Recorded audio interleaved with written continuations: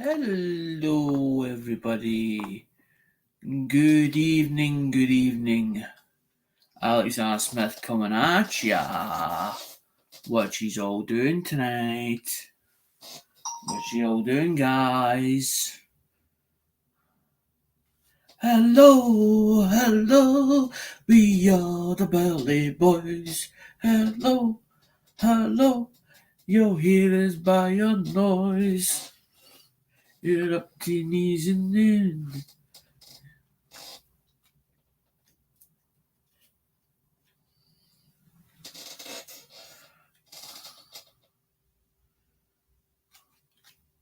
I think, I stink, I stink.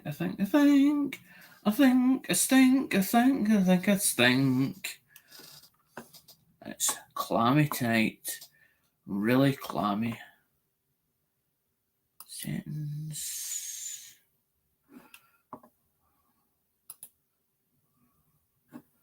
USB camera. I don't know. Have I done these before? I don't know. Maybe I have. I don't know. Have I done these before? There's New Zealand. 1983.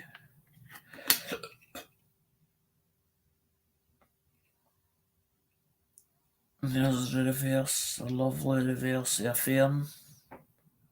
Maybe it's a fir tree, I don't know. Is it a fir tree, guys? Is it a fir tree? Oh, it might be a fir tree. Who knows? Maybe a fir tree.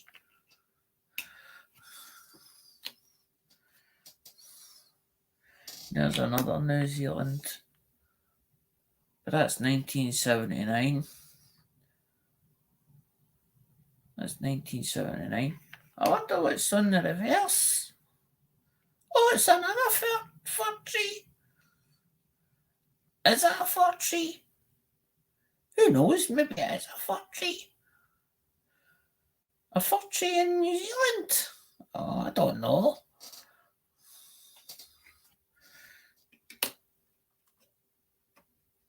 Maybe everybody's fucked off because nice one, Alistair. Haven't seen you for a while, buddy. How you doing? In New Zealand, 1983. Why does it always look as if it's worse than what it is, as in under a microscope, especially when it's dark ones?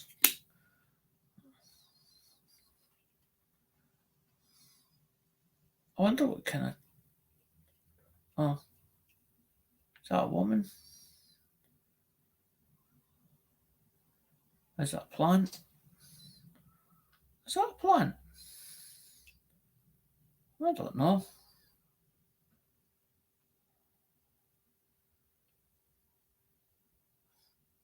Alistair, what plant is in New Zealand? What plant is in New Zealand? Because that says this, it says on it. Put a coffee filter over the light. Ah, didn't know that. I need to remember that one. Nah, I think what I'll do is next month, or just before the start of the month, I think I might get another microscope. I am looking for something a wee bit better than this. Maybe it's no as good as ones we getting the lights all the time that's underneath it. I know I'm trying to think what's a plant in New Zealand, because that's what that looks like, Alistair. The other one was a fir, definitely looked like a fir tree, but that one I can't figure out. I'm not going to say it's a daffodil, because would a daffodil be grown in New Zealand? I don't know. I don't know if daffodils grow in New Zealand, but it doesn't look like a weeping willow. Maybe a weeping willow, because that looks as if it's weeping, as in the way it looks, a dripping, it's sort of drippy looking. Because there's the bulbous there. then you've got all the wee bits coming off it.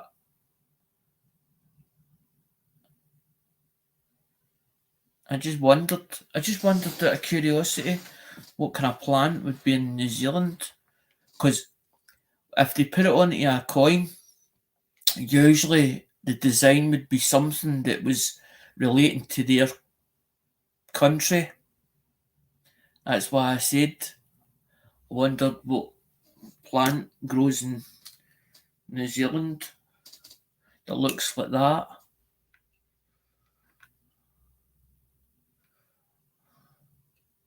There's India. India, always India. India, you can tell. India, you can tell. 1968. I wonder if that's just nickel or whether that it's actually silver. And what years that they would have stopped it in India.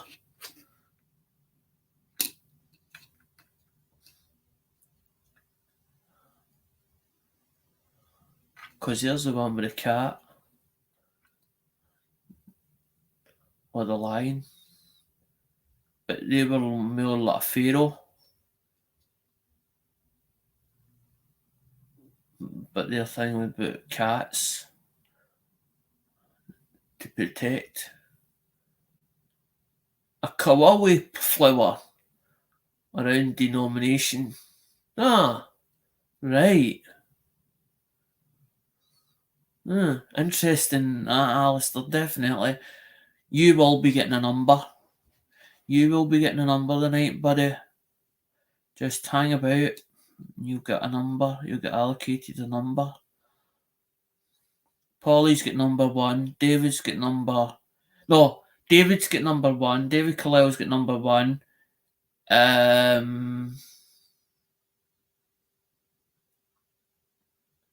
It doesn't matter if you cheated or not. It was just a curiosity question. It was not to win anything yet. You will be getting a number, as that's what I'm saying. Number 1's David. Polly's number 4. Irish Collector, I don't think has picked a number. Inkman, he's to get a number as well. I don't know, can't remember what number he picked, but it was 7 or 9, can't remember. I know Polly's is 4, I know David's is definitely 1. The only reason they've got allocated numbers at the moment is because they have paid part of shipping. So because they haven't had a package yet and they're still waiting for a package, people that has paid into that fund will get their stuff. Don't know when they'll get it, but they will get it, because as I'm doing, I'm trying to make up wallets or packages so it's worth sending. But Irish Collector has said to keep his now, as in because he will be moving premises or to a different location, so I haven't to send it out to that address. Irish, you will be getting a number, or you should have a number, but I can't remember if you picked a number already, because usually I will let that person pick the number and then it will get entered into the book, especially because you have paid into the shipping pot fund, buddy. You've paid a couple of times into that shipping pot fund. 710, you will be getting a number. I know that you haven't paid anything into the shipping pot fund. I do not make it compulsory. If you want to donate to it or would like to donate to it, please do so. But also, Mike Hathaway has a family member, which is Mike Hathaway is Metal Detecting NC. George has done a video for Mike. A family member has passed away. I have put on my timeline on my Facebook about it. I have put it in promote your YouTube channel. If you would like to donate to Mike Hathaway's fund, totally up to you. I am not saying you have to, but it would be well appreciated because Mike does a lot of things for the community or the coin community.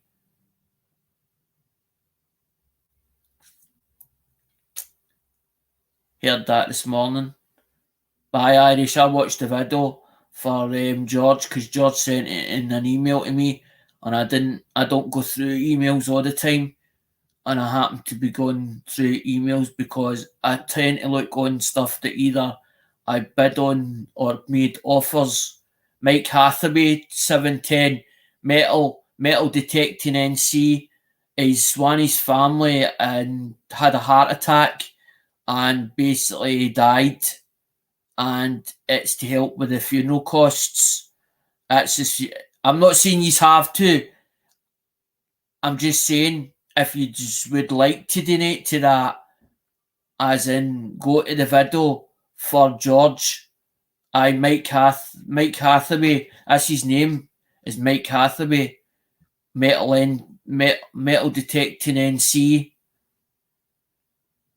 He's been on a few times with George's stream, Found It Buried. George has done a video for it. So I've put the video out there for others to see. I'm not one of these people to tell you you have to donate to this, you have to do this, you have to do that. I'll just let you know as in the community, and it's totally up to you because everybody runs short. Some people don't have funds to give, as in even if you go over there and say your condolences to the guy, as in so that he knows that people are thinking of him and would like to help out, but just are not that flush at the moment because there's a lot of us that are all running tight ships with money and stuff like that.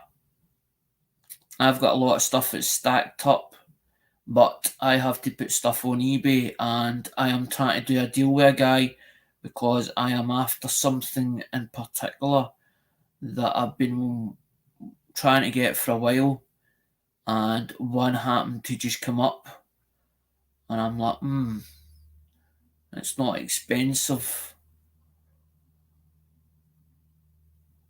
710, I saw the video as George sent me the email. Don't know why he sent me the email, he just sent me the email, and I then clicked on the link which was given in the email and seen it and thought, well, I have to do something about that. Well, if I can't donate money, what if I can't do something on my channel for Mike? What if I put it on my timeline, share it with other people, and also send it and promote my YouTube channel, or promote the YouTube channel, put it in the group so that everybody else can see it.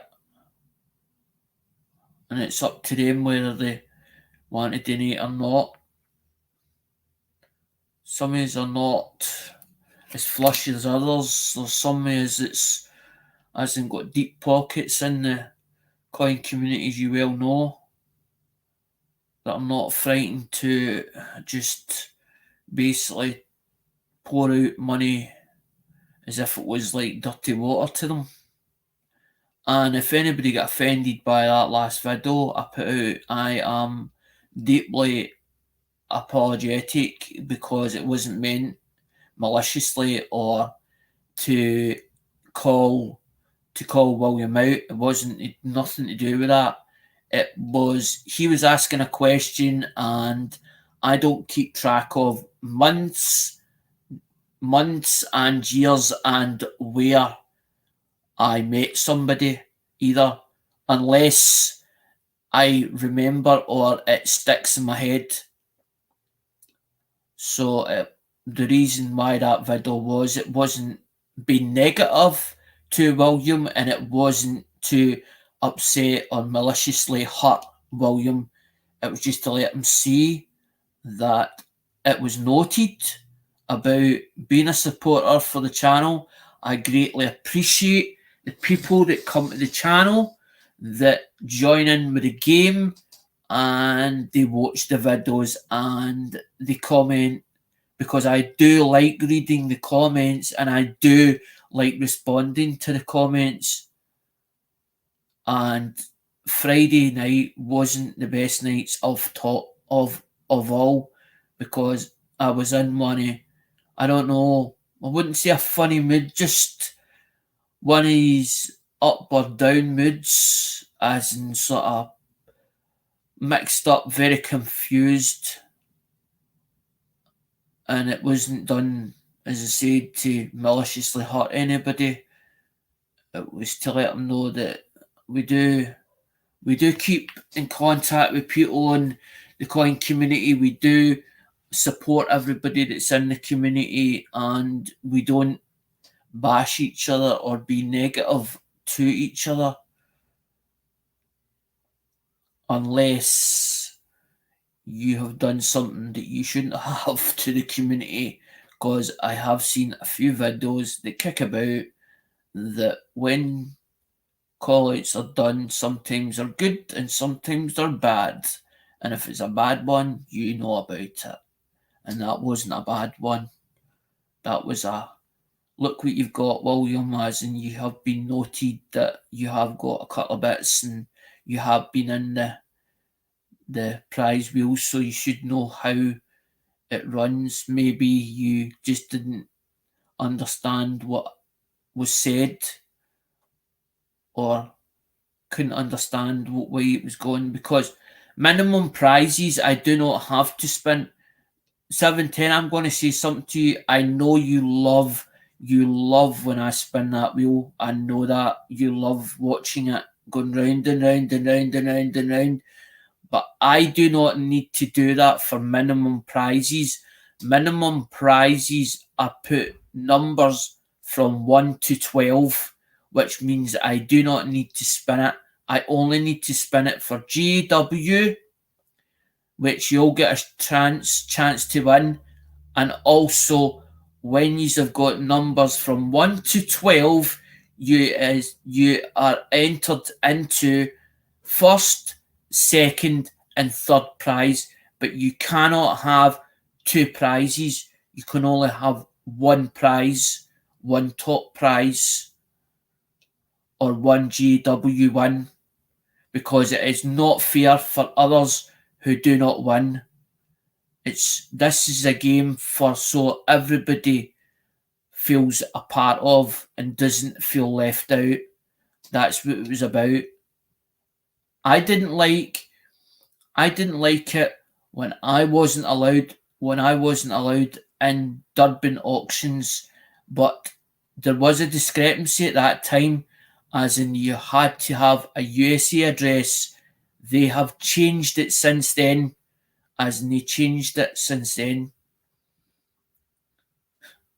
PM private message. If you send a private message blistering, you probably said, you're late. Should have been 7 o'clock. I went down the stairs, it was nearly 7, thought, got a couple of minutes to spare. I talked to Mum about something and I got talking away and then didn't realise the time.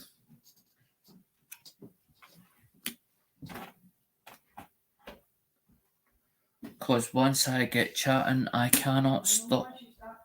There you go. There's Mum. You've just heard it from the horse's mouth, as in you heard it from the hall. Once I start talking, you won't shut me up. I forget the time. Lose track of time. That's definitely, that looks like a water jug. That's Republica. Guys, I don't know if I've done these ones already, the ones that I showed you, that's in some of the world coins. That's Colombia. That's the obverse. I think that's the obverse this side. And no, I can't hurt the coin because it's in plastic flap.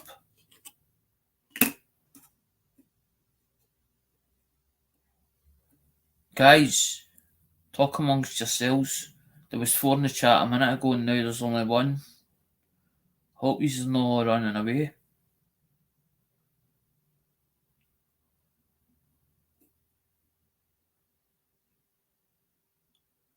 Everybody says, but there's another something else on the other side that we want to see as well.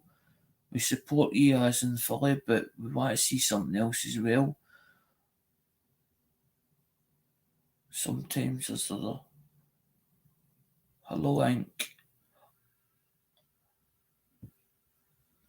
I was saying to Bliston as in on Messenger that I lost JP's other bits and I had 2 bits of JP's and I'm like, there's more of JP's bits.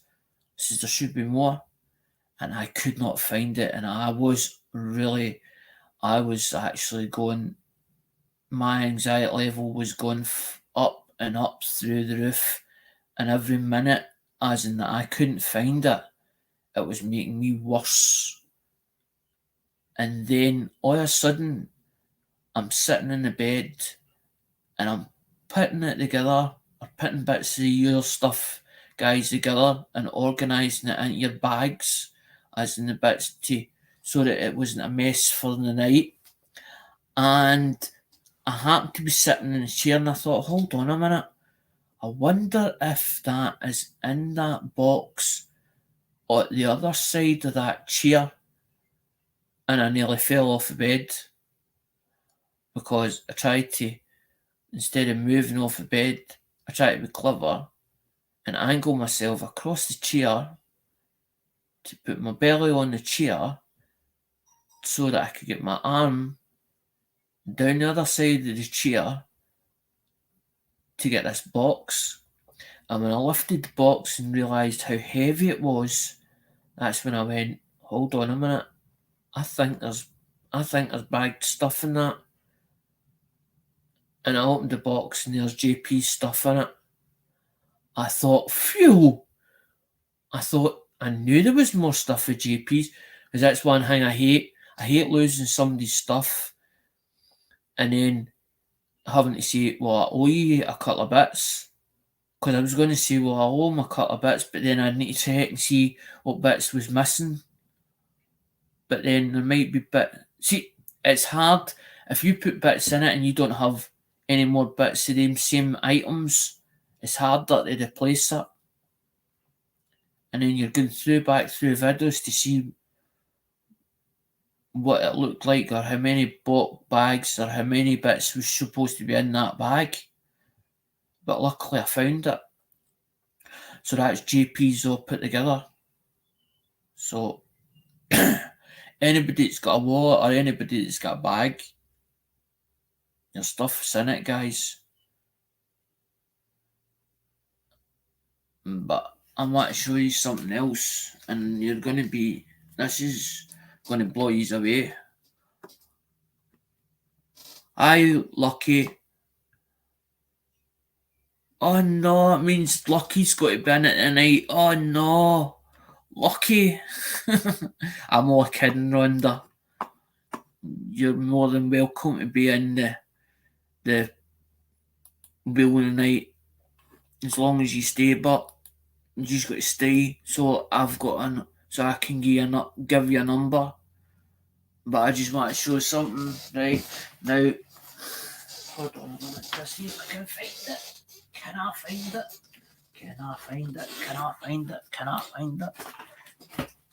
That is only three bags, right? Now you've got Pulse, right? Pulse.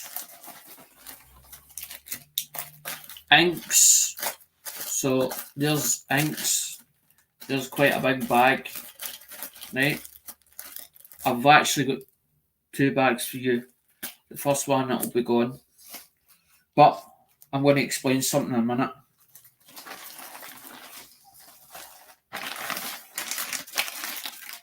I don't know whether to leave Doughboys for a wee bit longer, Doughboy and Susie's, but David's is full. Ink's full. And Paul's full. This is what I'm going to turn and say. If I send that tracking, that's 20. That's another 20. And that's another 20. That's 60. That's £60. That's £60 there. And 3 bags. That's when it becomes expensive. Because if that goes tracked, it's 25. It's between 20 and 25 each. So there's nearly a thing, maybe between 60 and £100 between the three.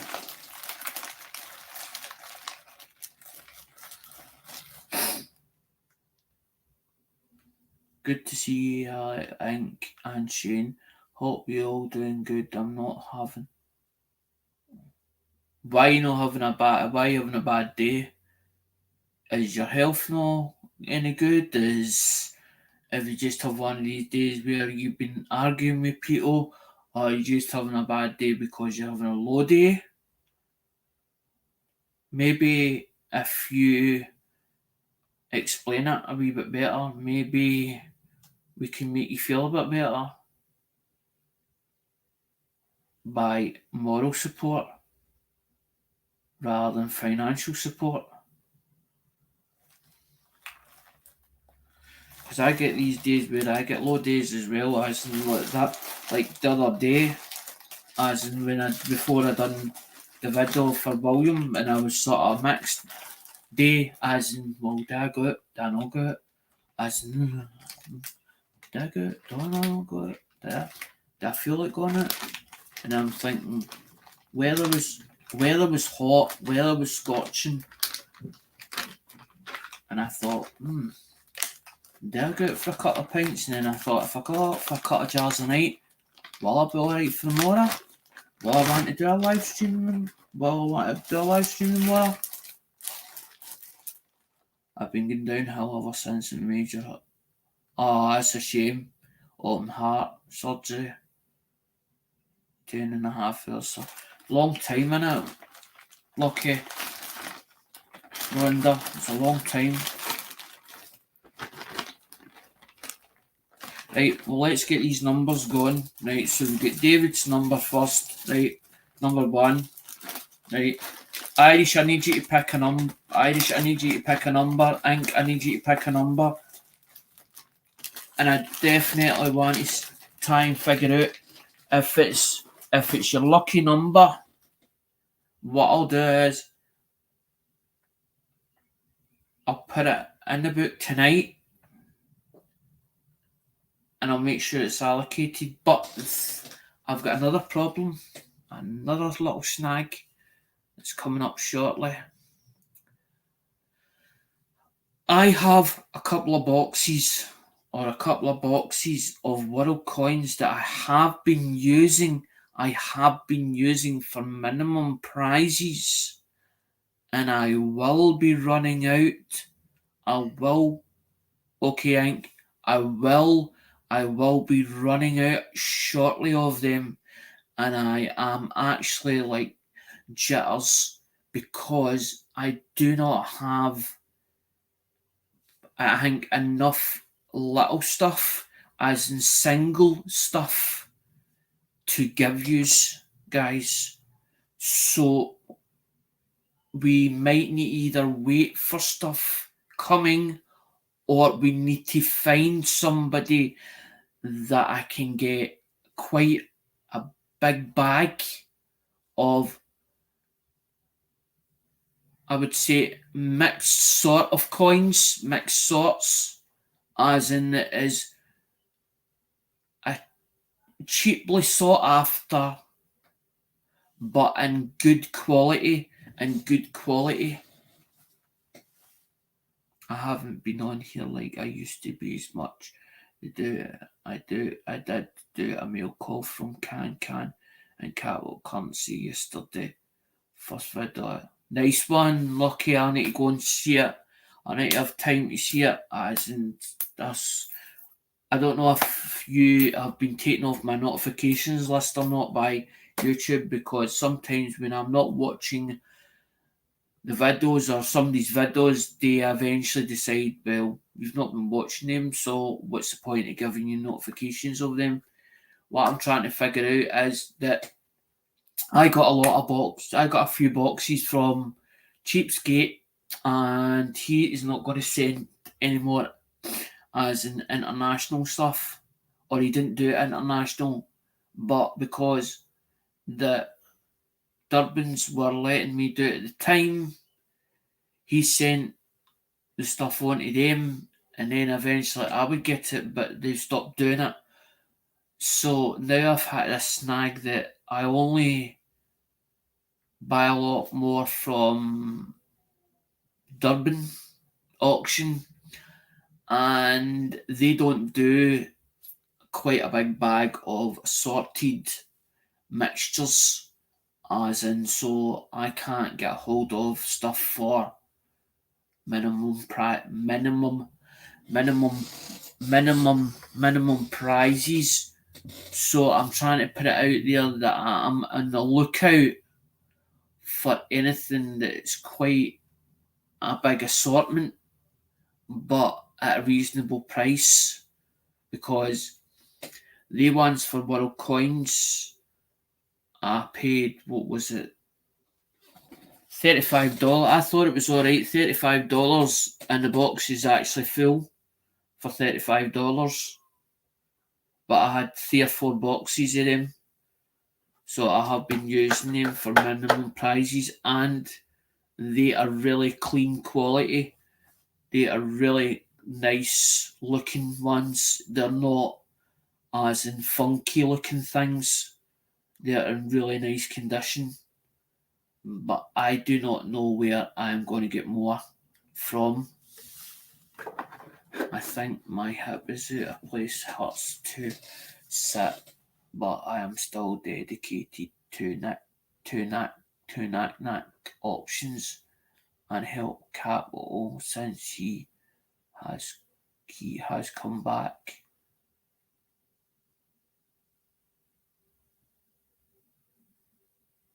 Oh, thanks very much, Hank. You're a star.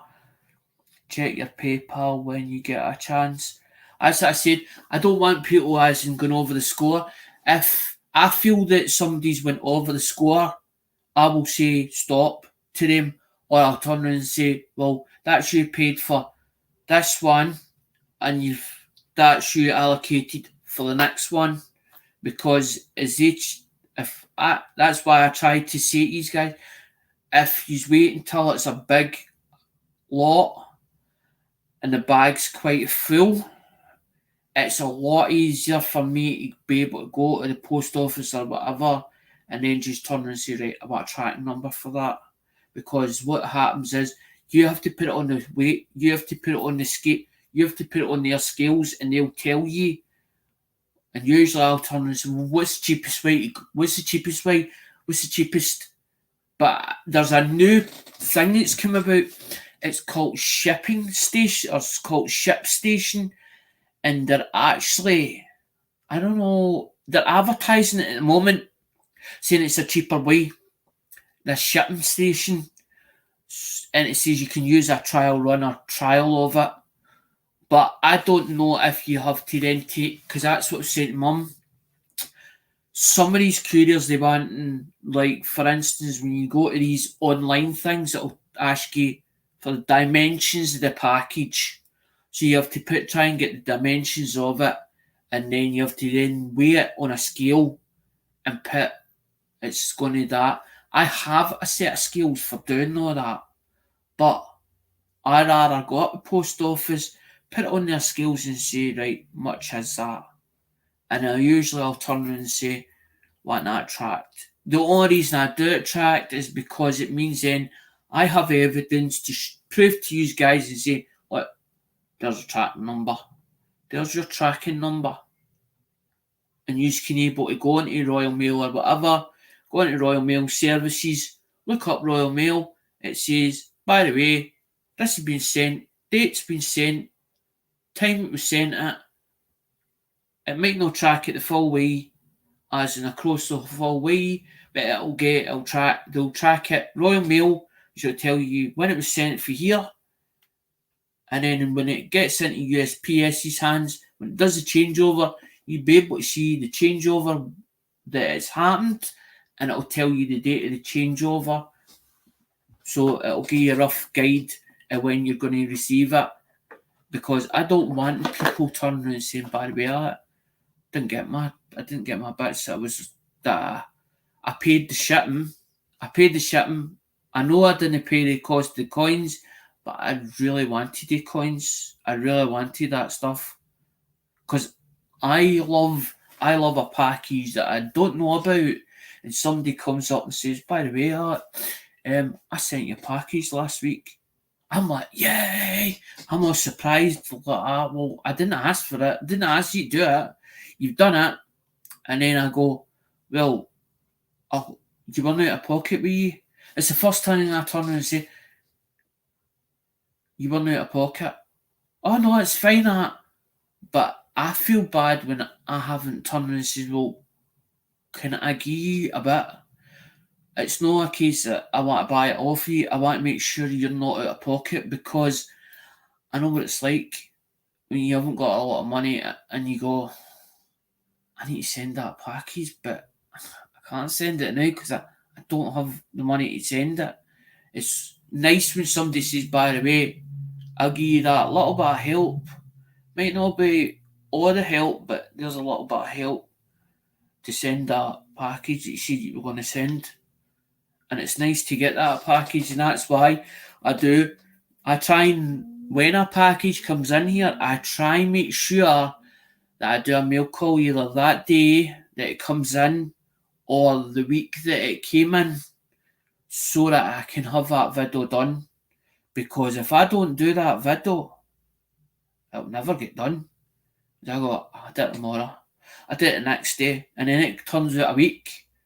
It was like either as emailed or she emailed me because I couldn't get a right email address. Couldn't remember what one it was. When it's my personal one, blah blah blah. So I've been trying to get in contact with you. It's put LOL on it. So anyway, I says to her, look, I've done a video, I've got the package. I've just got the package, it just came in. I haven't even opened it yet. And that was for the St Jude's auction. So that's how I put the video out, trying to make it dedicated for St Jude's, because I know from now to when that auction's going to happen, people will send stuff for that auction or donate to the St Jude's Fund, because the last one was 50,000, I think it was 50,000 for this one. So the grand total will be bigger for next year. For this next year, as in when it comes back round again, because they've done it last twice. It's happened. St Jude's. I think this is the second one, because Mama T used to do it, and then there was a car on with Mama T. As heard people saying, "Oh, you weren't sending the money and all this, Karen," and Mama T says, "Right, I've had enough of this. I've had enough of this, Karen. People don't believe they did." Big T, Mama T, always sent the money to the charity organisation. Maybe they didn't show the videos. Maybe people disbelieved them. I don't know the situation. All I know that Mama T eventually gave it to Ida Turn, and now Ida does it. That's as far as I know. I love Big T to death. I love Mama T to bits as well. As in, I love above our business, and I knew mailman didn't know you have to come to side to find my mailbox. So my tracking said return is. That's what happens, Lucky. If it's not done by a certain time, it'll go back to the return sender. And that's a good thing, because that's why they say, please put it on the back of it. But what I usually do is put it on the back of it, and then I usually score it out, because there's been a few times where they've turned it the wrong way, the package.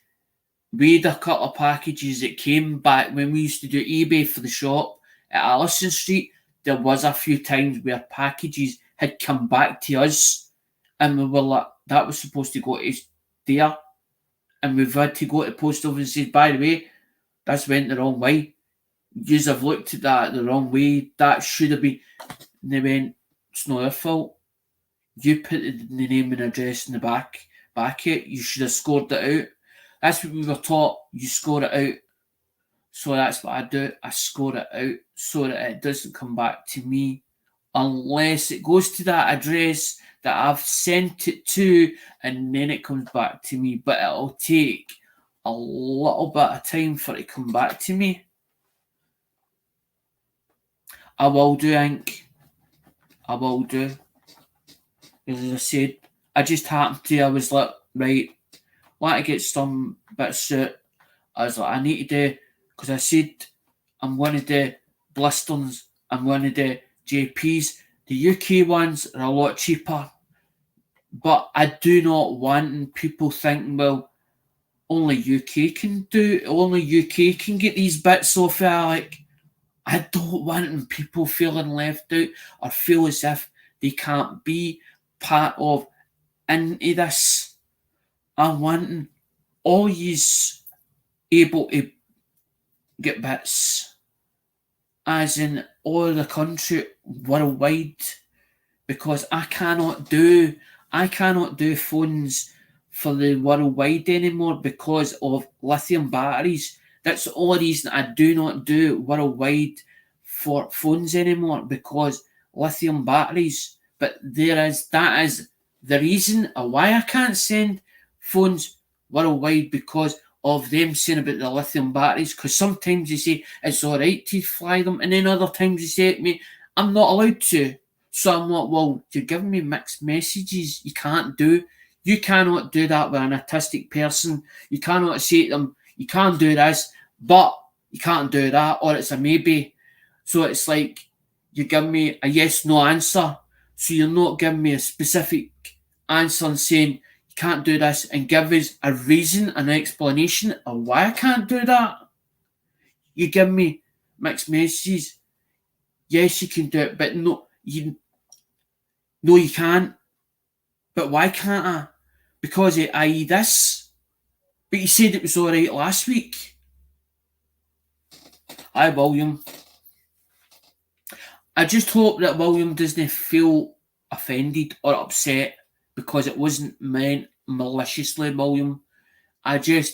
You asked a question and I just felt, I knew you wanted an answer, but I couldn't give you the right answer that you were looking for, because I do not keep as in a list, or say how many months or how many years since I knew a person.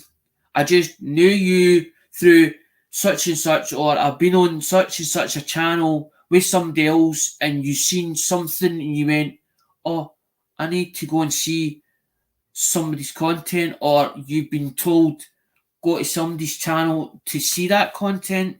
You went and seen it and went, oh, I like that guy, I like that person, I like the way he's coming over. Everybody's got this way of doing something, and you get this. Sometimes you feel comfortable with people, so you then end up with like, I subscribe to this one, I do that one, and then somebody goes, but somebody needs such and such, or somebody will say, have somebody on a channel and they'll say, we want to get such and such up to 1,000 subscribers. So you go and look at that content, but it depends if you're interested in that content. It's got to be something you're interested in, something that takes your fancy, or the way it's done, or the way somebody's coming over with what they're saying to you, as in you feel comfortable with that person. You feel as if you fit there. So you end up, that's how that's happened. And that wasn't a call out video or a negative video. It was me trying to give you the answer that you were looking for, but I didn't get the point across or the way it was coming across because I was so, like, Friday was like a case of dig out, do I not go out? Do I want to go out? Do I really want to go here? Do I really want to go there? Do I want to try a different bit of scenery? And because the weather was nice, I'm like, too warm in here. It's clammy. It's clammy, and I just want to be able to go out for a couple of hours just to get that breathing space. But then Saturday morning, and I think it was Daryl or Ink, as said, Alec brother or something, and all of a sudden the words came to me. I've lost track of months, years, as in I don't keep a tally on it. I'll tell you a true story. I was going with a woman, right? She was from Kilmarnock, right?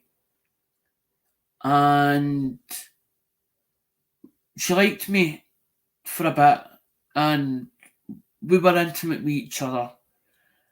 And all of a sudden, all I know is she went quiet, and I got dumped. So the thing is, when you say about no, it's fine, William. No, I know, I understand totally. That's what I'm saying. I know. It's like I've been 5 years on YouTube, and it wasn't until Melissa went, I've known you for 5 years. I went, is it as long as that? I went, is it as long as that? Hoovy, 5 year? I don't remember doing coins at the start, as in the start of the channel. So I built up 400 views or 400 subscribers, and then I started looking for something different to do content wise on YouTube. So I don't think it's 5 years exactly, unless it is over that time, because started with SJ Mixed Adventures. Once I went for SJA Lemonhead, and then went for Lemonhead after Durban started doing auctions and wasn't allowed in Durbans for a bit because of not having a USC address. And eventually 2 people stood up and went, hold on a minute, why is Alec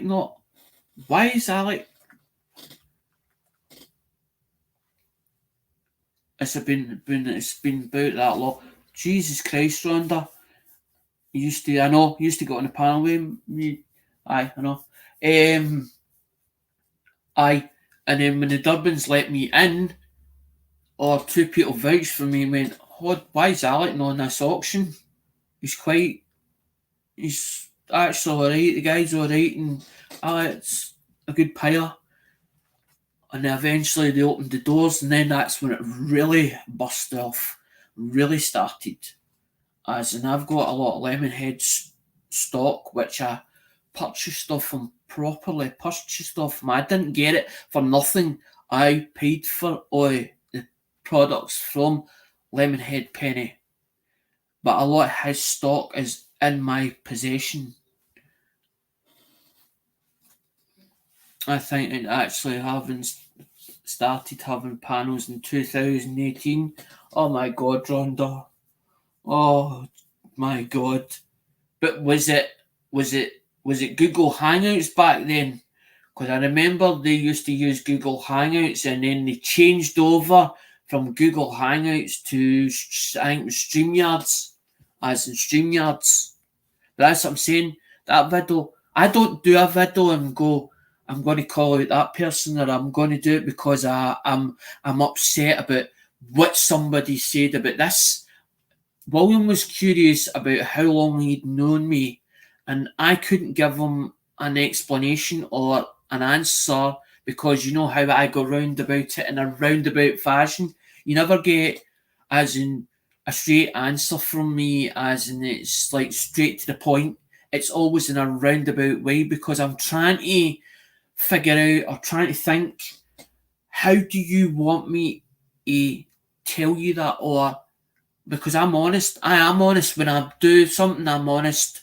I don't lie. I don't believe in telling lies. If you ask me a straight question, I try and answer it. But when I try and answer it, I'm trying to work out what you want to hear off of me or the way you want it. And that's why I'm trying to, like, how do I answer that? And I'm trying to answer it for William, but I couldn't get to how long I knew him or how long he knew me and when he was a support, because it doesn't tell me all that information as in when you subscribed up to the channel. So I can't see that. It only tells me how long that I've had this channel running. So I couldn't turn around and say to William, it's been 6 months and 2 years. So I was like, well, how do I see people with those member milestone banners, but I think so too, William. I think it's because I was like, I don't want memberships. I don't want memberships. I feel that's what other people do on their channel is great. That's totally up to them, the way they want to do things. But I do not like memberships because that's like you're holding me to ransom. It's like I have to pay you every month. So I have to pay you every month, and then I'm like, well, what am I getting for that I'm a member for? Do I get little perks? Do I get this? Do I get that? Do I get anything back in return? I know it's the wrong thing to be thinking, because when you're supporting a channel, you're giving them watch time or watch viewing. You're watching their videos, so you're learning information all the time. But when you're paying for something, you're like, what am I getting out of it? What am I truly getting out of it? And if somebody turns around and says, by the way, you're going to get a video call out or a video shout out or a shout out, because that's what a guy does in Tasty. I watch a guy called Tasty Classics, right?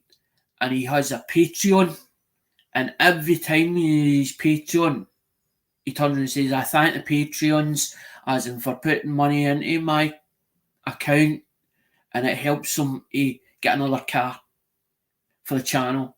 And that's his content. Buy a vehicle that's not running or whatever else, pull it out of the woods, and he Tasty Classics. Brilliant content that comes out of the channel. Love it to bits, as in because it's motor related. But that was why I turned around and went, oh, what can I give my supporters? They are dedicated to this channel. They come and support it. They comment to the videos. They watch the videos. What can I give back? Well, I'm buying coins.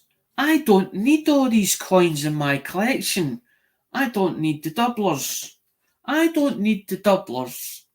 Because I was going to do a video tonight. When I was going to do the live stream, I was going to show you guys something as this is now there's that. Right. I have Wheaties stop. I don't care about being monetized. I remember Rhonda, near him, I'm not monetized. They took the AdSense away from me. Says, you've not been active for the last 6 months or whatever it was. They took that away. They cancelled it. You're not getting that. They didn't say I can't renew it, but I don't know how I'm supposed to do it, or where I need to wait till I get the 4,000 watchers. I don't know. I haven't a clue. So any videos that I do, I don't get paid for YouTube. And that's how I was like, oh, fuck you, YouTube. I've done that Sam Sparrow number. I was like, well, if you're not going to monetize me or you're not going to help me, YouTube, fuck yous. I'm going to do what I like on my channel. Fuck a lot of yous. Not use the supporters as in the company of YouTube. Fuck yous. And that's why I was like, right, I'm going to put a bit of music, I'm going to do this, I'm going to do that. I like karaoke, so does Mum like karaoke. She's good at karaoke and she's good at playing a keyboard or a piano or whatever you want to call it. An electronic keyboard, as in actual piano.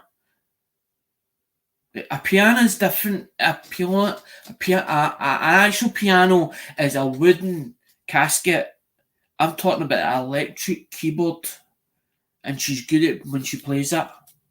I was like, I want to do videos and stuff like that on it. And so I'll get different content. YouTube, exactly, William. YouTube is work for free. No, but I should have weeks. I'm talking about BUs. I have some customer ones, as in that are sort of a brownie coloured or chocolate coloured. But I have, and that's what I wanted to show you guys. Somebody asked a question a while back, and you will get a number. Don't go away, guys. You get numbers. Just let me do this. And I want to put the gloves on. I don't want to touch these. I hate fingerprints and stuff. I find it so hard to get many errors. Irish just keep Irish put content, constant content. Put it even one video a week, and just keep doing it. And don't let anybody tell you different and say you can't do this and you can't do that. You do it your own way of what you think. But you check out the community guidelines or whatever by YouTube, and if they turn around and say that that's not fine, then that's you can't do that then. But if anybody else tells you can't do that on YouTube, don't believe what they tell you, because some people they're a bit jealous and envious, and they'll tell you this and they'll tell you that, and they'll make you believe things that's not true, and then you get so mixed up in what content you can do, what content you can't. Oh, you can't do this, oh, you can't do that, and then I use gloves, but you have to be careful. Careful a lot, William. I only put gloves on because I'm going to touch these, and I want to show you as these are, I think these are 63s, and I have got others hiding somewhere, and I don't know where. I haven't a clue. I know they're somewhere. I know I have wheats. I have BU wheats, as in like these, and I want to show some of these ones. Right, so it's black and now the screen.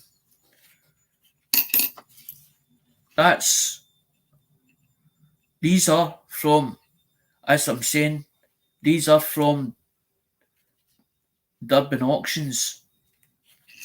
That's a roll of pennies. That's 69. There's 69 S's. I'm sure they said 63 on that side of that glass. Oh, sorry, it is. It's 1969 S's.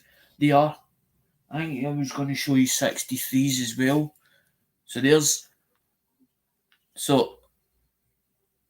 Because the wheat stopped in 1958 was the last of them, was 1958.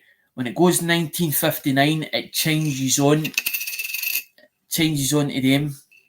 Changes on to like the Colosseum. That's what I call it, the Colosseum. Because that's what it looks like to me, a Colosseum. And the wee guy, as in Blistern, said that he didn't think that the wee guy, as in sometimes the wee guy looks as if it's missing. Sometimes he's smudged. But if you put him under a microscope, you should see him. He should be standing in the middle. But when they talk about the stairs, they're talking about all the stairs as in here. So when they talk about all the stairs, so the stairs going up, but you've also got what they call the floating roof. And the reason why they call it a floating roof is because usually the side pillars are sometimes missing, as in up here, as in that's what they call a floating roof. So you have to watch with some of these scents because some of them are key dates and some of them are worth a lot more than others, depending what years it is. But they've all got different prices depending on the grading. It is, and that's BUs. They're like, I don't know if they would be classed as reds, as deep reds, because some of them graded would do well. But I'm not going to sit and start sending them to get graded because that's when it becomes more expensive. We get them graded. So you've got to work out, is it worth sending them to get graded in the first place? But I will be giving 12 of them out tonight as in these ones. So it means that they've been broken opened. So I can't sell them as full rolls. But I'm not selling you anything, guys. As you well know, the game is about me giving back coins.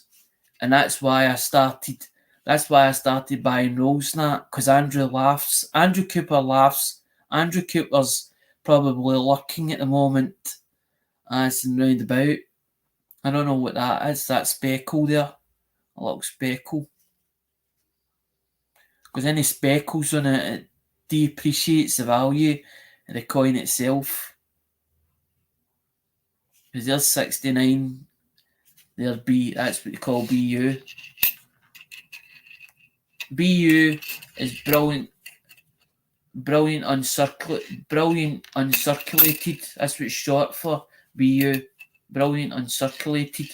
So it means they've never been out as in the bank, or they've just come out of the bank and never been put in customers' hands. So I will be using 12 of them because you saw that you got the dimes last week, and I was like looking through the boxes. What can I give them this week?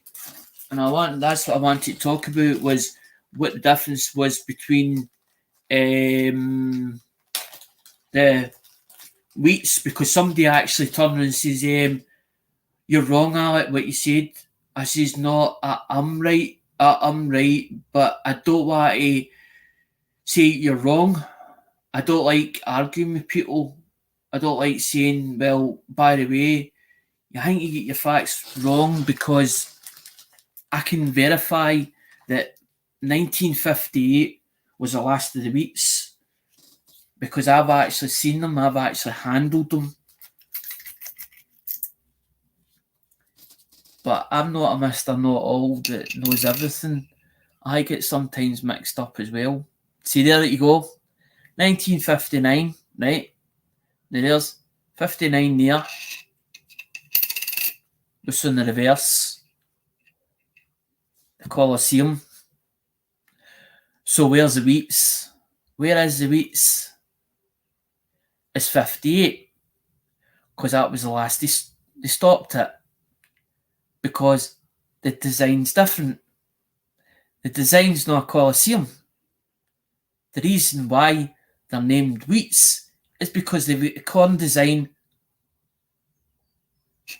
on that side and on this side. They don't have a Colosseum on them. They don't have a Colosseum on that building. Wheat's totally different. Hold on. So you get. I'm going to give people 12 of them tonight. So that makes them unsellable. Because there's 50 penny. There's about 50 pennies in a row. 50 pennies in a row. So there is 50 pennies in a row. Hold on. Let's see if we can find. That says 58, but I don't think that is.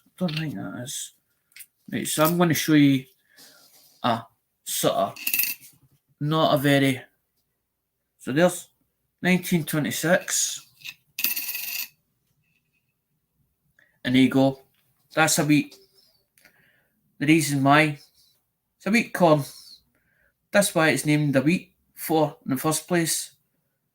Is it corn? Either side. and 58 was the last year they stopped them. And you can find BUs from time to time. And sometimes I bought BUs, as in full rolls of BUs. But not all of them will be BUs. Some of them will be like in that shape because they're older. Because he done for 1909 right through. Because your top one is your 1909 VDB, which was Victor David Bremner, which is VDB. Sometimes there's one with VDB on it, there's one without VDB, and there's also a 1909S, which is quite dear to get a hold of. So you do learn as you're going through coins, or as you're in the coin community on the American side of the family. And that's what I like about it, because you find out a lot of history and you listen to them and you take notes, you take mental notes of what they're saying, and you catch on, you start catching on to bits and pieces of information and soaking it up. And once you soaked it up, it becomes pretty easy. But it depends. Everybody's got their own niche. The Irish collector, the Irish collector, I have them in capsules. If the value isn't 200 or more, I wouldn't. Exactly, William. Exactly. You got to value it and say, what do I think it's worth? Is that worth sending to get valued or to get graded and put in a slab? But you might not just want one coin slabbed, you might want at least 6 or 7 coins slabbed, because that's when it starts going, well, I can have 2 in my collection and 4 I can maybe sell these for and make my money back for what I've paid for to send them out to get graded. That's what a lot of dealers do. There was one in particular that George had just recently, and I don't know if he had started the bid at 2000 or where it went to 2000. And I was like, that's a really nice coin. And it had a high grade on it. High grade. And it was one of the... What coin was it? What was it? Was it the Barn of the Bird? It was one of these. It was in graded. It was in a slab. I think what one it was. It was one with a bird and a turtle. I think it was a bird and a turtle. There's like a hummingbird on one side, and it was partly painted, and it'd been graded. That's what I'm saying. I see something and I see something graded and I see the price and I go, wow. But I'm not envious or jealous of that person putting it at that or whatever. I'm like, if that gets that kind of money, I was like, well, isn't mine worth that? Or is it worth me sending it to get graded and maybe I could get that kind of money on eBay? Because if I could get that money on eBay, I could buy a whole load of more coins for that kind of money if I got that money off of that person. But I'm not here to rip people off or put coins at like over its value.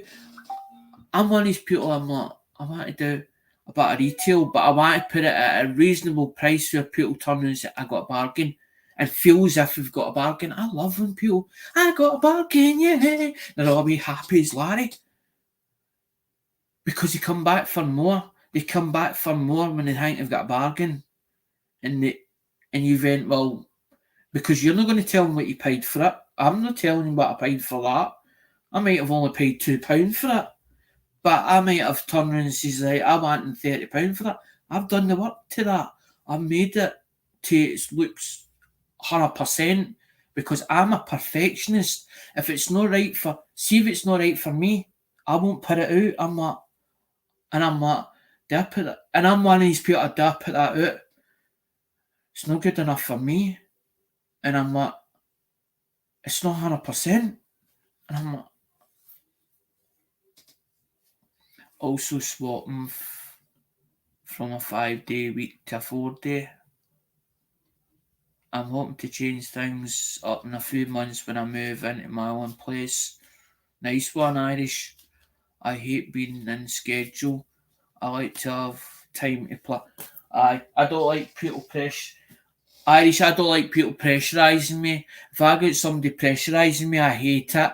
I'm like, you're pressurising me. You're like, as in watching over my shoulder. You're constantly at me, and you're pressurising me, and I start getting anxious. I'm anxious. I'm like, you're expecting more of me, but I don't know the what you're expecting me to do, and I'm trying to make sure that I'm doing right by them so that I'm not fucking up, because if I'm making mistakes, I would rather somebody say you make mistakes and take me aside. But I don't want everybody, when you're taking me aside, oh, he's in trouble, he's done something that he shouldn't have done, like that, because you feel like a little schoolboy getting taken away, as in come with me, like that, come with me.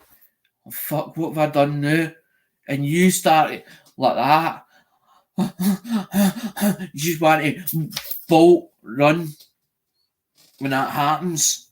But if you're not pressurising me or you're pushing me constantly, but I don't mind somebody like a bit up the arse. Come on, Alec, you know you can do this. You know you can do this. You know what you're doing. You should be doing that. That gives me that kick of life. But when I'm constantly pressured, like you're saying about, I hate a schedule, I have to have time to plan. So you're one of these people that you've got to have time to plan, so you have a mental note, or you don't put it down on paper, it's like a mental note to yourself. I think I'll talk about anything with you guys. Anything you want to discuss, put it in the chat and we'll discuss it. If you want to understand something, I tend to break it down into simple format, simple stage, because my autistic side of me, my logic thinks outside a box. So I'm trying to look at it for two ways, two angles. But when somebody turns around and says, and it relates to me, I can understand where they're coming from with that. And that's how I'm like, I understand what he's talking about. Because it's like I'm saying about, I have to plan. So he's taking mental notes to himself that he's got all these things to do in his head, and it's got to be planned exactly how he plans it, the way he plans it, so that he then turns around and says, right, I prioritise this, that, and that, and that, and that, and that, and that. So it's prioritised in line of how long he's got to do it, or how long a time scale he's got to do that. So he's got it all planned in his head, but it all comes into what's more priority to him, as in it's all like a checklist, and it's a case of, right, I can tick that off my list, tick that. But the thing is, when you have a mental note in your head, that list tends to not get shorter, it gets longer and longer and longer by the time it goes on. So you're trying to break it down into manageable steps, and it's like you taking an item and you buy it, and you're going, well, I didn't expect that, or whatever. Or say, for instance, you buy it as untested. This is an example, untested. So you bring it in and you start working it and break it into manageable bites. I've listened to a lot of things on YouTube, break it into manageable lists and all the rest and blah, blah, blah. And that's what I do now. I'll break it into manageable, so I can tune it, manageable sections. Right, it's not doing this, it should be doing that, but why is it not doing this? And then I start breaking it down to what I think it could be or what I think could be wrong. Right, it could be a battery. It might not be a battery. It could be that the phone's knackered. It could have been in water. And then you start open, or before you open it up, take the battery out of it. Does it look as if it is the water in it? And they start, but I'm more phones than what I am coins. But coins was something of a challenge to me. It was something different to what I'd done before or whatever I had not done. But I had been collecting coins years ago, as in like the old threepenny bits and stuff like that. Not any USA currency. But when I got with you guys, I felt comfortable with being in your community and felt as if I belonged there.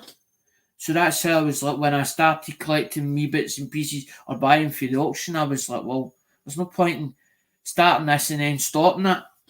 Why don't I just carry it on the full hog, the full way, and then I'll decide what I'm going to do. And it was like, I'm like at to Lemonhead, I want to buy it to resell it, and then he's telling me this and telling me that. So he's teaching me as I'm going along the road. And he's like, you should be doing this, and you should be doing that, you should be checking the prices of that, you should be doing this.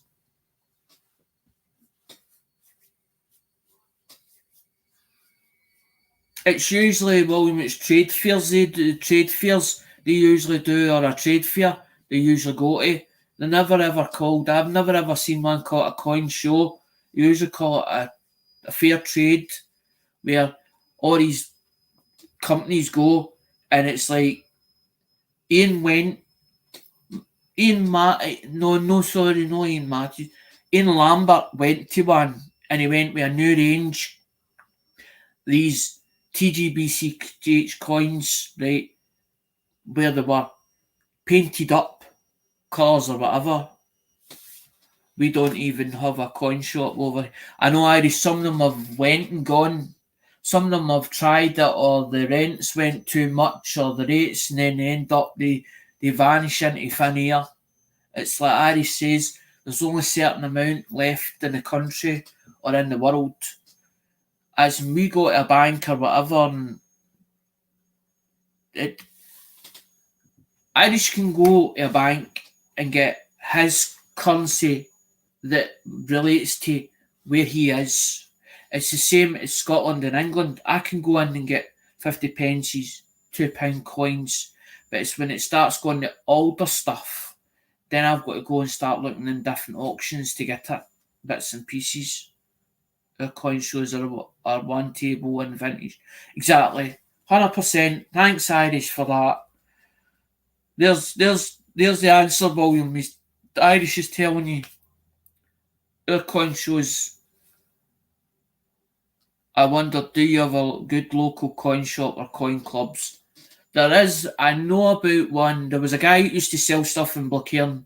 He had tables and tables, and that's how he did coins and bits and pieces. But he didn't just do coins, he done other bits and pieces to enough money to get in, because he would pay £30 for the day or whatever at Blackhearn, at the fruit market, at the car boot sale. As we call it a car boot sale over here. You call it something else. You used to call a boot a trunk, as in a car. We call it the bonnet, or the car bonnet. It's not called a trunk. We don't call it a trunk. When you say a trunk, we class that as a big suitcase or a big box that looks like a trunk. And prices are over the moon. Irish, sometimes I can't believe when you go into Westminster's site and you look at the prices of the what they call the Piedfords or the silvers, and they put 60 ones at 60. Then you look at another one, it's £120. And I'm like, well, what's the difference between that coin and that coin? But that coin's different to that coin because it's bond related theme, a bond one. And then you've got another one that's a Fender, like the Fender, well, it's like a guitar pick. Now that's £160 odd. And I'm looking at it and I'm going, that's nothing. That's a couple of grams of weight.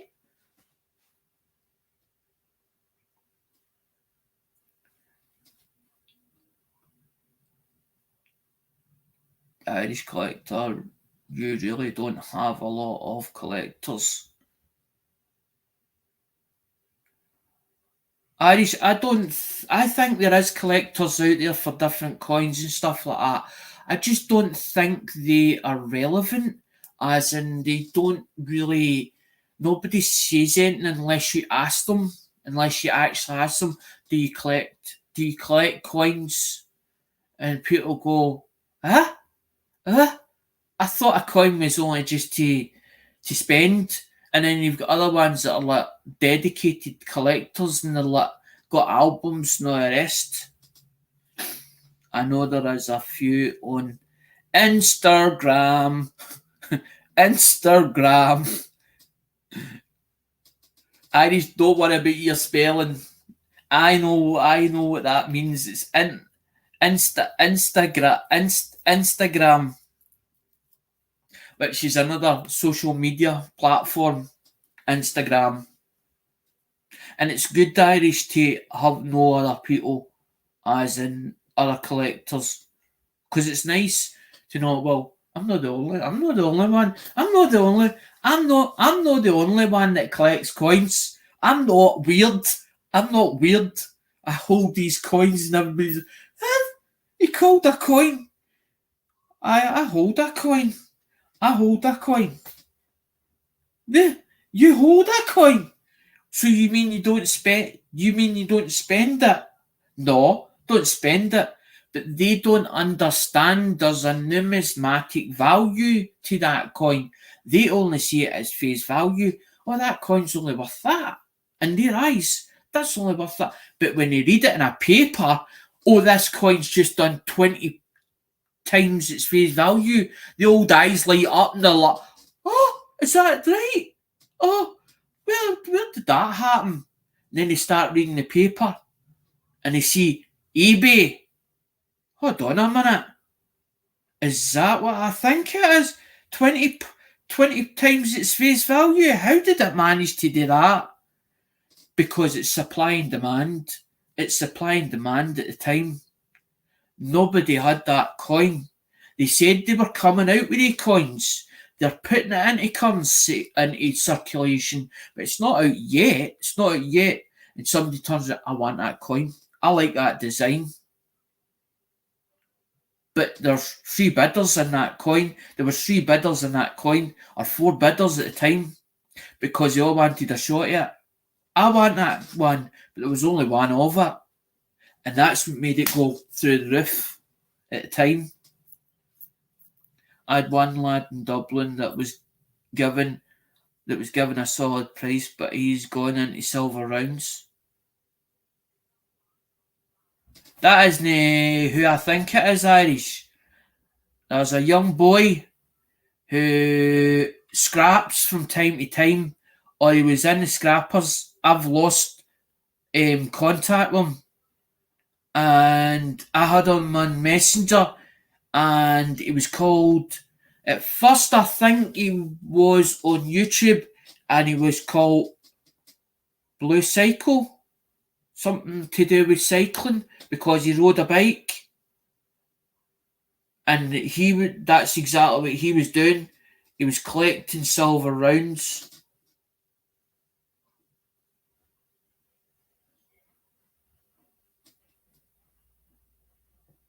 I want to see if Iris says yes or no, because if it is, then it's the same lad, and it's not because he's done anything wrong. He's quite a good person. He knows what he's talking about, especially when you start asking him different things about Irish currency and Irish stuff, that what he's collecting, and but a lot of people, when they have a contact, they'll not tell you the contact because they're frightened that you go over the top of that person. Nothing wrong with stacking silver rounds. Stacking and collecting has its pros and cons. Exactly, Inc. Exactly.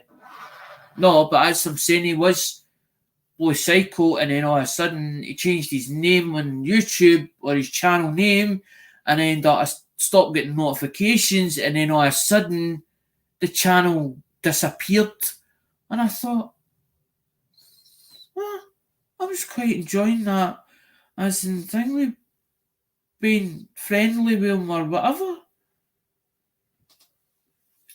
I can't complain because I have like 40 plus rounds.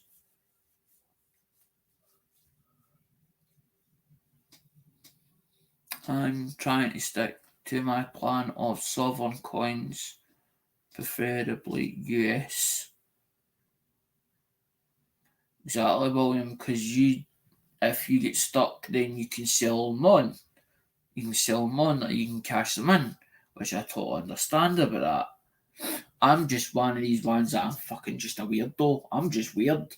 As in, I wanted the channel different to everybody else's, and I'm not accepted as I'm not accepted as UK.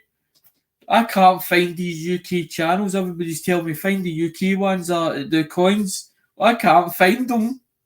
So I'm one that I end up with one of yous lot. But I'm not based in the US. I'm based in the UK. So I can't spend the USA currency, but I'm like, I don't care. I don't give a fuck. I'm like, I could, I probably could take them back over to the US, as in going on holiday in bits and pieces and get my money back anyway. But I'm like, that's not the whole idea. This The whole idea was to involve everybody, as in find people that like USA or like different currency of different countries and join them up into a force, into forces, or into, as not clan cliques, have them all together so we all be friends with each other. Oh, well, I can't get this currency. Well, I know where to get that currency from. And then somebody says, but I'm looking for this one, but it's not based here. I think it could be based over your end. Is there any chance you can keep your eye out for it? Because there's certain currency that you want over there, but it's all a case of digitalising it so that it ends up on Google or the internet, or it ends up in digital format so that you can do a PDF list and bring up a list. Oh, I'm searching for this coin. How much is that coin worth? But it needs to be put in a book, or put in paper, or printed on paper, or printed on a spreadsheet so that it can be digitalized so that you can look it up. Because a lot of this stuff is not in PDF format as at the moment. It's only just coming as in round that you can look it up how many was sold of them. But then now they're talking about AI technology. So now they want to be faster technology and miss AI to be able to speak it or do all these different things so that they don't have to manually insert it. It's done by a computer or a bot. But if it breaks down, you have to have somebody to fix it. So you're going to still have to employ somebody to put all this information in. But they're talking about years down the line. This is years down the line.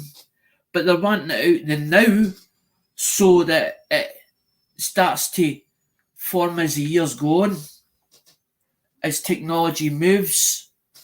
Because this is all it's all to do with. It's all about how fast the world is going. But if you look at, that's what I was saying to a taxi driver the other day. We were talking about something, or I was going to Westwood or something like that, and we were talking about certain things about technology and blah blah blah. And I says to him, if you watch the way music is going, it usually tells you a lot. My problem is I have coins, rounds, sovereign coins, and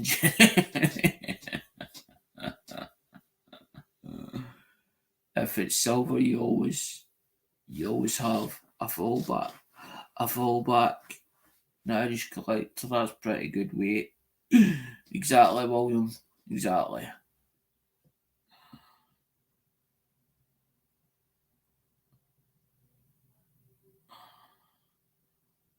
I just buy from. I've got an addiction to buying for the auctions, or I go into an auctions and I see one coin and I go, I like that. But then one coin doesn't end up with one coin. It ends up, oh, I see this other bit. It's a case of, well, do I want that other bit or will I have that other bit? And then I'm like, I bid for it. I'll bid for it.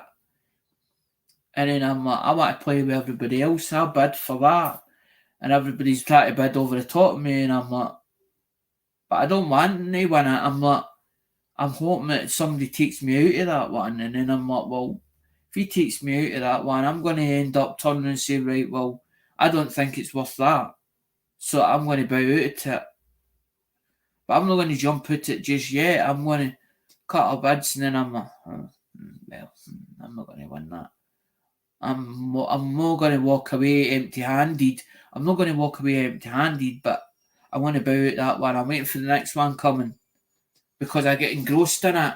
I'm watching that auction on that day, and I know there's 30 items coming up. There's 30 items in total. 30 items in total. I might not win the first one. I might win the second one, and then I might not win the third one. I might win the fourth one or the fifth one. But then I see things and I'm like, I like the look of that. And then I like the look of that one that's covered up. But then I want to be able to view it to see how good it looks. How good does that coin look to me? Of course I am, William. But then I thought, well, what about the doublers? And what about the stuff that maybe doesn't fit in my collection or Disney's not as good as what I think it is or what it looks like. But I don't put out rubbish. I never do that. If I don't think it fits, I won't put it into somebody else's collection. I'd rather give them something that looks good and one that's not the best and go, you've got that one, I threw that one in.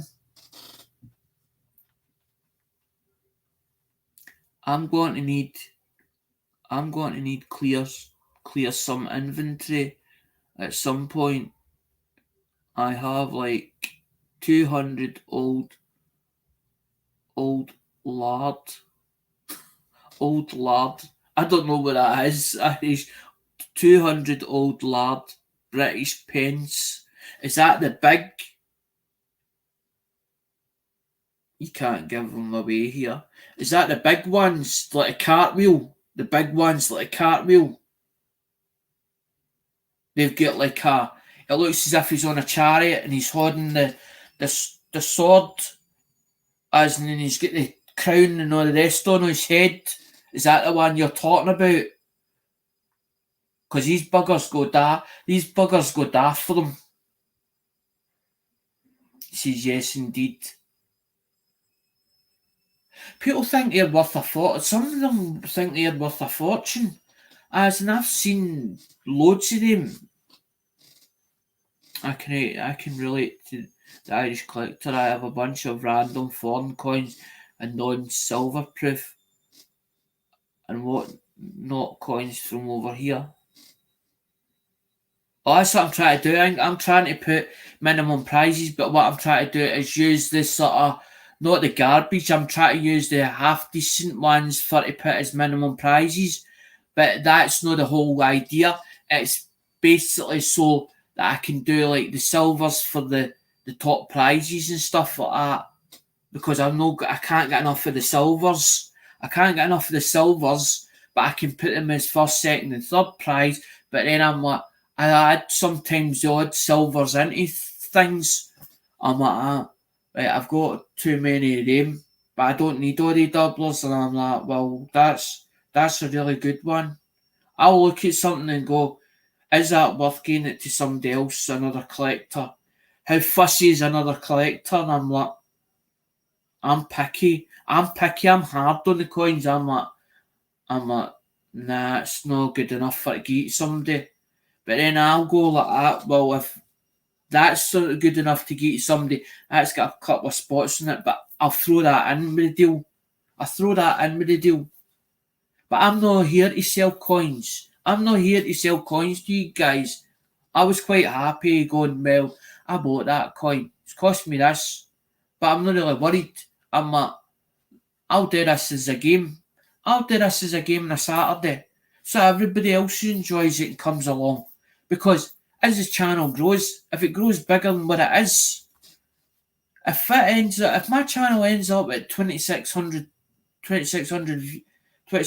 viewers, or that it goes that way, I'm not going to change. I'm not going to change who I am and go big heated and go, oh, I've got hang me, my channel's getting massive now.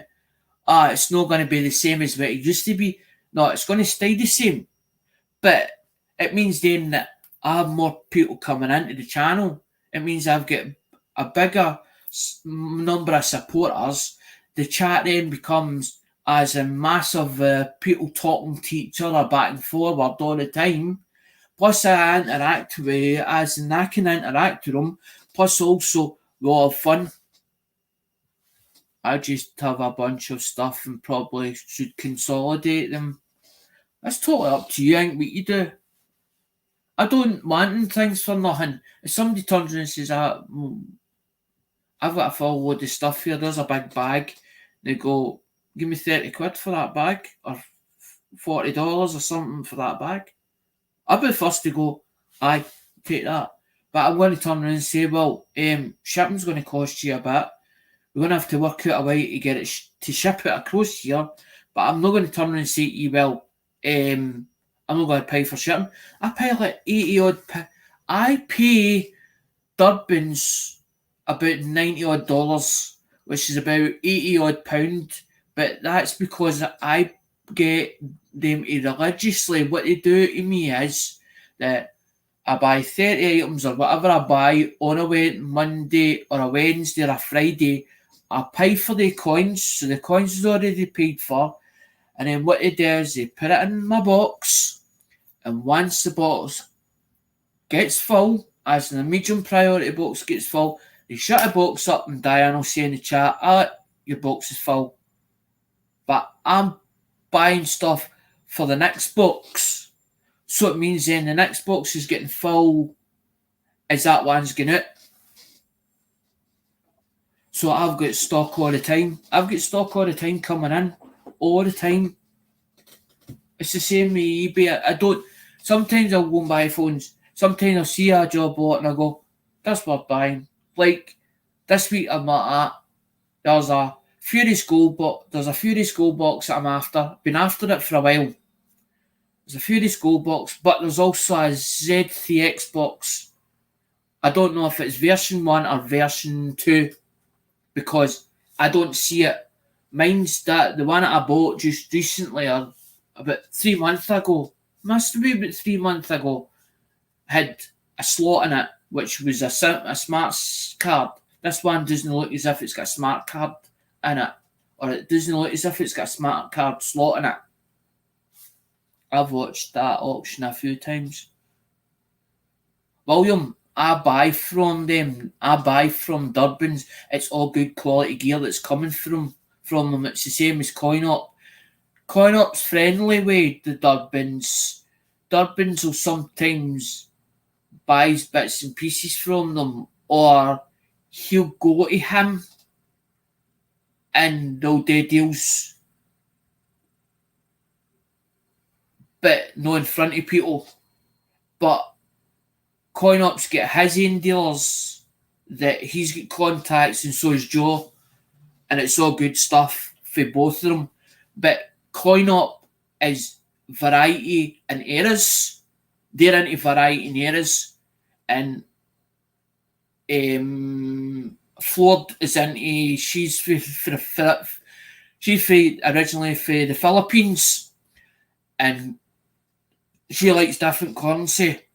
But she's found a couple that she wanted to find something or whatever, and she then ended up was accredited. So he's taught her so much, and she's sort of went their own wings, but he's behind her because they're partners in crime. I don't know if they're married, what, I don't know the situation, and I don't ask people's what, that's nothing to do with me. That's their personal business. All I'm interested in is buying off of him and dealing with him. I like people that I can deal with, that I feel I can trust. If I get stuff and I get my stuff, I'm quite happy. What they do is their business. I don't decry anybody, and I don't turn around saying that I shouldn't be paying a bit of profit for what they're. I'm not one of these type of people that I would take all the bread and butter for somebody. I don't turn around and say, how much did you buy it for? I want to buy it at that price that you paid for it. I like a good deal. I'm quite happy if somebody puts a couple of pound extra on it and says, by the way, it's going to cost you that for that. I turn around and I give you that. No problem, that's not a problem. But if I don't think it's worth that, I go, I'm passing that. It's a wee bit too dear. But I love a haggle. It's like I go on eBay. There's like, for instance, in eBay, Furious Gold wants 40 quid for it. The SE Tool 3 and SE box, 60 quid. So it's £100. I've been in there, blatant as brass, turn around, I want to give you 50 for them. As in, I think that the SE or the Z3 Tool, I think that's worth, in my eyes, 30 quid. That one is 40 quid's worth. I see it at 20. But that Furious Gold is I think it's the second edition they done it. The second edition. William, shipping's not that bad, as in, and if it's in this country, it's when it's out of this country, that's when it becomes dearer. That's when it becomes dearer. But the way that the Durban send it, it's a big box. It's a medium priority box. It's about when Lemonhead used to send me a box, as in his box, it was upright that way. And he used to make sure that everything was properly done. Nothing was damaged. Nothing was as in crammed in. It was sort of up it like a jigsaw puzzle. We used to do it in jigsaw puzzle, and it would like be £14 worth of weight. That's quite a lot of weight when you think about it. Having £14 worth of weight in that box, and it'd be like less than £100. I was like, that's not a problem. But then, if I pay £100 in shipping, I can't spend £100 worth in coins that week, because that's nearly knackered me. Or it's nearly scunnered me, because I've had to pay £100 out in shipping. So it might take me 2 weeks or 3 weeks to recover for that one massive as in shipping amount. That's why I'm like that to you guys. I've just got a bit of leeway here. I'm buying coins, and I'm going to give you these coins, but I'm not asking you for the price of the coins. So I'm like, well, I have to then adapt. Well, either I have to subsidise it for somewhere else, or you're going to have to chip in a bit. But I don't want to ask you guys for it. That's how I'm like, if you would like to. I'm not saying that it's compulsory, because I don't want to feel as if I'm depending on you guys. That's why I was like a bit, what, do I ask, do I not ask, what way do I put it? What way do I put it over? And everybody's like, but it's not a free giveaway. It's not a free giveaway, because you're still paying for something, as in with shipping. I've got 3 of them. There should be 3 in total of the Bugs Bunnies. But the Bugs Bunnies, you pay good money for them just to have them. I don't know. I think I gave 55 for that. That one in particular, I think I had 55. That wasn't a good day, but everybody wasn't. There wasn't as many people, I don't think, in that sale that day. And it was sort of getting to a stage where everybody's like, I spent my money, my tank money. I think all the dealers and all the bits, the usual people that come into Joe's were a bit short that week. They were sort of looking for different bits that they hadn't had before. I think because it got to a stage where it was just same old thing that you saw over and over again, or the same ones that were coming up. I'm not saying that Joe keeps putting all the same ones up all the same time. I'm saying some weeks it's like 55, 56, 57, 64, roll of pennies. He tries to mix it, but when it becomes religiously week after week, the same stuff tends to sometimes come up, as you might have seen it 3 weeks beforehand, but he's already sold that stuff and it's fresh stock. I don't have any. I know they're expensive, so I always pass on them. I was like, I'm not going to keep passing and stuff. I think I was like, I'm like one bit of silver, and then I'm like £55 or $55 in that coin, and it's like the one that Nick says about right now. Brad's shown that on CoinOps, right? And she went, what does that say? And she went, did I get discount? And it was like a gold coin, right? So it's well worth its money, $14.50. But would I put $14.50 in one coin? No. Unless I thought I'd be a bit. See, the difference is I would be a bit frightened I'd lose that coin.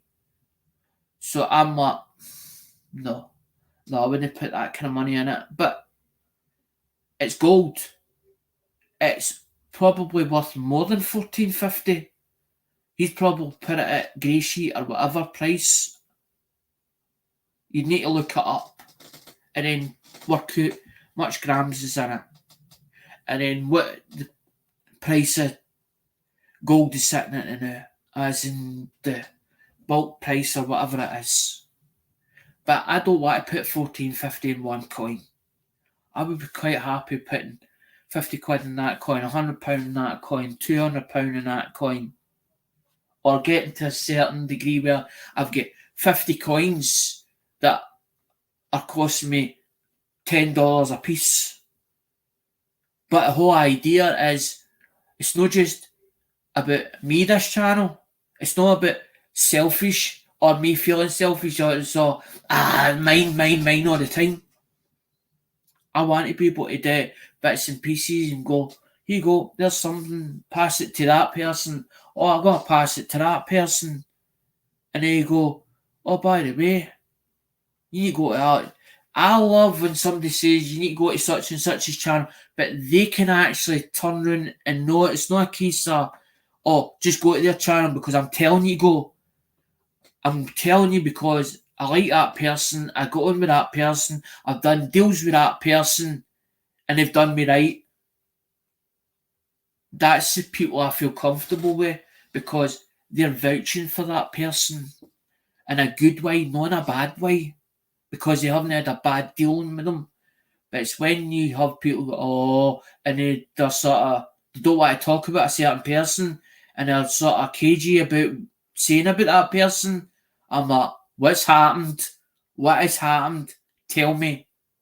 If you're not going to tell me here, as in this chat or on here, send me an email and tell me in an email. I want to know, because I'm thinking about dealing with that person and I don't want to get caught out. I want you to tell me right now. I want to know.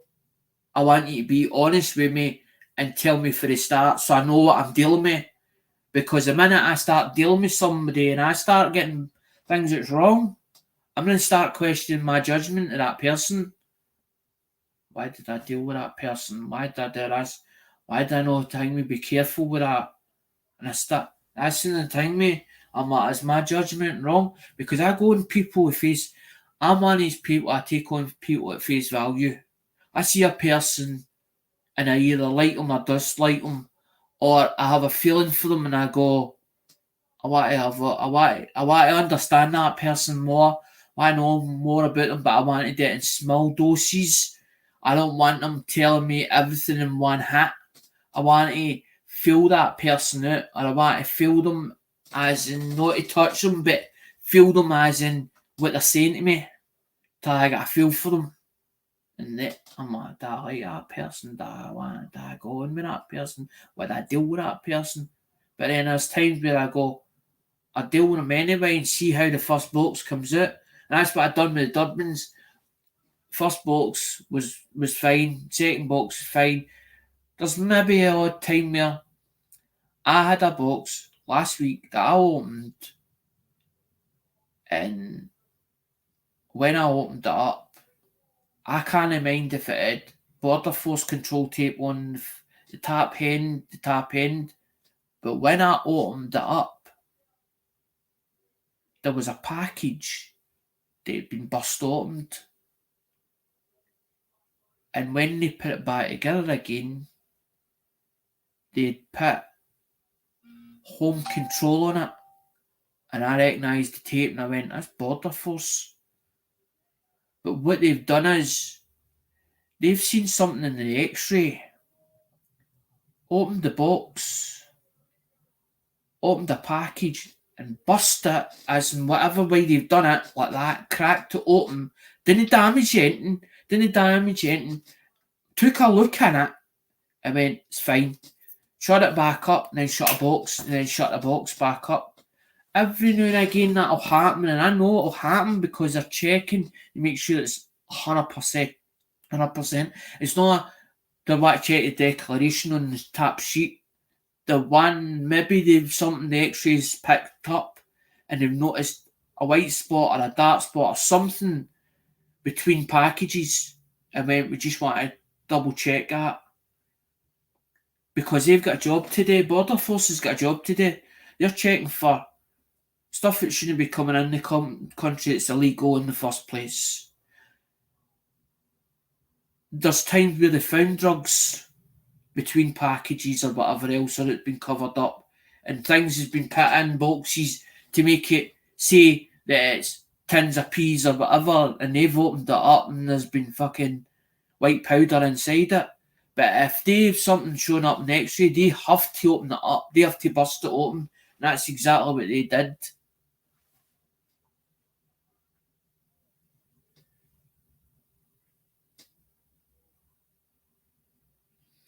William,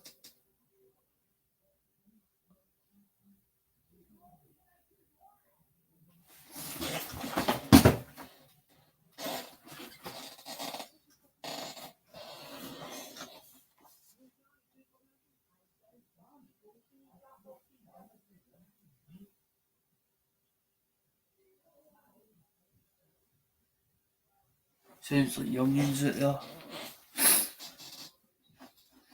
I know, William, it does. The mail stories as and sometimes scare you. I totally understand. I think, man, do you use size 38 capsules for Morgans?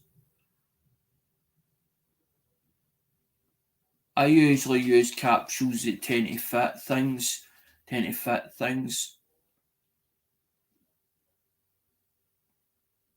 Because sometimes you get ones that I was saying in the chat as the other day, I think was it Thursday? Thursday it was CoinUp's coin chat, and he picked up a rattler and I goes, I would love to only own one of them rattlers, because I used to see Lemonhead do that with shaking the rattlers, and I turned and said, what is that rattler? Why is it called a rattler for? Because it rattles. Is like the capsule's bigger. So the capsule's bigger, but why did they put it in a bigger capsule? Because so that it maybe possibly when the metal expands. So to make, but maybe at that time the capsule was bigger than the actual coin itself at the time, and that's all they could get because of how large the coin was.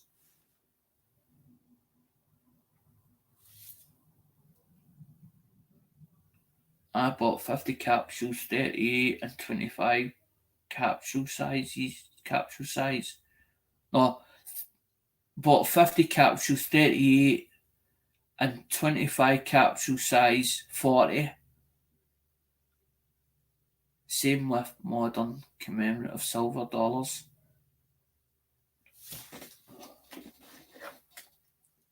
No, because I'm thinking of keeping this box, but I've been using the other boxes of world coins.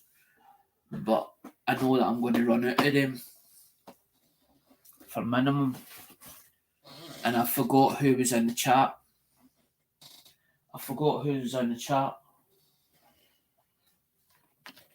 I know I'm still here, but there's a lot of them that's disappeared there. And one that Lucky's disappeared as well. Because usually what I'll do is I'll get this same, but because I get the book, usually what I do is I get the book, and then what I usually do is I'll get a new page, and I'll start a new page because that's like a new week. And then I usually put down the names and numbers so that I've got them.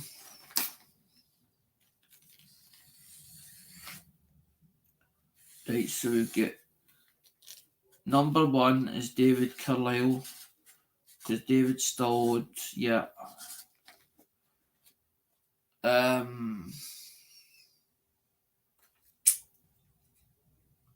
Who was number 2 in the chat? Alistair. Number 2. Is Alistair still here? Alistair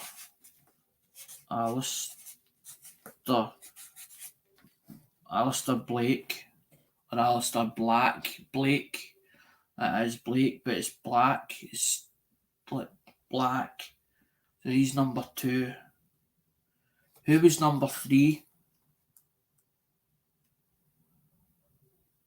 Because Paul's number 4 and was Ink number 7 and was Irish number 9. I try to make it out so I know, because I want the numbers to run in sequence so I don't have to keep going back and forward. Because I've got David's wrote in, Alistair's wrote in now. The only thing is, Lucky, if I start you in here, then I'm going to have to wait until I get you as in to a big enough package. So it's worth me sending it all at the same time instead of just sending you 2 or 3 wee little bits. That's fine, Rhonda, as long as I know you were after Ink. I was number 6, so I want to put him down at least there. So I want to put, but then I've got to remember, did Irish pick a number that maybe was lucky number? It was his lucky number, because Irish is still owed a package. What I'm trying to do, Rhonda, is I'm trying to do the ones that was allocated, because they paid shipping. They put it into my PayPal account. They've helped put something in. So what I'm trying to do is make sure that they've not picked the same number as in that I've allocated you, or I turn around and say, right, you're number 7, and they turn around and say, no, I was number 7.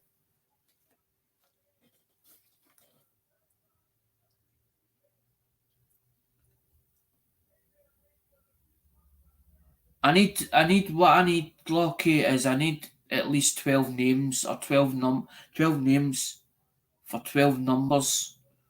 And that's what we do. But you don't pay anything in to the spots. I don't do spots, and I don't do raffles. Raffles, in my book, as in what I've looked up about, is illegal. spots is the same as gambling. So there's a gambling law, a commission law. So I don't do spots either. What I do is I put numbers down and I do minimum prizes so everybody wins something. What I do is I pick one coin that I'll put in a brown envelope and I put 4 other coins into it and that's what you get, a minimum prize. Williams now got four minimum prizes. He's got four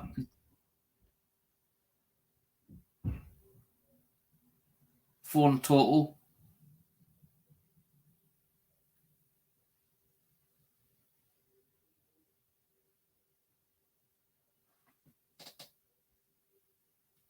Was that you at the back door?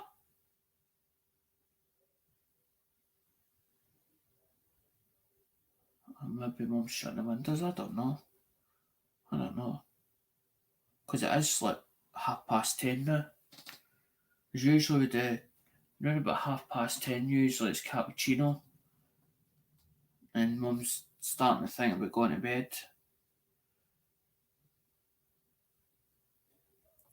I'll make sure I don't like the foam stuff in my cat. I know, William, I don't put foams in foam in them. There's only that one that's got foam in it because that's a bit bigger.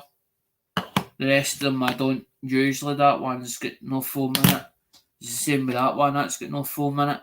I'm always worried about that foam if it's going to start toning the coin and stuff like that. But that's a copper. That's a copper round, that one. So it might be alright.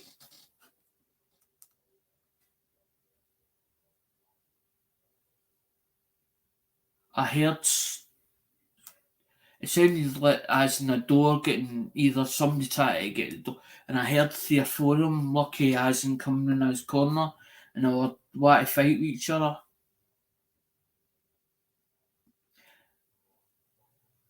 Yes, I'm in UK, but Scotland is in the UK. I had a woman that turned around and said, "You said you were in Scotland, and now you're saying you're in the UK. Which one is it?" I went, "Scotland is in UK. You get England, Ireland, and Wales.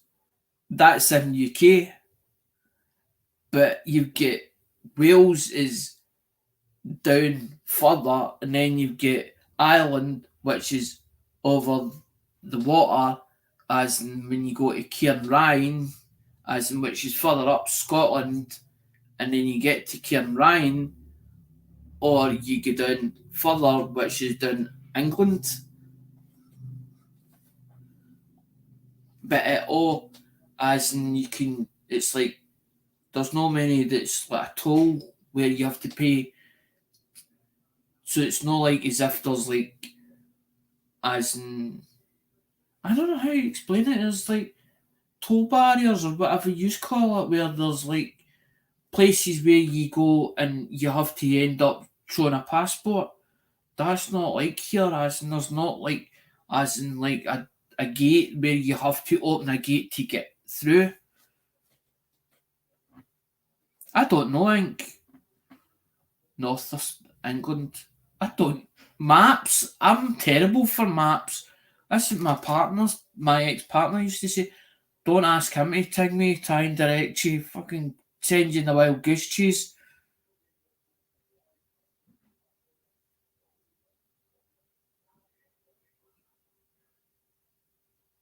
I know it's further up, as in if you go, because when we go down the road, as in we've got to change, I think, it just after Carlisle.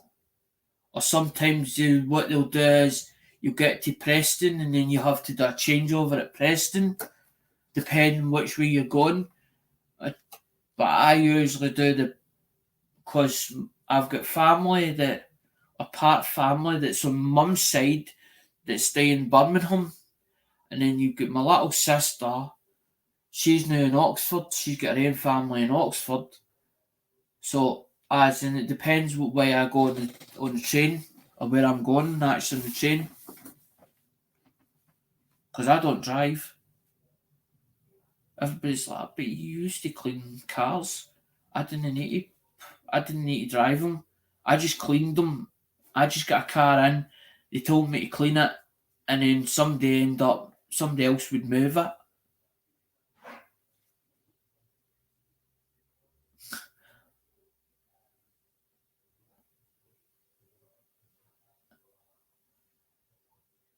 It's a country on top of England. Exactly Irish. No, because I've been over to Ireland. I actually like, as in a lot of places in Ireland, the last time I was over was in Londonderry. But they don't like it being called Londonderry.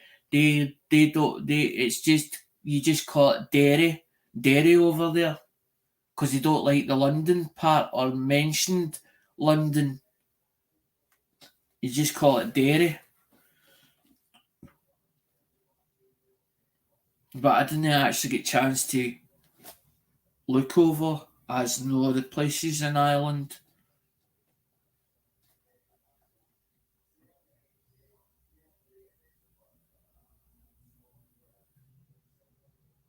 Because it's Great Britain. That's why it's called it's Great British Pounds.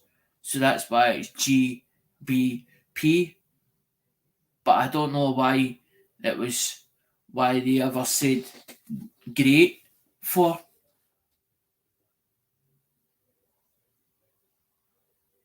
Oh, so Irish is still here. Irish, you have to pick your number, buddy.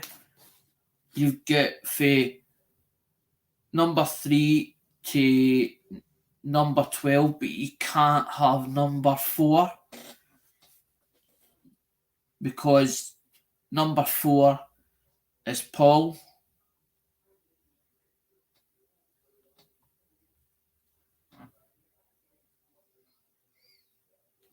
Right, number 7, so he's down there, number 7, so that's Irish's number. Irish collector. So it's marked in the book now, so I've got, what I'll do is I put ALC, that means allocated. That's allocated. The same as Paul's. No, Paul, number 4. Paul H. That's allocated. ALC. Right, now I think you need to pick your number as well.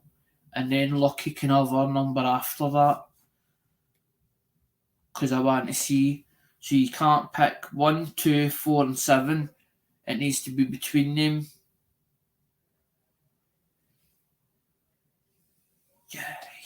I think she's number 6. So number 6 now allocated. It's now allocated. I was going to put ALC. What am I doing? I think M78 ALC. Because it'll be allocated until I run out of them bloody world coins. Because that's what I'm fretting about now. These world coins, I'm like, I've only got another couple of boxes. I'm like, I'm not sure. I got a bag I've got a bag somewhere that I got off I think I got them off a centre hoarder last time. Centre hoarder. I don't think I used them all up, but they're all sort of loose.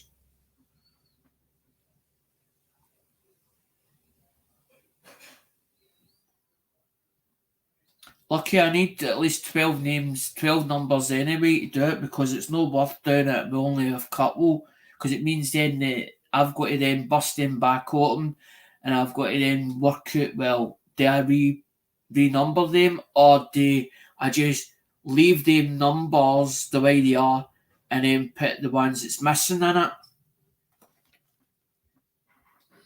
Because I like to try and get enough numbers in the book so it becomes the full game. No, Alistair's got number 2, so you need to go number 3 then. Rhonda. That's 1, 2, 3, 4's taken, 5's no. I need another one for 5. Then 6, 7. And then I need 8, 9, 10, 11, 12. I need another 4 or 5. It actually has its own parliament. I actually stayed up the road from it. They are probably still under the crown and have a representative in Parliament, William. Still get your coffee. There you go. Coffee's getting shouted on. 2 minutes, guys. I'm back.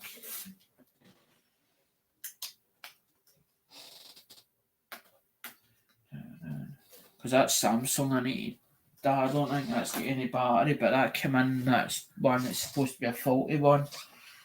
I need to double check that and see if it is faulty. I've had other dealers that sent me stuff, or as I bought it off them, and then they go, that one's not working. And then I've put a battery in it, and it's been working. I went, what's wrong with that?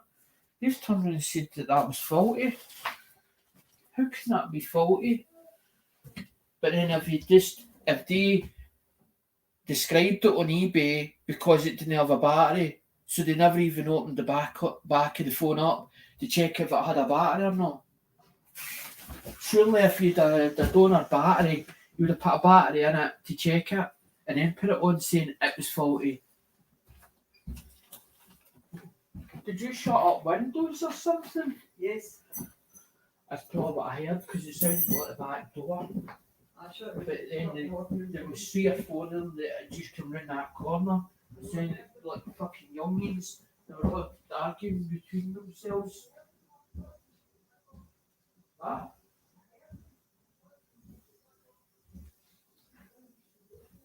Aye. And when you shut the window, I thought it was somebody trying to. I thought it was you opening the back door again.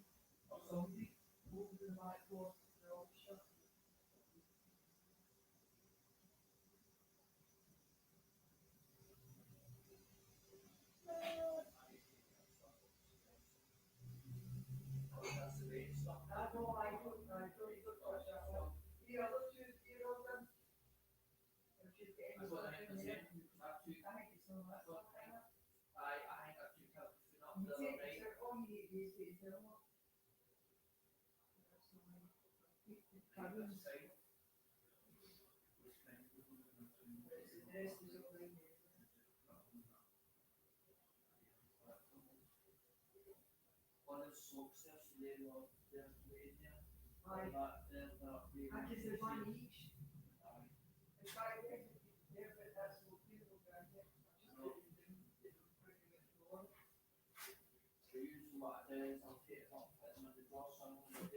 Aye.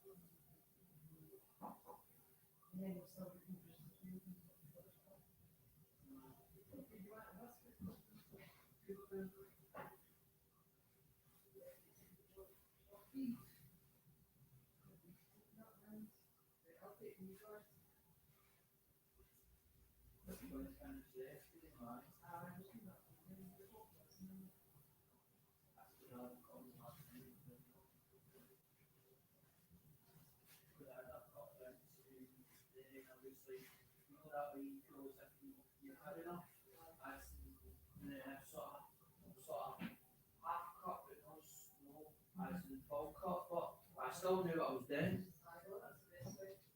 I just because I was like that, because when I went down there it was about just after 8, and I left just at closing time because they were like, right, that's the last order, and I got half a shandy, and then thought, fuck it, I'm going up the road as soon as I finish this conversation.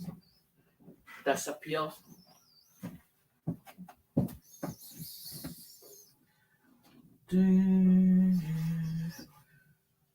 Oh bugger. Forgot to put the towels next door. The towels next door.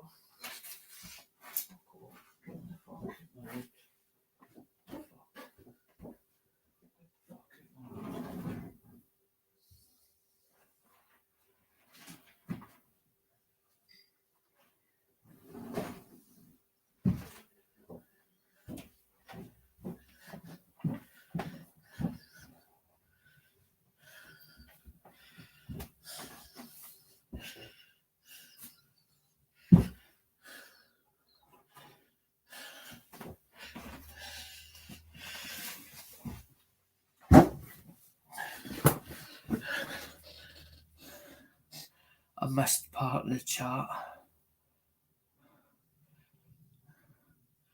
I'm a Galway man by heart. I'm what they call up here, up there, a southerner. Don't know who that was, I think it might be Irish. For some reason, when I think about it, I remember watching Monty Python and the Holy Grail. Benny Hill. He used to chase the woman, or they made him out to be that he chased the woman. But I don't know where actually Benny Hill originated from, where he was originally in Crossroads, where he came out of Crossroads. Because it's like some characters you see on telly and then you recognise them, you think, I recognise that face. I can't remember where I saw them before. And you think, did they come out of that show before they came out where become that? Because he ended up with that, but then he become that. Are you going to Tulsa show? I'm planning on going there.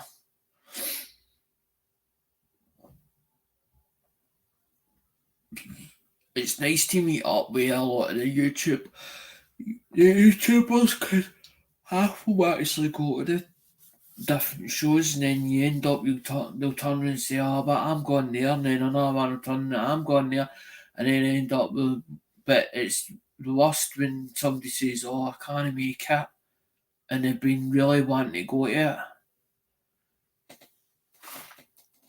Because you plan it as in weeks beforehand, and then something comes up, and you go, I can't afford to go. But you don't want to feel embarrassed. I met a couple of people from YouTube yesterday at a local coin show. That was nice, I think. Hope you win gold, Ink Man.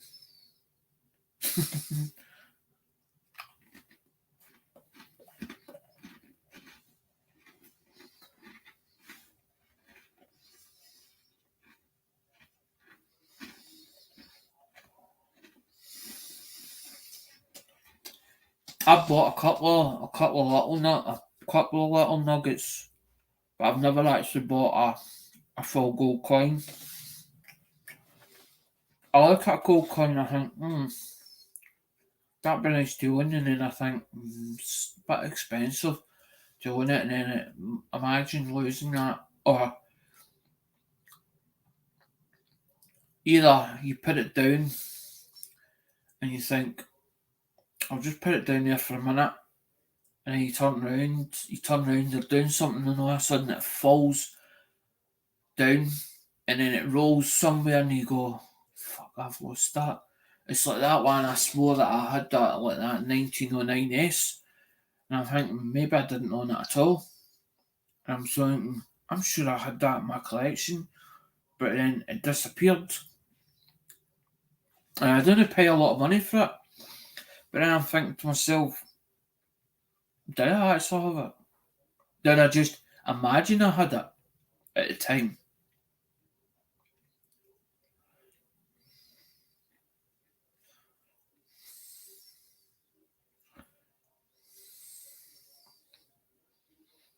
Probably. You're probably right, William.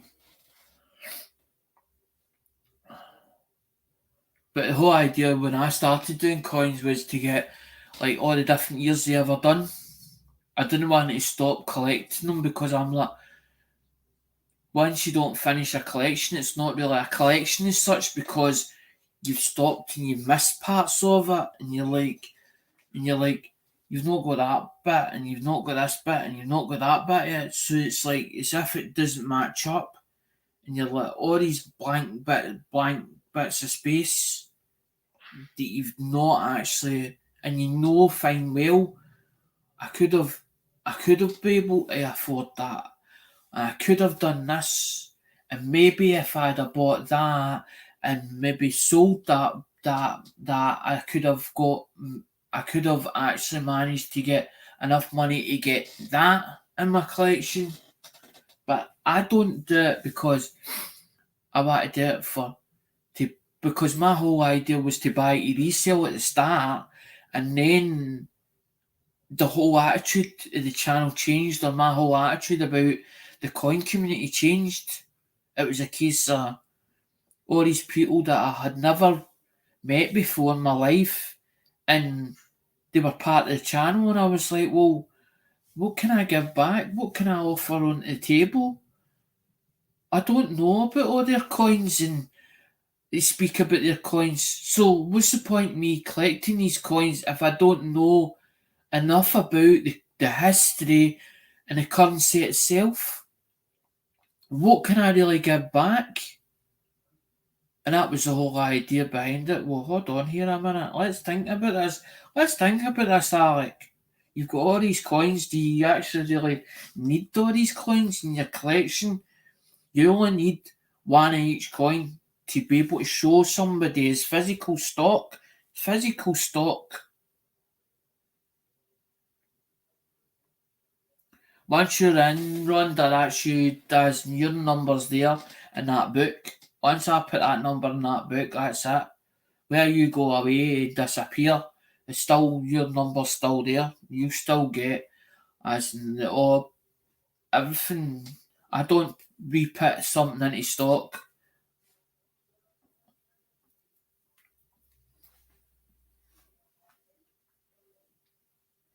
$710's got to get a number. 710 was in here and then he disappeared. I knew there was somebody else. Because I know it's 10 o'clock and it's like 2. I've only done 2 hours a night. But that's because I was later than usual. And I'm like, I wonder where Andrew is. He usually appears. I'm thinking, I wonder if he thought I wasn't coming on tonight. Because usually about 7, but then I stopped to talk to Mum, and then I noticed it was 1955, and I thought, oh fuck. And then I was like, I don't think I've done my updates, as in my updates to make sure that voice recognitions are done and all that. I need to check that, make sure that as in the volumes are there and all that before I come live.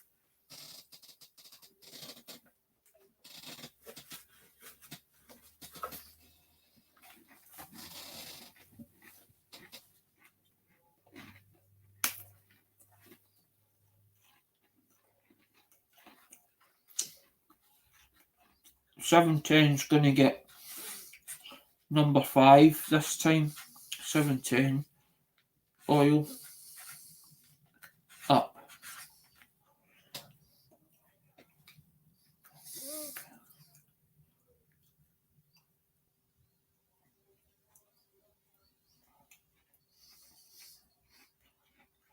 He's now got a number now. Thanks, kept me right. He's like that. 710 got a number. 710, I've just saw him in the chat and I'm like, hold on. Yeah, his number down. Because that's the whole idea. Because I'm like, I don't want people feeling like, oh, well, I have to put money into this shipping pot fund. I'm only doing that if people want to because that helps It means then that I don't have to then do eBay. I can concentrate on the channel itself. I don't have to then jump from one thing to another. Because that's why I buy the phones for. I am a big phone fanatic. It's like, I looked at one today and I'm like, hold on a minute, I was like, Motorola's got one of them. But Motorola done one with a flip lid, right, with a camera on it. But I don't know why they put a W on theirs. But when Sony done one, I don't know if Sony copied them for the W range. But when they put the W on their phone, the W meant something on their phone. Sony Ericsson, when they put a W on their phone, it was because they put a built-in Walkman into the phone. So that's why they called it Sony Ericsson W range. But I don't know what Motorola done to their phone to make it into a W, because I don't remember Motorola ever making a Walkman, or ever seen like just a normal tape Walkman, because I remember Sony had a Walkman, like a mini player, but it was like a tape deck, and it was water resistant, but they made their colour of it was yellow, was actually a yellow body back then. And I'm looking at the phone and I'm like, what? And then I studied it for a couple of minutes and I went, hold on, I went, W Sony Ericsson, hold on a minute, I went, Motorola had the W range. They had W395. I'm like, but their one, it's not like, Sony made it go up like that, so it goes up like that, right? But they made it sort of wee. But Motorola done one and it made it flip. It was like two housings, then it flips in the middle, so it's got like a hinge up the top end of it.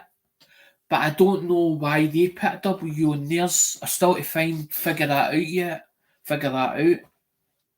Because that's what I love doing with phones. I love finding out the different models, and then I've never not seen this one, not seen that one. The one that I've never had in my hand yet is the N-Gage, the Nokia N-Gage. When I saw one of them, I always wanted one. I wanted the N-Gage because it was part game and part phone. But it's the white shaped that I like about it, because it's different, it's unusual. But they were like, as I remember the game selling them, they were about, I think, £65 or something like that for them, as in back then. But they still do kind of funny money, but you can buy them sort of between 30 and upwards. But I'm like, 30 quid, I actually want to pay 30 quid for one. I wouldn't mind one that's faulty and then basically try and fix it. See what's actually wrong with it, because then when you buy one faulty, you find all its little quirks and little symptoms, and then you figure out the solutions for the symptoms and what it's doing, and then you think, well, if I can buy that one and I bought that one so cheap, wonder if the next one will come about cheap, because sometimes you get the private collector that don't know nothing about the phone, and they put it on because they just want rid of it. And you get a bargain, but then you think, with dealers, they know the price of things. So you're like, another dealer, when you talk to another dealer and they go, but I want it, but I don't want to pay that for it. And they're like, you're going to have to. You've not got a choice in it. And you're like, but it's not worth that much to me. It's not worth. They're like, oh, well, if you sell it, you get 130 odd quid for it. I bet it's no. I don't want to sell it.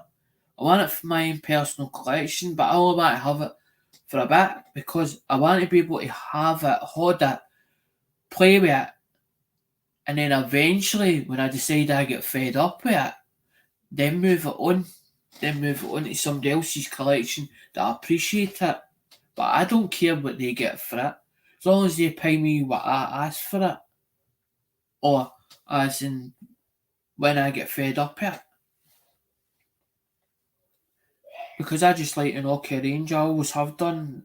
I have my own personal Nokia because I've always liked the way they worked, and plus I'm always worried thinking, well, can I get a phone that's indestructible in case I drop it accidentally? Because I've seen, like, when they show you video footage or videos and they go, can this iPhone break? So they challenge it as, can this iPhone break?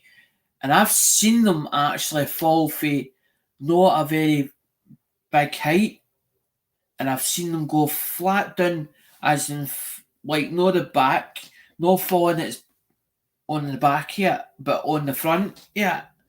And I've seen them pick it up and it's all smashed. And I'm like, oh, if that's easy to smash, I want something that it takes a good beating, because with Motorola's the M3788 they brought out, you could actually throw it, you could actually chuck it, and it would survive. But if you threw it enough times, eventually the casing would get weak. And there was a few times where I bought one. This guy came out and he's like that, and I was selling phones at the time, up at Blockhairn, and the guy goes like, this old guy goes like that to me, he goes, do you repair these? I went, well, I've got one. He's like, well, would you swap one? I went, I can't give you a straight swap. I was like, but if you give me £2, I'll take yours as a trade-in. And he goes, I need a phone. I goes, well, fun enough, this is the time when I was unlocking them back then, as when I first started, back, God knows how long ago, quite a few years ago, the M3788. So I took his trade-in, but he told me about this phone. He says, I put it up I've had it in the car, I had the heating on. He says, no, all of a sudden, it popped. And what do you mean it popped? He goes, the screen on it, or the screen, he goes, I can't see. So I said, bring it in the following week. I says, because he spoke to me a week before. So bring it in the following week. I says, now I'll have a look at it. Right? I'll have a look at it. And he says, but I need a phone. So, well, fair enough. I says, I think I've got a couple of the same model. I says, I don't know what network you need it on. I says, because when they come in, there could be different networks. I says, but I think I can soon sort that. I says, I think I can soon sort that out. He goes, well, if we can sort that out, it's magic. I goes, but I can't give you a straight swap. I says, you need to give me £2 or something. I charge him like £4 or something like that. So I'll give you £6 for your phone. But when he gave me it, exactly what he said, as in the rainbow, it was like a rainbow effect, but it must have been an intense heat that was on it to actually make it do that. Because I'd never seen one do it before, where the LCD had actually popped, and when it popped, it was like a rainbow effect, on the actual LCD screen itself. Now, the LCD is actually encased into the housing.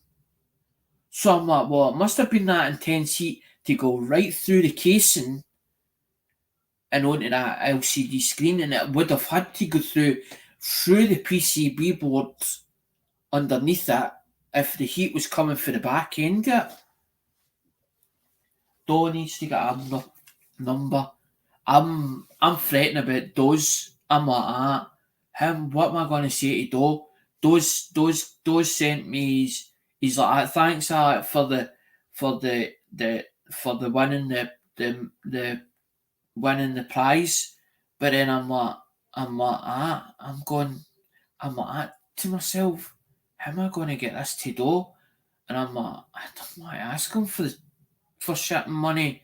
As like, because it means then it's not really a prize as such, because it's supposed to be as in top prize. But then I was like, how can I explain to him how can I explain to him? I don't like charging people, but then I'm like, it's going to cost me money to send it to Do, but I want to be able to do the right wave to Do, as in so that it's because I'm like, well, would that end up if he pays £20 odd or whatever for shipping, right?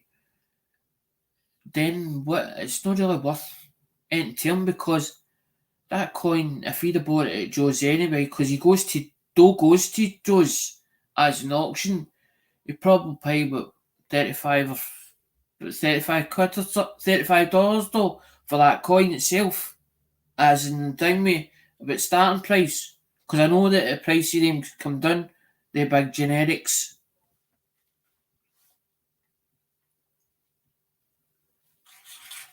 Eight those don't Susie, because those actually got no just. I noticed that those not just get that bit. He's got a couple of bits. I noticed that because I went back. Because though I haven't sent last year's because we stopped.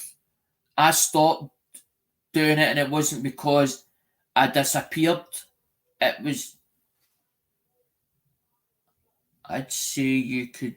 I was actually thinking that. I think I was like, I know that I send 7-10 bits, but then I was like, well, if it's any consolation, what I was going to say is if I was to send it to one of you guys, what if I pay what's going to cost you to send it to that person?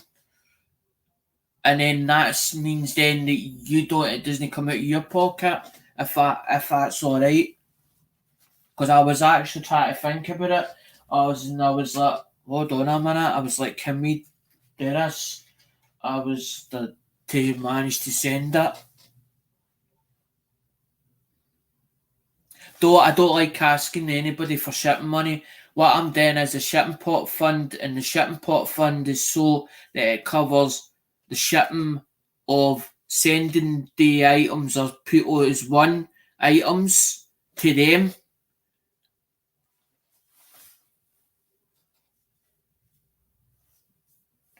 And I was like, well, if because you're in the same places that I buy coins from, so I'm like, it's not really worth it if you could have bought that coin for that person that I got that coin from, and then end up you're paying shipping, so that £25 is the same price that you would be paying for that one silver round.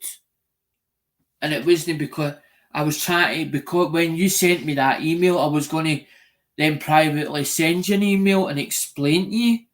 But then I was like, how did I put this?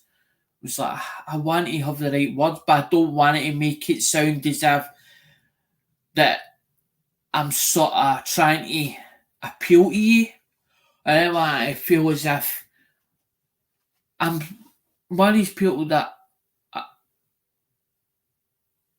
I feel like sometimes I have to explain myself to people, but I don't want to feel as if they take pity on us and it's like a case of, oh well, I have to help them.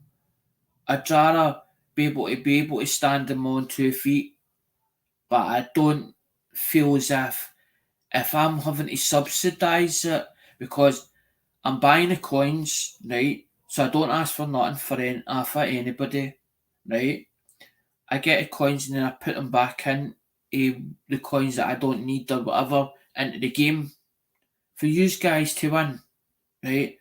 But it's not really a giveaway as such because you're still paying for shipping, as in if you put money into that pot or into that fund, that PayPal fund. But at the end of the day, I didn't say I wanted that PayPal friends and family. If you actually pay it, I can actually see it in my side and it says goods and services. So I have to then provide goods and services. So I either provide a service which you pay for, or goods for that money you've put in, because you can claim that money back.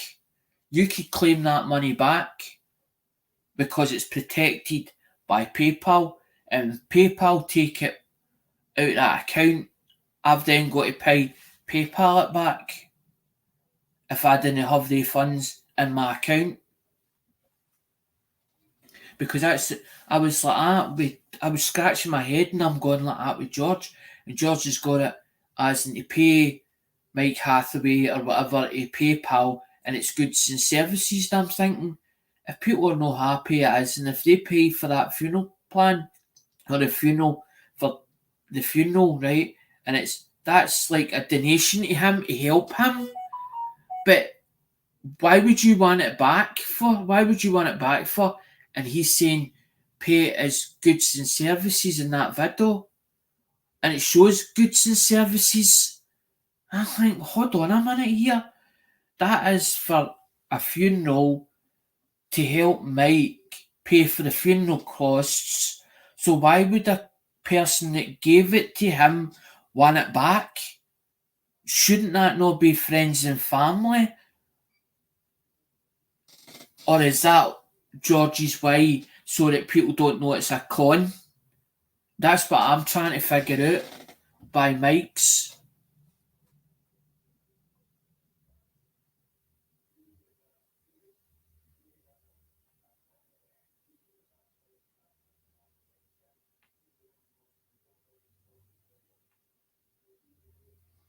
Doughboy will be monetized in big time soon.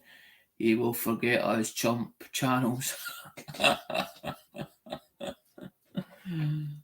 That's what I don't want to happen to me though, for to forget these wee chump channels. But if that ever happened to me, I would probably then do like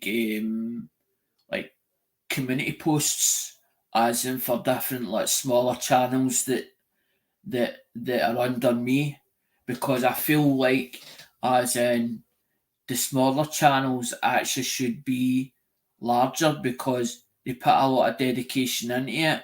You see all these big channels and it's like as if, you can't touch me. I can say what I like. I can swear as much as I like, and I'll get away with it with YouTube because I'm now monetized by them. And my numbers is like huge.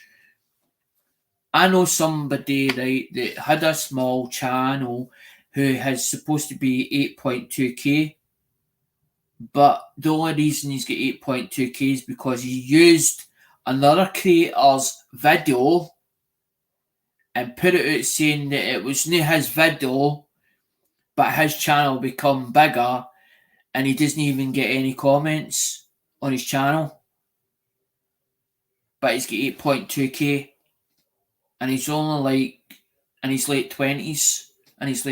So he is.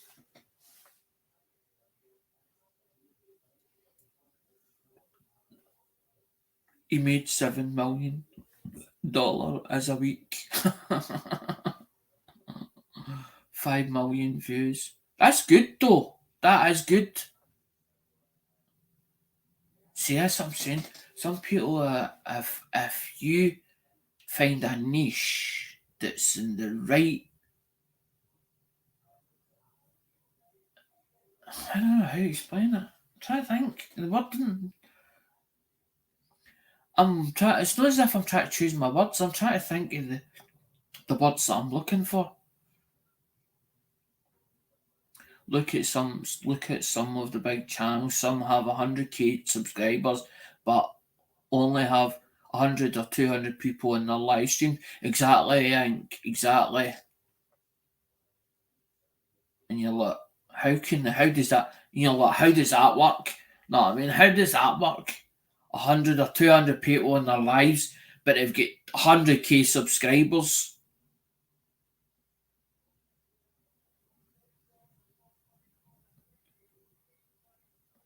Donkey Lips made him famous. Cats and dumpster diving work.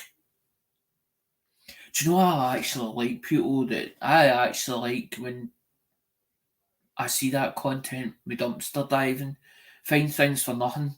big companies have thrown it out, and it's like, but a lot of the companies have been told now to rip it, to actually rip it or break it, stand on it, make sure you stamp on it so that nobody can get it. But why not give it to charity organisations, the stuff that they can't sell or whatever, hoping that somebody else can sell it, because maybe it was too dear at the time, maybe nobody was interested in that, or it was the wrong time of the year to try and sell it.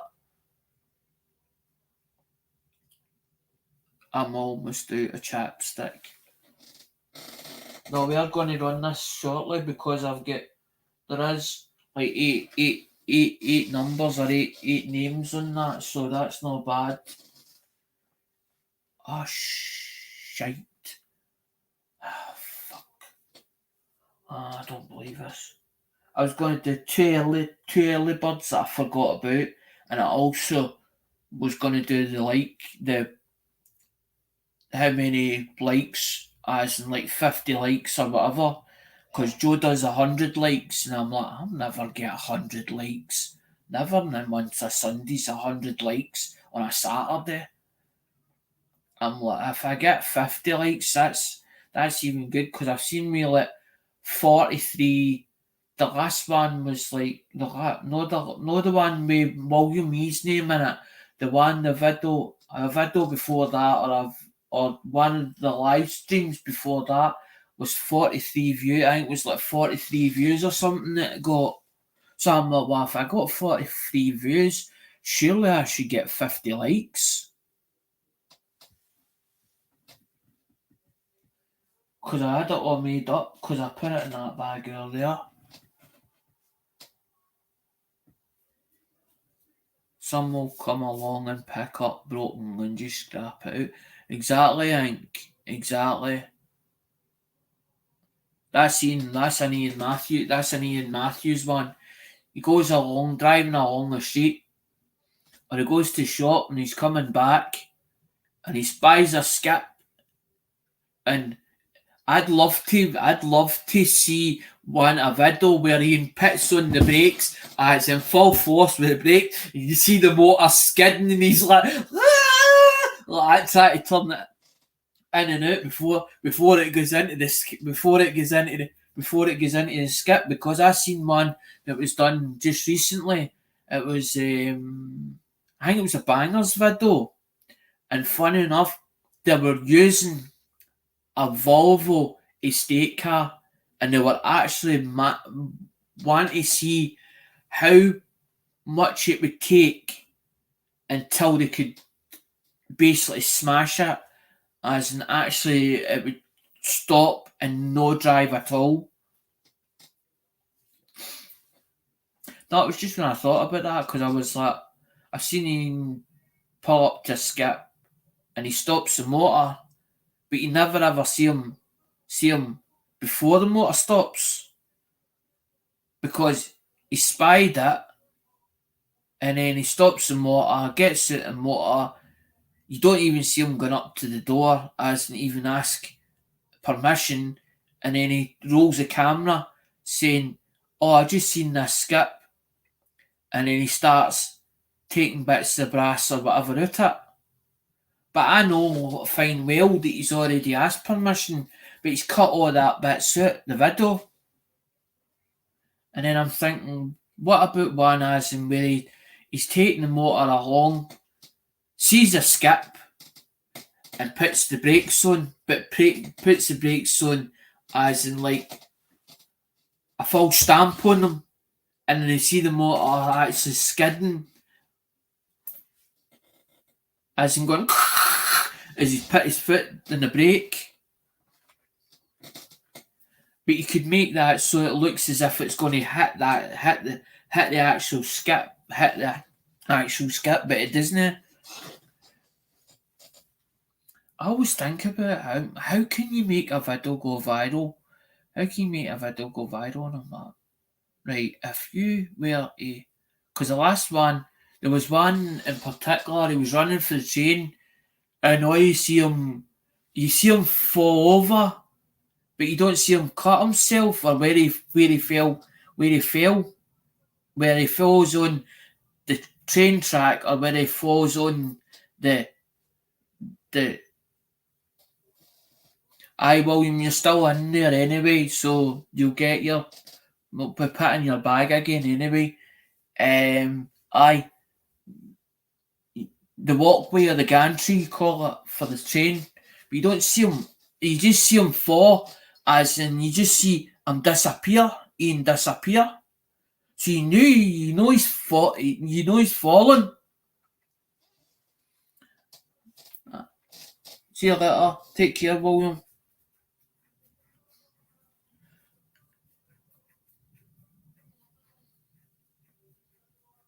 No, because when William put laughing face, I knew fine well. I was like, that's William as in thing. He's not took offence by it because that's what I'm saying. Sometimes I do a video, right, and I'm like, and then I'm thinking to myself, did I offend anybody? Did I upset anybody by doing that video? Did it come over properly?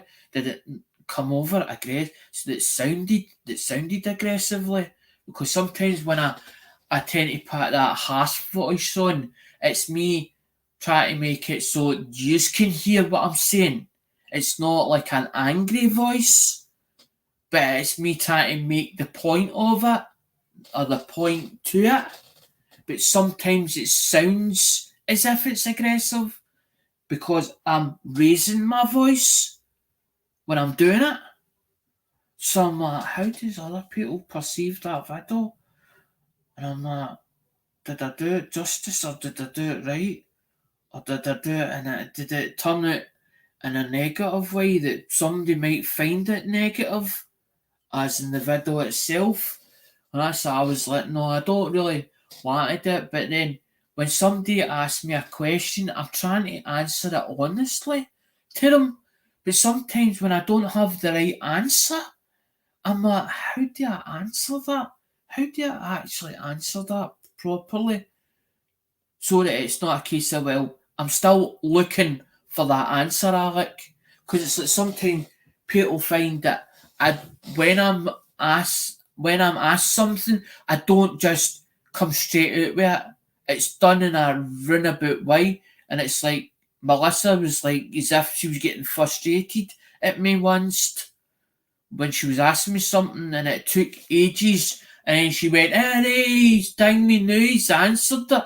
But then I thought it's a long way for a shortcut, and I thought maybe that I'm thinking that I'm trying to give the right answer to what she just asked me, but I don't know why she wants me to answer it, the actual question that she just asked. And that's what sometimes I struggle with.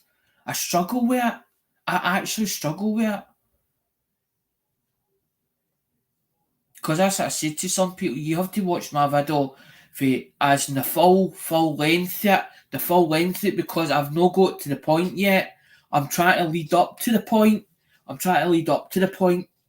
But I've not made the point just yet. It might not be at the start of the video or at the middle of the video. But there's some people who watch 10 seconds and then they go, "Hey, Lord, I had enough of that," and then they disappear. But they only take parts of it, and then they start commenting, but they've not watched the full video, so they don't understand what the creator was trying to make in the first place, because they've not really watched it the whole way through to understand it.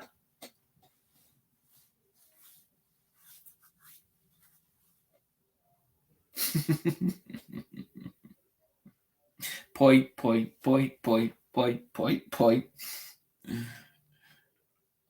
But sometimes I find it hard, 710, for us creators to put out content that everybody would like or somebody else would enjoy. Just because we enjoy it doesn't mean somebody else will enjoy it. But it says on it, before you subscribe up to or actually get an account with YouTube, it's called YouTube because it's about you, not about everybody else. But I'm trying to make content that other people enjoy, not just me enjoy it. I enjoy my hobby, but not a lot of people enjoy it. But I know there's guys on there like there's like Vintage Phones Archive, right? Which is George, which is Gita. It's Gita Pasalera or whatever his name is, right? His surname, right? But George has got a big channel, right? He's got like 2 or 3 Katie's channel, right? So there must be a lot of phone collectors out there that just watch his content for when he reviews a phone, as in the ringtones and all that carry on, and he puts it through its pace, and then he does like the unlocking, and then he'll do like showing you, as in like say for instance the smart clip, as in him using it, and then there's ones where it'll have free solution, right? And I'm going, but it's not a free solution because you still got to have the software for it for the first place. You've got to find the software, and then you got to, as in, download the software into the computer. So it's not really a free solution. But when people say free solution, they think, oh, it's a free solution. There's over 100 million active YouTube channels. Not everyone has the same interest, but people tend to go back to an entertaining channel. Exactly, 710. It's like when somebody ends up, there's like, some people actually like that when there's drama, or when it's 2 people and they've got a opinion of a difference, and one's going, I'm right, and he's going, no, you're not, you're wrong. And people tend to love that, as in the back and forth, as in the 2 people. But it can go on, it doesn't just go on for days, it can go on for weeks, months, years, with that same drama, the same beef between the 2 of them. And you're thinking, I just want to bash 2 of their heads together. I just want to grab them 2 and actually film it, bashing the 2 of their heads together, because you're as bad as each other. As in, you're like 2 kids in the playground. I don't want to play with you because you're playing with him. That carry on. I'm like, that's not really an adult. Adults don't do things like that. Adults don't do things like that. If they've got a difference of opinion, they'll go and say to the guy, look, I fucking don't like you. But I've had people that turn around and said, I don't like you. And I went, why do you not like? I just don't like you. Well, but that's not a reason he'll dislike me, or I just dislike you. It's different if you didn't like the voice, or something I did, or something that you found that wasn't dramatic. I don't know how. So what I'm looking for. It's like somebody with a squeaky voice and you don't like the sound of it. So you have a grievance against them, as in, I don't like that squeaky voice. But instead, you know, watching that channel, you keep going back to that channel. And it's like, it really gets to you because of that voice or whatever it is. And you think, can they not change their tune? I don't do that. No, near that, I don't do it either. I'm like, fuck this. But I did, the only reason I did the William one was because he's right, the curiosity get the better of him. How he managed to find the channel, because that's what William says. I don't usually do channels outside of the US or whatever, which I totally understand. I totally get that. And he says, I must have found your channel through somebody else. But obviously, he must like the channel in some way to keep coming back all the time. But I didn't want William being upset or offended by what I was going to say, what I had to say. And I was like, I hope this is not taken the wrong way. Because it's not meant for, as in drama, to call William out, because he's done nothing wrong. He's done nothing wrong to me. And then I had, like, blistering, and he's like, is William causing problems on Messenger? And I was like, and I'm trying to explain to him, no, not really.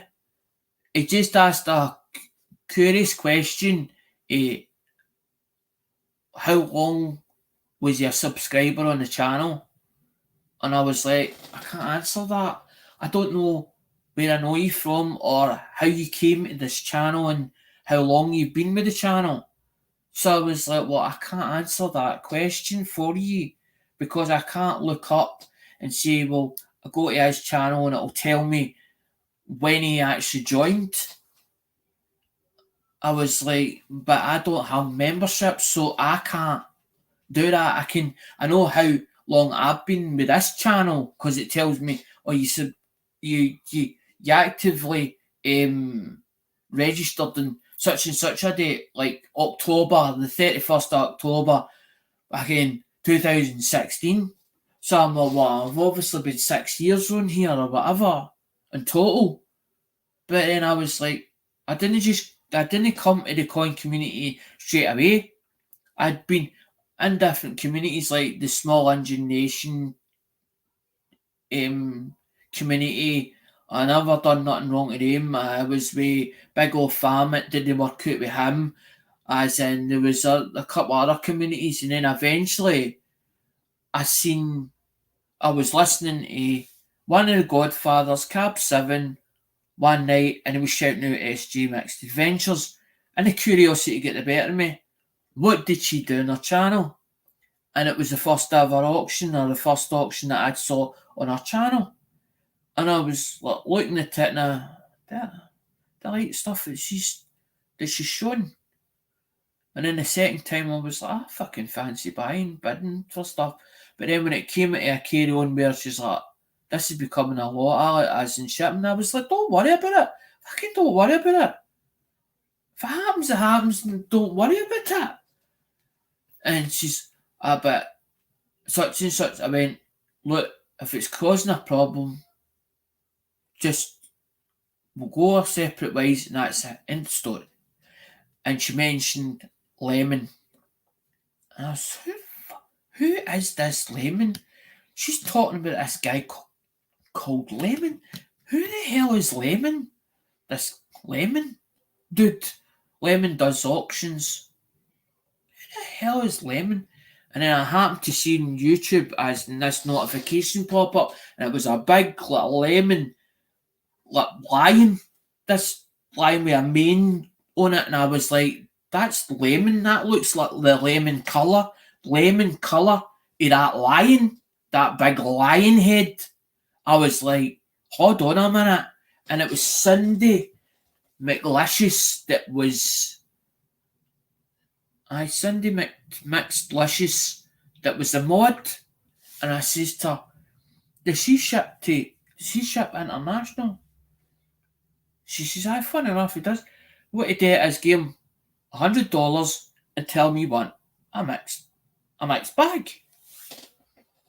But Lemon did a mixed bag. He done as in items or whatever it was, 20 items or 30 items, whatever. But it came a regular thing. It came a regular thing on a Tuesday. So I kept saying to him, I'll buy this stuff and then I'll sell it on. And that was my whole idea at the start. But then as time evolved, I was like, I don't even know what to sell this at. And then I was like, I don't want to really as an over retailer or actually ask too much money and I don't sell it. But then I was like, why do I need to sell it for? And then I thought, hold on a minute here. That's an idea hit me, and I was like, hold on. But then all good things come to an end. You have to have a backup plan in case something happens. And it did happen, where Lemonhead is now not doing auctions or not doing coins anymore. I think Lemonhead went back to his main title that he's done before, that he knows what he's doing. And lucky enough, they opened the doors at the Durbans, and that's when I started buying for the Durbans. But I didn't want to feel as if, well, I only can buy for one person, or I want to buy for different people because I want to see what I can get hold of, or what other people do, because there's other people that have got a niche of their own and they know what they're doing with it. Some people are into nickels, some people are into pennies, some people like Morgan, some people like $half, some people know more about dimes. So it's like everybody to their own field, but it takes you time for to get to know that person or whatever else and deal with that person and know, well, I'm getting a bargain here. But there is dealers, and it was like Brad said on CoinOps, you don't get good deals from dealers because they know the game inside out. And I'm like, well, I feel as if I've got a bargain. I feel that I'm not getting ripped off. Because if I felt as if I was getting ripped off, I wouldn't keep buying for that place. I'd be holding back and going, hold on a minute here, paying over the odds for it. But I don't feel as if I'm paying over the odds for it. And it's like Dale turning around and saying, which he had no right in saying, oh, you were overpaying for that, Alec. I can get it for this price. Well, you show me the places you can get it for and I'll buy it for you then. I'll buy it for you. If you think I'm overpaying it, I'll put the money by and buy it for you, as in what you think's acceptable to sell it to me at. I hate that when people do that. When you're paying too much for that. You could get it elsewhere at this. Well, show me the places where you get it for, and I'll go to them then.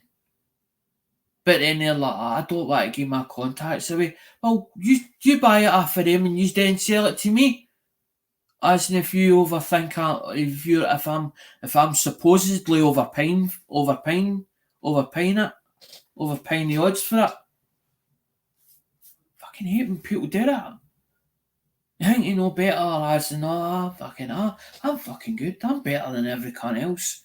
I know what I'm doing better than what you do. And then they start dropping me bits and pieces, a wee hints and all that, how they think they're better than you. I'm better than you, this. I know what I'm doing. I've been doing this for years. Well, teach other people then, if you're so great. Because I don't say I'm brilliant at phones. I don't maintain that I'm brilliant at phones. There's ones where I've fucked up as in or took apart and as fucked up as in made them worse. But there's ones that I've actually sat and took apart and worked out how to take them apart as in without damaging them and put them back together again and made them look a lot better than what they were when I first bought them. But I don't say I'm the greatest, or I don't maintain that, I'm brilliant at buying all the time.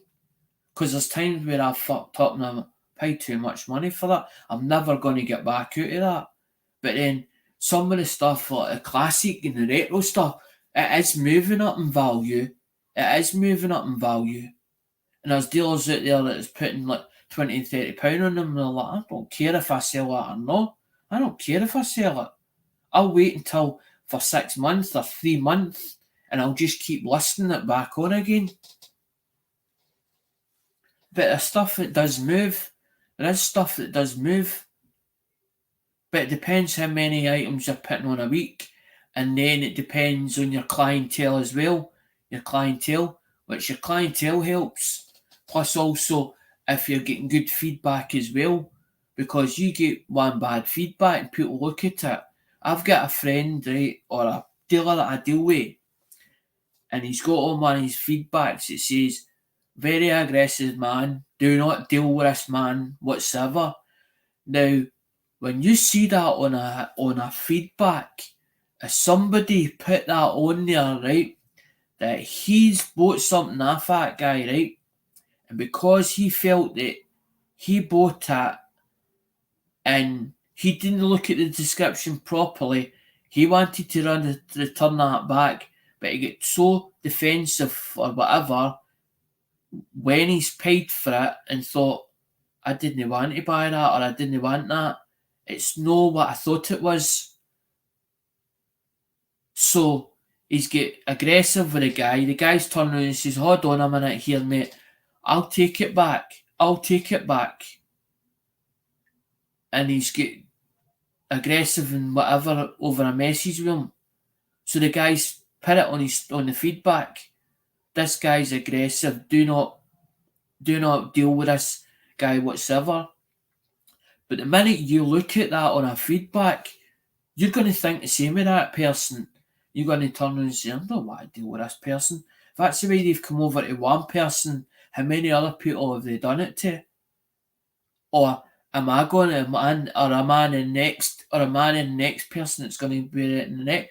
I don't treat my customers like that. My customers get treated with respect. I've never got aggressive with anybody, as in this is no, I'm not talking about me, I'm talking about this other dealer, but I'm not going to mention names. Because it's on his eBay feedback. But I'm just talking about it as in hypothetically, as in what that says that makes people think, well, hold on a minute, it makes people's attention or draws attention to that person. Like 710 said about the drama, it draws people's attention or it draws attention. But when it draws attention to other customers like, fucking, I'm steering away for that. I'm not going near that. And probably that's how people are not buying off of that person in the first place. But I don't deal with my customers like that. If I have a customer that comes to me and says, by the way, got this phone or got this item, not too happy with it. First of all, I turn and say, what is it you're not happy with?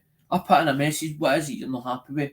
I want to know what it is you're not happy with.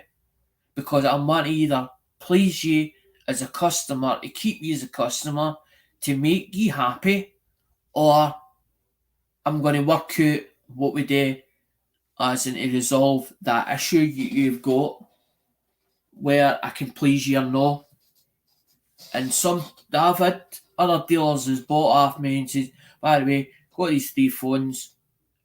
It's not what I wanted. Just send it back. Do us a favour.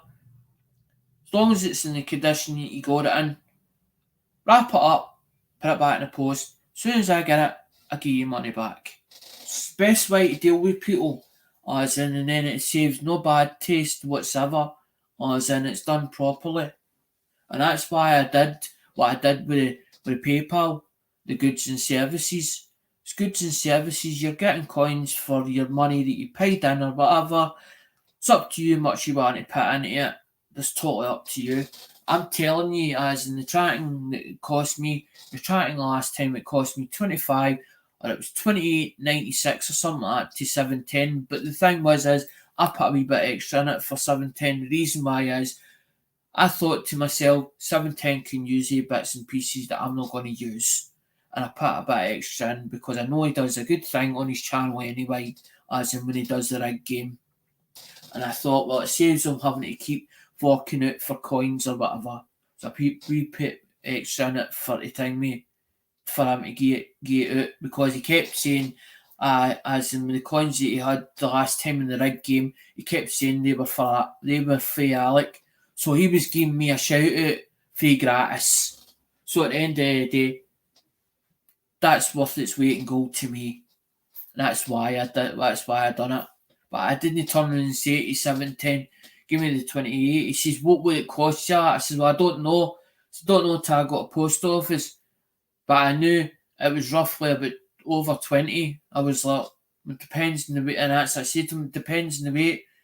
I always used Royal Mail because I've never had any problems with Royal Mail. I've never yet had a problem with Royal Mail. Touch wood. I say I always deal with them, Royal Mail, because it's only just the post office and they weigh it, and as I said, they weigh it. Fucking saves me having to weigh it before I take it. Because they could turn and say, well, your scales doesn't thing me, yours is not properly calibrated. Yours is. But theirs actually, when they weigh it, it actually shows up on their screen at the other side. And they actually see the postage costs as in against that weight so that it's done properly. So it's no costing, because if that's underweight, say for instance you bought it online, right, and it's underweight, they then charge the customer and say, by the way, your package is £2 less than postage. You need to pay that.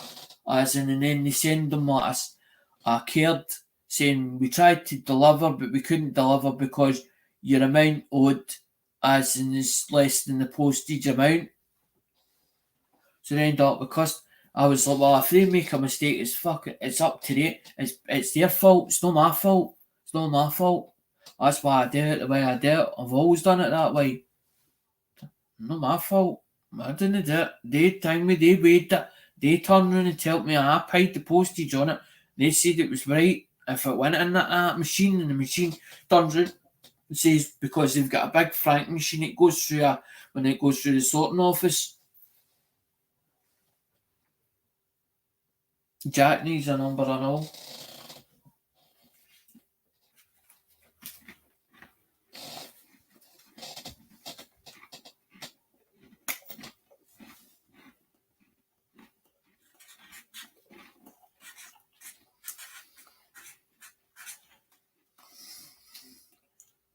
Jack, you're number 9, buddy.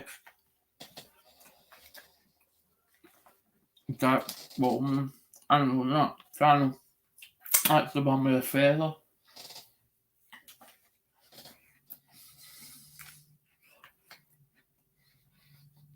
Usually I finish up here, Jack, but I was actually later than what I was tonight.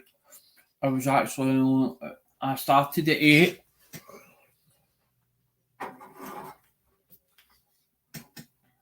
I make my biscuits and thing with the cappuccino. Like my column there.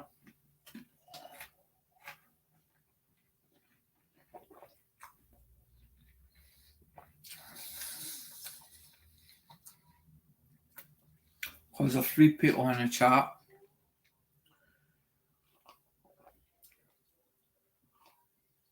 Because that's what the newbies said. The reason why I did the newbies video is because somebody asked, well, you've got 1,000 supporters on your channel. How come you've only got 3 or 4 people in? So does that mean...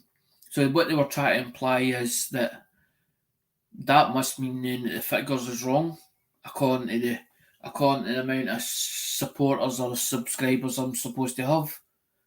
Well, you've got 1,000 supporters on your channel or against your banner. So how come you've only got 4 people in the chat? That's how I was like, well, hold on a minute here. That's why I done the one with the packages, and I was like, there you go. I was like, right, there's zinc, there's that one, this one, that one. And there was other people, I was like, why are you doing that? That's what William's like, am I a newbie? I was like, I don't know. Are you?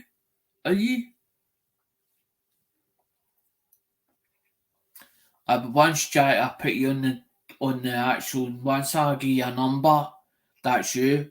You've got a number.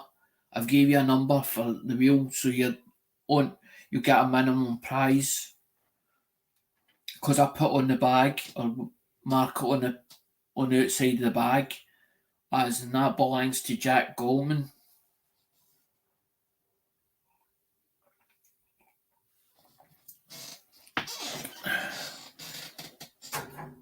Because that's what I'm saying, I looked into the sports thing, and I'm looking at it and I'm thinking, hold on a minute, is that classed as gambling? The sports? But the thing is, I'm not going to turn around and say, well, and start shouting to everybody else, oh, you're illegally doing it because you're doing sports. What other people do in their channel is up to them. It's nothing to do with me. It doesn't affect me, so I'm not going to let it bother me or affect me in any way. But what I looked up and I seen it, as in it said about sports, and I was like, oh, sports classed as gambling. I put on it in Google, is raffles illegal? And then when I started looking down the legalities of it, when I looked down at it, it said about the Gambling Commission licence, and I was like, when I started reading it, I thought, hold on a minute, no chance.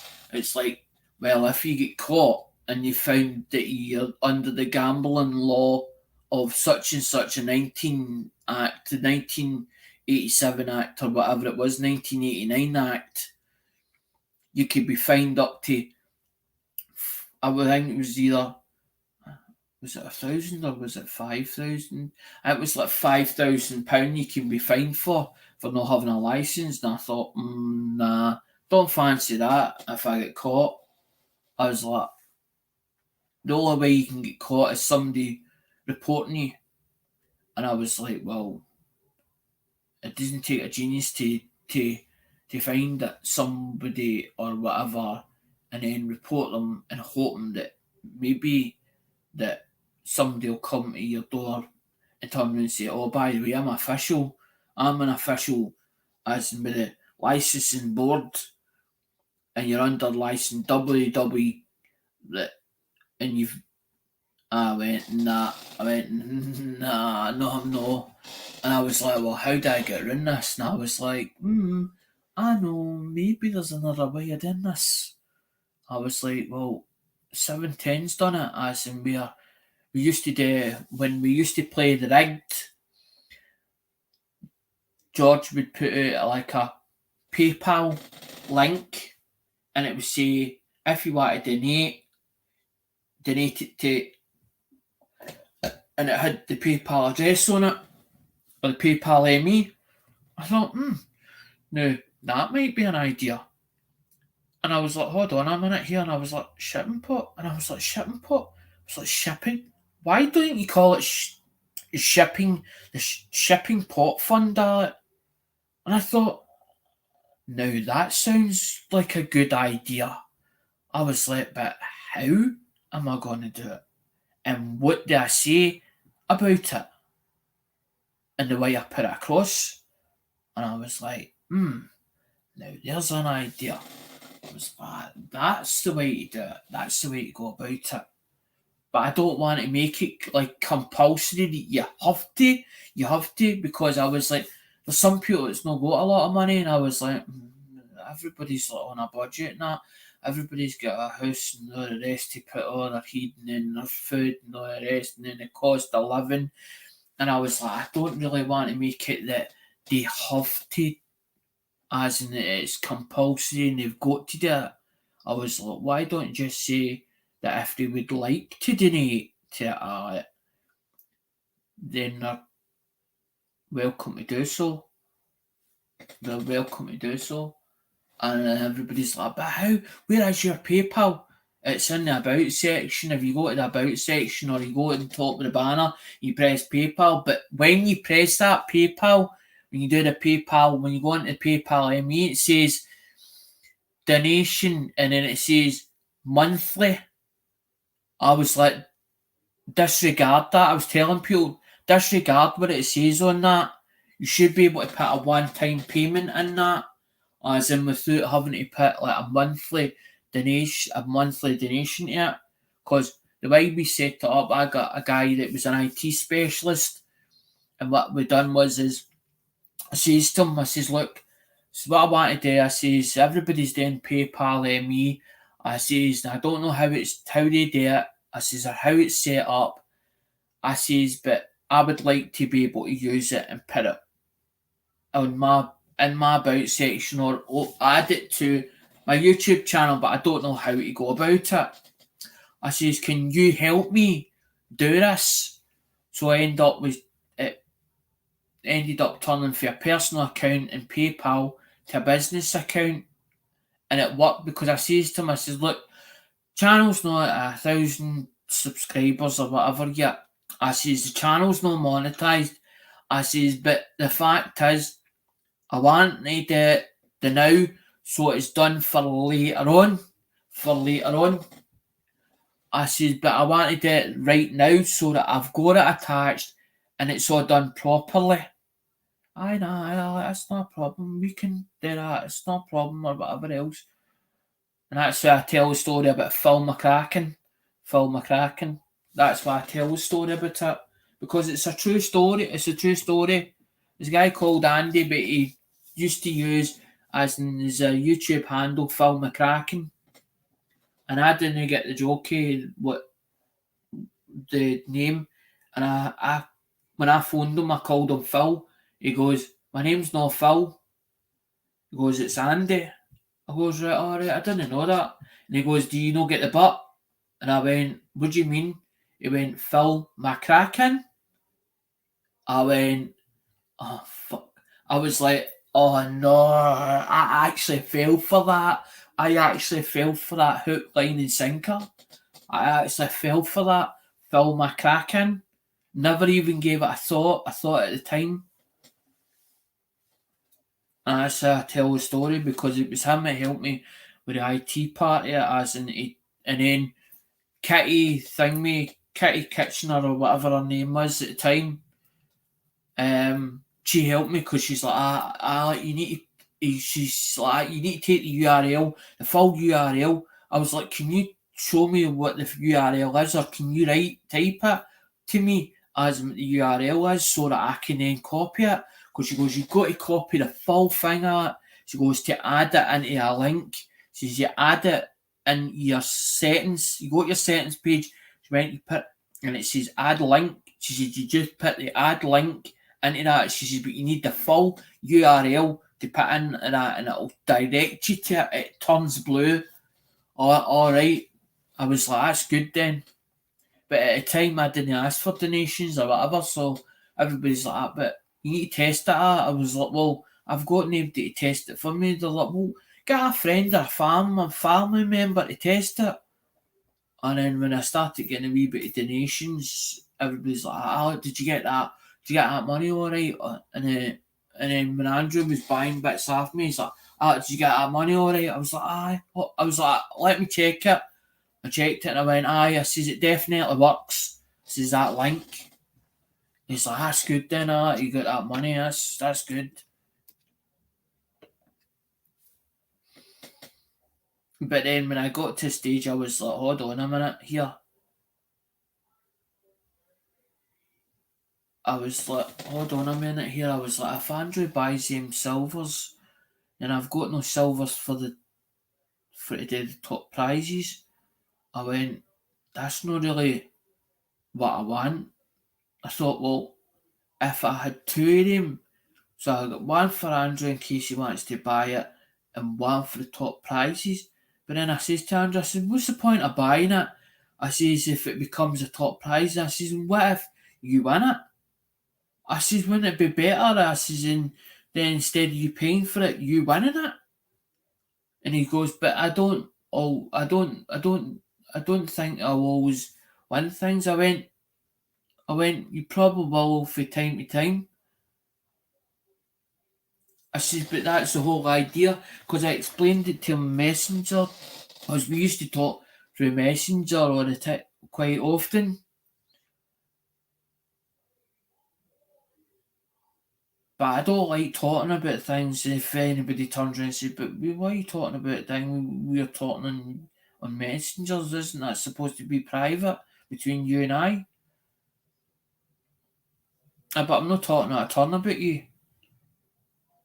I'm just talking about because at the end of the day, I'm asking for advice sometimes because I don't know sometimes if it sounds alright to me, but it might not sound alright to other people, as in what my idea is at the time.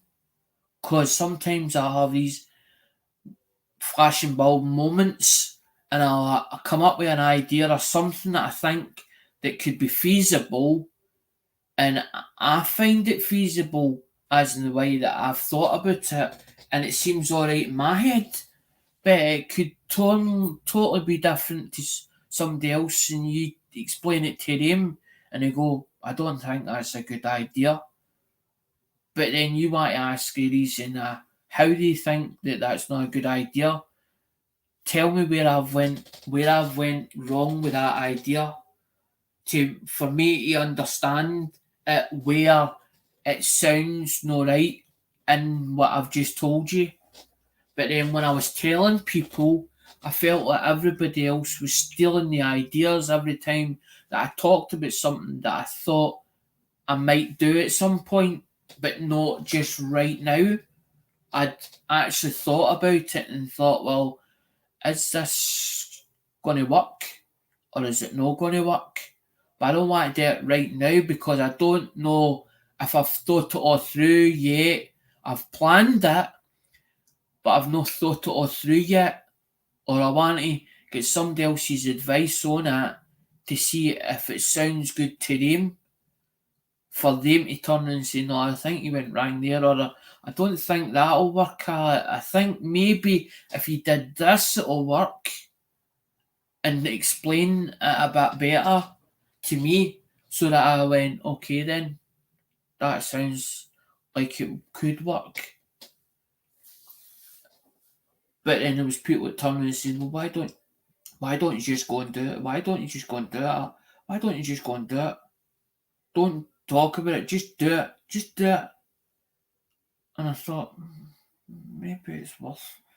And then when I done about when I was going to do the wheel and Al goes, the whole idea was to spin it and then, like, so that if, say for instance, it got down to like last man, I called it like last man standing, but I called it the elephant in the room. That's what I named it, elephant in the room. But the reason why I named it elephant in the room because I was had a ding dong with me over an elephant round. And as I'm looking at the elephant round, I thought, hold on a minute, an elephant lives in a pack, that's why it's called. That's why they say pachyderm, because they live in a pack. They don't go in ones. They walk as in a row in ones, but they tend to always be in a pack, as in with elephants. And I thought, hold on a minute. The reason why I called it the elephant, because I think pink elephant at the time, pink elephant. And then I thought, hold on a minute, last man standing, because it'd be the last man on the wheel that wins the prize. But somebody caught onto the idea and decided to make a collaboration between two channels at the time, and I saw it and I was like, it wasn't as if I was unhappy about it. I thought, well, if he's took it on, I hope it works for him. But I thought, I don't think it's going to work. And I was right. I was right in what I thought about that certain person. It didn't work for them, even though they used the concept.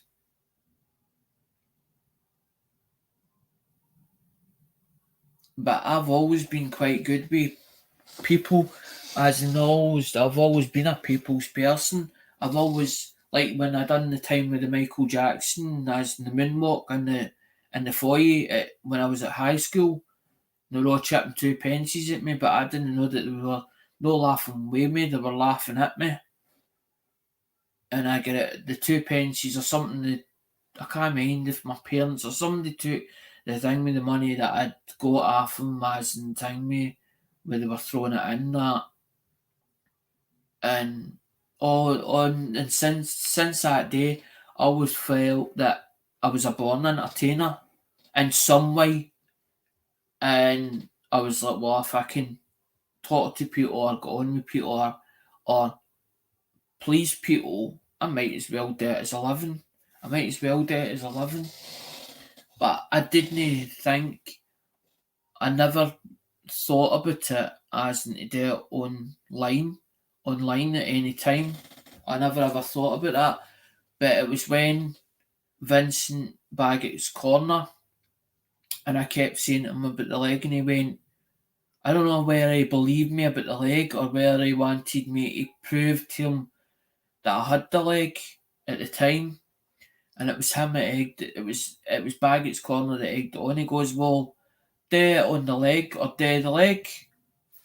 And the first video I ever did, that's what I'm saying, the first video I ever did was in the living room, and I was in the bed that I'm in now, as in the hospital bed, and all I done was like that noise seen as the leg, as in as it's passing, and I got such a buzz off of that one, the first one I ever did, and then I left it for about 3 weeks or a month, and I was like buzzing about it, and I was like, did that again?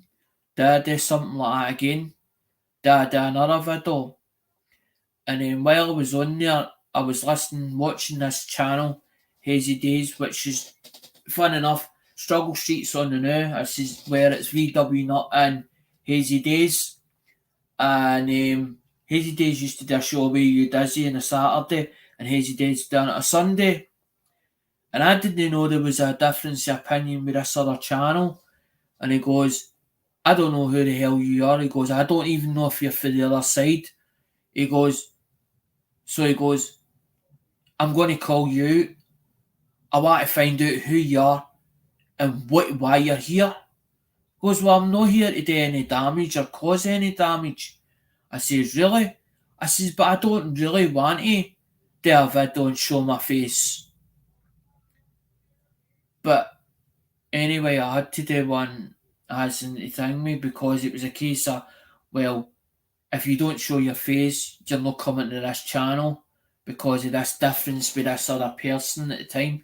But the only reason I went to that channel is because Ian Matthews was saying about Robert Nurdin on a Thursday, which I was like, well, if Ian's here, it's going to be really good.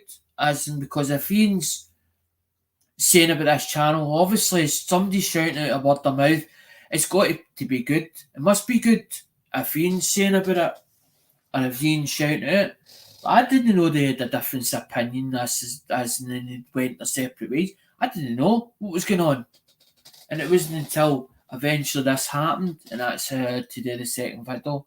Fucking, I'm not going back to Robert Nurdin, blah, blah, blah.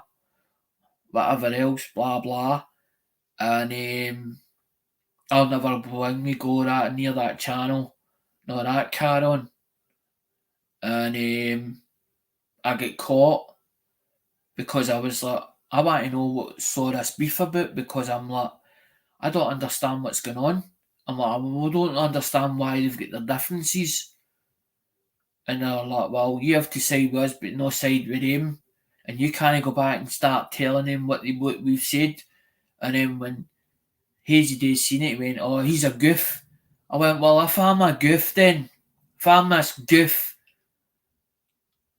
and I put on the back of a package something about I'm a goof or something like that, but it was taken the wrong way when you Dizzy got the package. I was like, well, fuckies. I don't have to like me or whatever else. And then they done a song and it was basically, because that's all I used to say was basically. And I just laughed at it. I thought, ha ha ha, laughed at it. Well, that's funny. But I was like, well, if they're teasing me, that's a good sign, not a bad sign. If they're teasing me, as in if they're teasing me about it or whatever, I was like, but I don't take offence to people unless they've really done me really bad wrong. But I'm not my daughter. I'll give somebody multiple chances, and then I get to face the state where I'm like, I can't give you any more chances.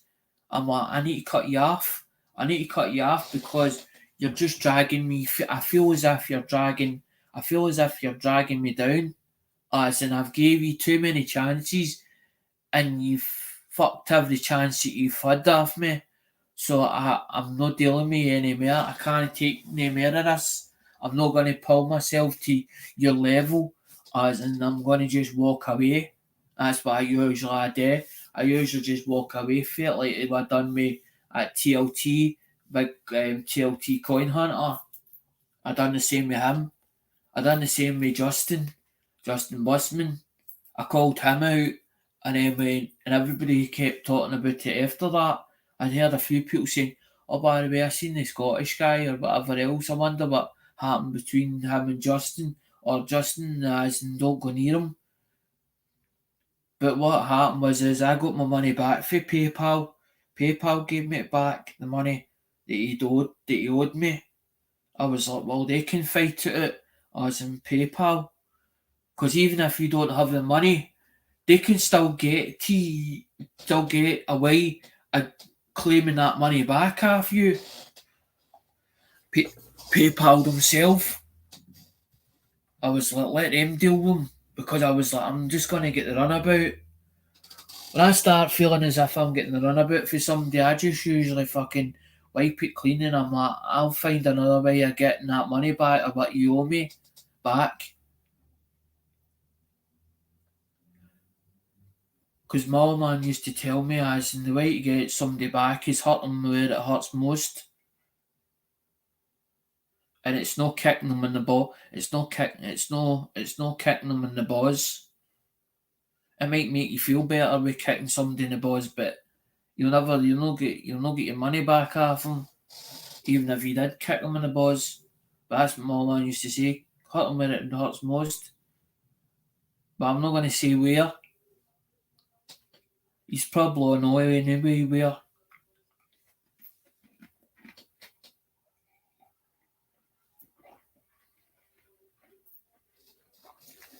Back one day, I learned from a very wise man, but at the time I was like, just talking shite. Just talking shite. Just like that. I used to be a Mr. Know-it-all when I was younger. Oh, you're talking shite, Dad. You're talking all the bollocks.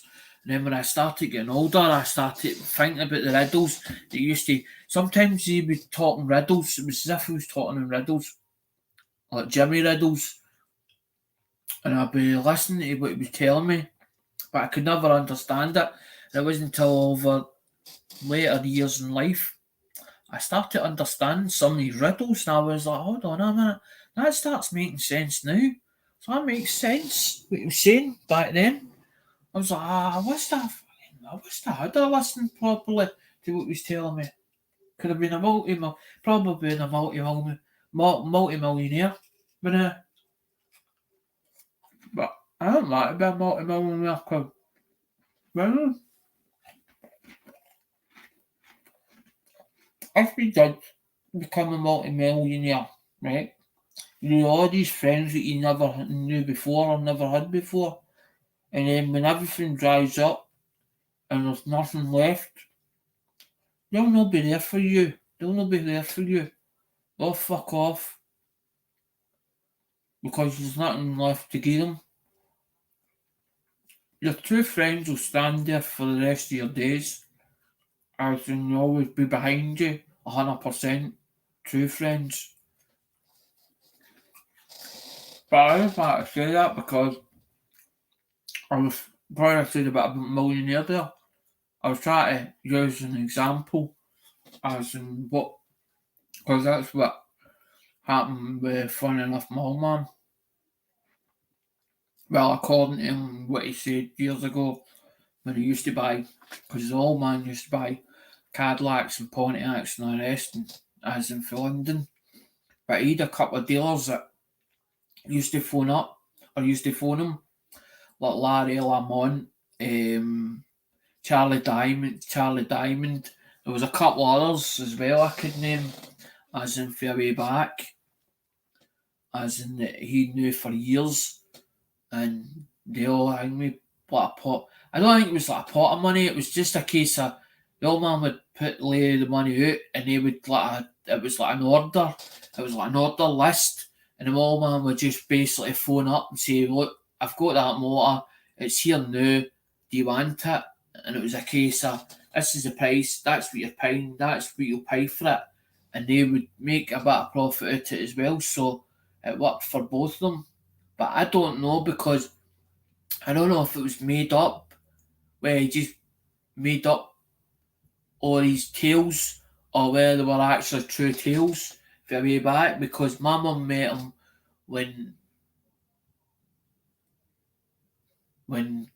according to mum, he didn't have anything left. He was working with a guy that had a year,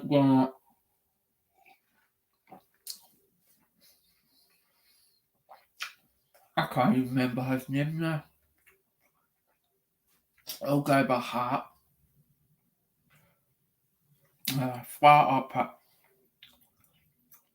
where the Westwood was. Or just as you come onto Melbourne Avenue. Where the shops were. That one that she was talking about. It's changed there. Oh, she was telling me about.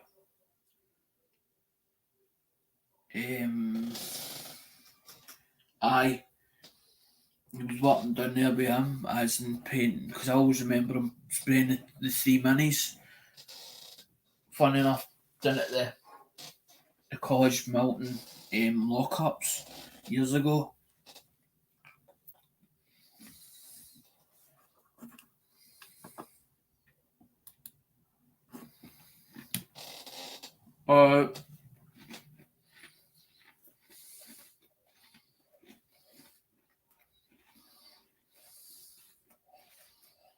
I thought that walking around stuff.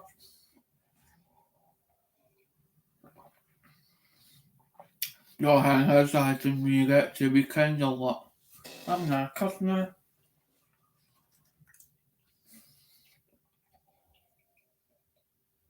Because we used to do three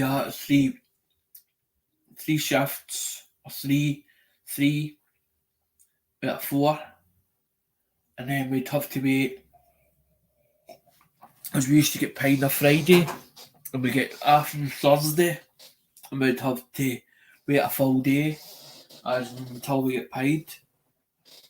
And worked up at Thompson's. It was 3 in, 3 out, or three nights out of 4, three over 4. You still get your bonus hours for working night time, because you get paid for 48.5, but you done 32 or something. It was 32 and something you done. As in we started on the Sunday. It was a Sunday night. We used to do Sunday night. Start a Sunday night, which was nearly Monday morning or Monday night, and then what Monday, Tuesday, Wednesday. I think we get off on the Thursday.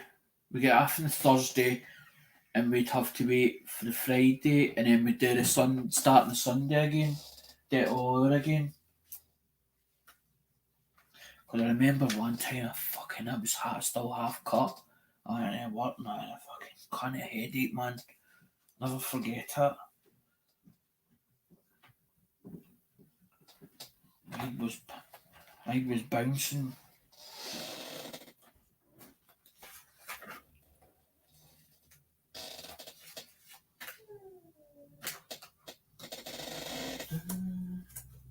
Walking in the rain, feel the pain.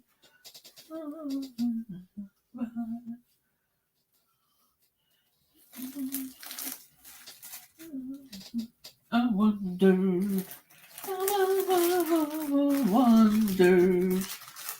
why she ran away, and I wondered what she would say. My little runaway, run away, run away.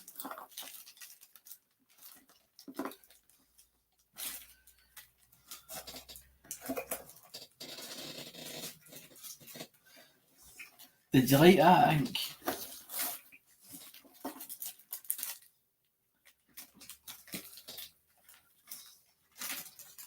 I don't know, as I'm saying, it's just something, I don't know, sometimes I get that, and sometimes a tune will start in my head, and as if it starts playing, and it could be like, as in a word or something, and that's what it starts off with, as if it's like playing in my head,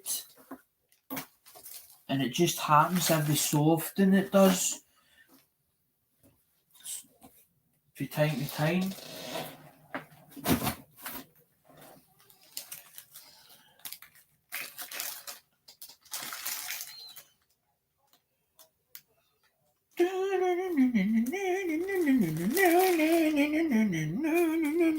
No.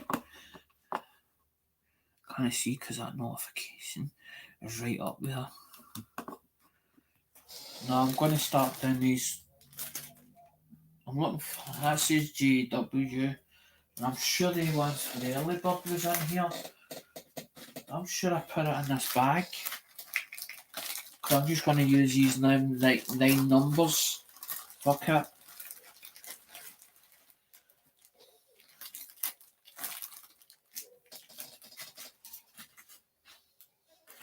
Right, so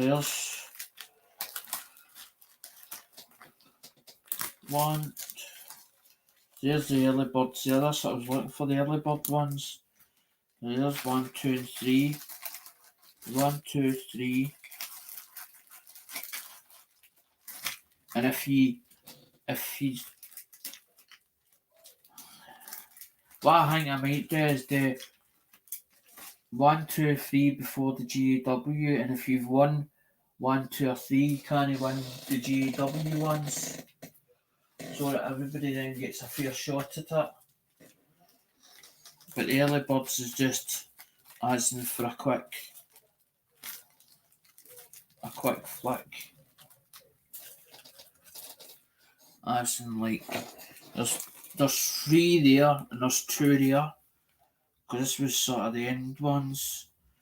As like one of the ones where I'm like, I pull coins out or whatever, and then I'm like, I don't want to put the coins back in again, so I was like, well, let's not.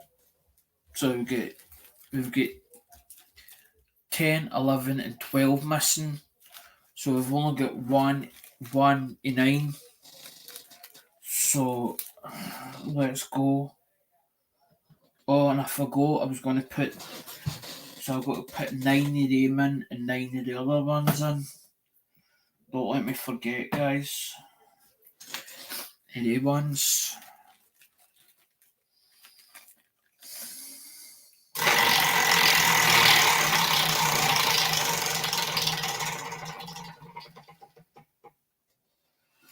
Number 2 is that's Alistair's.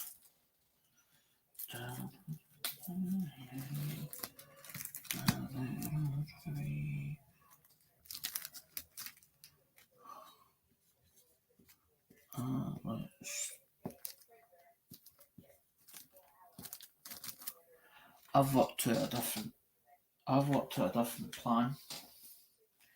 I don't need to do the minimum. I don't need to do the minimum bags. I don't need to do the minimums. What I'll do is we just do spins, and then it ends up. It means that they can get put together, and I'll put them together as with the names on them. I'll just do them with the names. I'm looking for number 2 because I want to put Alistair's in his packet so that so it's in it, and then it means then I don't forget. There's number 2. There's Alistair's there. It means Alistair's is together. If he's won the early bird, it means then it's in there. I know exactly. It's Alistair's there.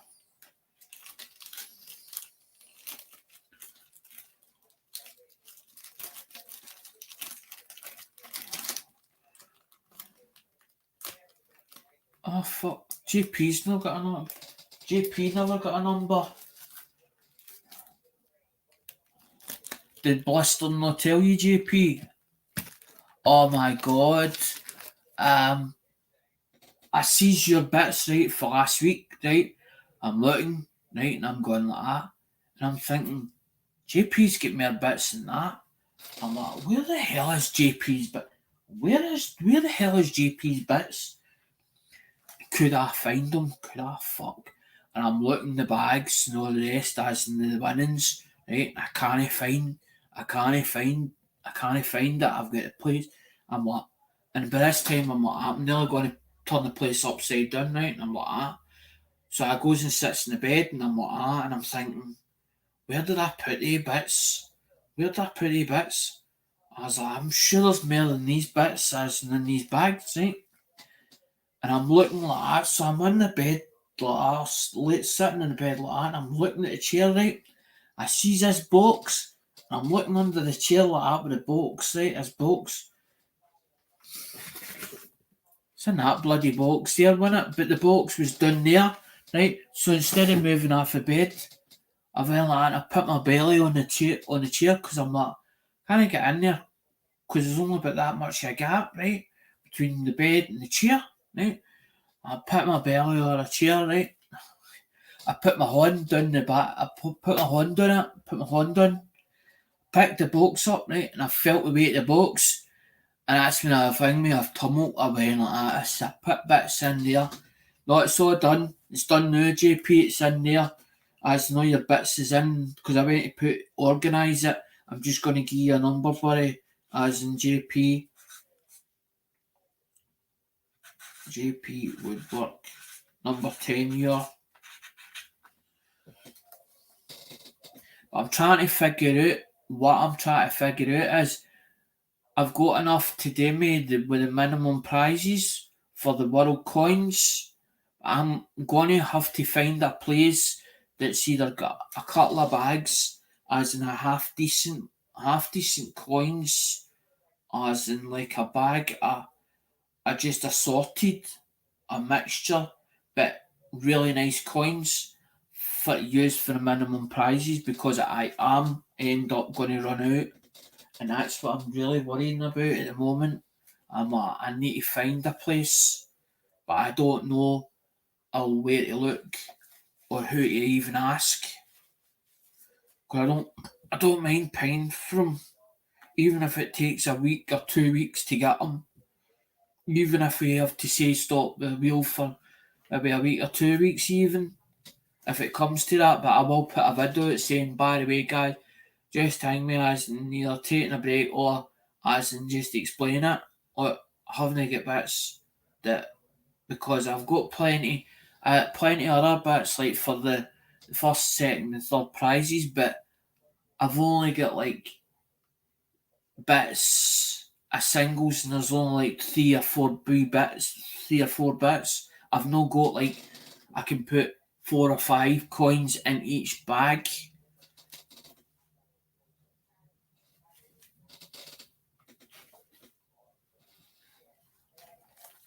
I'm down the early bird anyway, JP.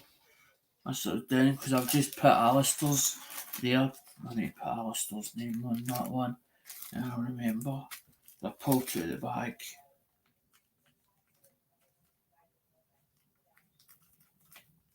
Alistair Blake.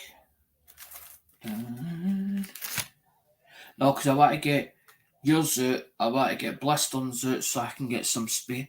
So I can get some space. So I can get some room again. Because I'm like, if I can get some space in here, I'll maybe get enough space to work in. Instead of being trying to in the tightest of corners. Because that's my mum used to say, you get in the tightest of corners, son. She's on everybody's road. But I'm in there. No, I'm not. I'm at your roads. I gave you big enough space. You have got all that space. And I've only got this tight corner like that. And I isn't to work in like that. But I've always done that, put myself in the tightest of corners, so I'm out at everybody else's road. But nobody's here. There's only 2 years. There's 2 rooms. And then I've got that room full of stuff, and that's what Mum's saying. No, there's 3 certain tools that I'm after the now. Because there's one that I like. No, I need to see that one. You see how his ring video, he should be making your pen any day now. Maybe I did see it, but maybe I didn't realise what the video was about. It might have been on a timeline, JP. I need to go watch it then again, or go back to his, if it's on. Did he put it on YouTube, or did he have it on his timeline and his Facebook?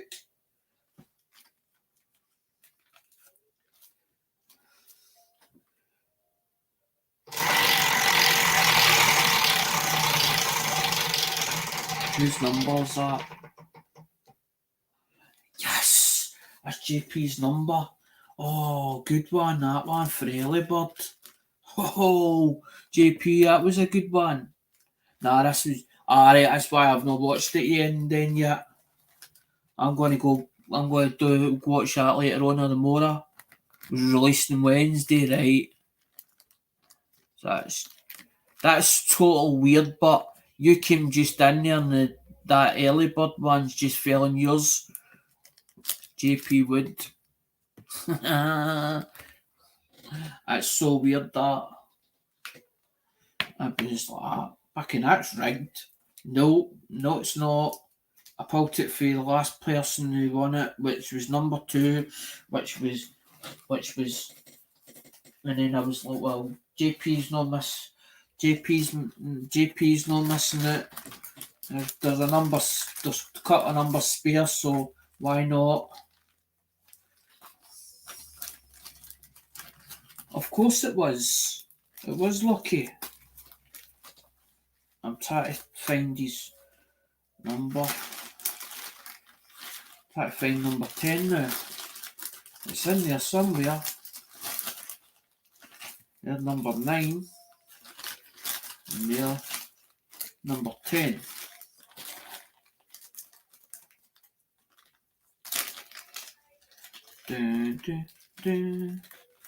No, you still get a chance to, even if you get like a GW, because that's only, as I'm saying, that's only an Early Bird. But if you win, what I'm going to do is you can't win as another GW, as and that's the early ones. So you still be entered into the 1, 2, and 3. But after the 1, 2, and 3 is done, whoever wins the 1, 2, 3 can't win a GW one, because it's no fair. These are just the little ones. They're just little ones, them ones. Just a couple of coins. JP Wood. No, because I'm thinking, JP's been in this a few times. I was like, he's won it at least 3 or 4 times. 3 or 4 times in three lives. I was like, he can't have just won the 2 bits. And I'm like, I'm sure I've seen a bag, and I'm like, it should have been in that bag. And then I went, I've reorganised that. I went, but I didn't pull anything. I sees that I pulled bits out for somebody else, right? But I knew I only pulled a couple of bits out and then pulled out stock bits. And I'm like, I can't have pulled out anything that was big out of somebody's packet. And I'm like, JP's just got to be there. I thought, but why can I not find it? Because that box had a phone in it and something else, and then I moved it for that room because I decided to use a different box and reorganised all the phones or whatever, labelled them all up and put them into other boxes so I knew they were all done as the ones that I'd sorted out, and I took that box for whatever was in it, left it on the table or on one of the plastic boxes and brought it in here. I remember bringing it in here and I think stuff was on the bed. So what I've done is, when I moved it for the bed, I've obviously put it in that box and then put the box down there, but forgot, obviously, I'd put it in that box. It wasn't until I was looking at that box and I'm thinking, what is in that box? And when I picked it up, that's when I realised, I was like, that's the box I put that stuff into. As soon as I opened the tap, I went, fucking in it. I went, it's in there. I went, there it's there. It's in there. I went, that's where it's went to. That's where it's went. Because it didn't make sense, because I'm looking at the 2 bits and I goes, that's JP's for the light one. I goes and ding me's what his big one. I goes, but why is there only 2 bits? I went, there's definitely you know that way in the back of your head? There was definitely more bits than this. I was like, that doesn't make sense. I'm like, but where are they? Where are they? And I kept saying in my head, in my mind, where the hell are they? and I was meeting, the anxiety was going further up. Every second, every couple of minutes, the anxiety was getting worse as it was going up the levels. My anxiety. Because I'm thinking, where the hell is it? And I'm going, I have to do the thing, I'm going to have to replace him. Aye, exactly. It was one of the days, JP. Eventually I found it, and I was like, see, when I found it, I was like, phew. I was like, I don't have to worry about it now. But then what I done was, your two other bits, I put them in the same bag, and I was like, right, remember, Alec, they're there. That's where they are. Because that's how I was like, well, I need to get, because I was hoping to get David Bradley's name and address, Kerr's name, Kerr's free spirit, also Rutherglen as well. We was wanting to try and get hers, and then get Vanda's, because I know Vanda's in UK. I was like, if I can get them other four names, I can name the Blisterns and yours. That was the whole idea. But I was like, how long am I gonna wait till they actually give me their names and addresses to send me it in an email, so that I can then take it up? Because usually what I do is, I go in with the tablet and take the tablet in next door, as in through the emails or even Messenger, as when it's done in Messenger to me. I usually take it in next door, and then I put it onto the other machine. Or as in, I don't do the database spreadsheet. I usually put it in type it in manually into the labels, and then print the label off, and then put it onto the bag, or put it onto the package, as in with all, as in ready to go. So I know, right, that's to go. But I usually do mines and put mines in the back here, on the reverse.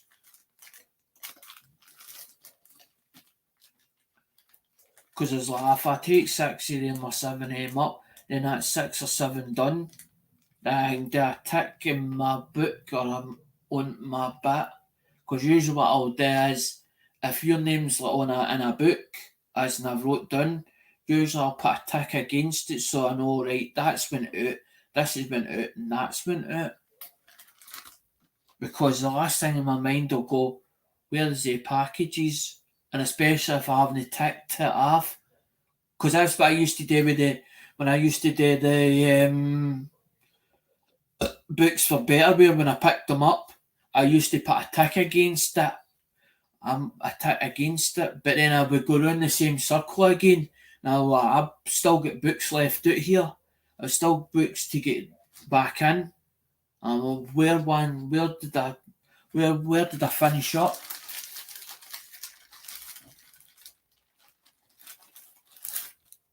Because I hate losing things, and I can't find them. Where are they? Where did I put them last? Where did I think? Because I used to, when I was younger, I used to blame somebody else. It was your fault. You picked him up. You pinged me. You've touched him and put him somewhere else. And I got to the stage, I was like, you're blaming somebody else. It's no, they're not at fault. You're at fault. You were the last to have it. You were the last to touch it. So it should be you blame yourself, not other people. As in, you don't go as in blaming other people, it's their fault, or it's them that's done it, or them that's tried to, as in it's them that's moved it. You can't be sure that they moved it. You're the one that last had it. And then I used to start, what I used to do was retrace my steps. But then when I was with my ex-partner, she'd be the worst for leaving something down, and then she'd say to me, where was it? What are you asking me for? It was you that left it there. It was you that left it, not me. But then I would see it, like, say for instance, get in the kitchen and maybe I see the keys laying there. I'd remember the next day and I'd be like, you've left the keys such and such. They're up there. That's the last place I saw them. Or that's the last place I seen them in when I went past. I was like, but that's not my job. Fucking thing, me to remember everything, where everything is. skivvy. You're skivvy. I'm going in the ring with. No wonder. Right, what was I doing there? Not doing done JPs. That's that one done. And then to do 1, 2 and 3. Because I'm doing it totally different tonight. If I finish early, as in because I want to go shortly, what I do is do 1, 2, 3, then do through 1, 2, 3, and then do GAW, and then what I'll do is once I come off, I'll put the names on them, because the minimums, the easy ones to do. Easy ones, marked in the book, I've got names against them, so they're fine. It's 1, 2, 3s.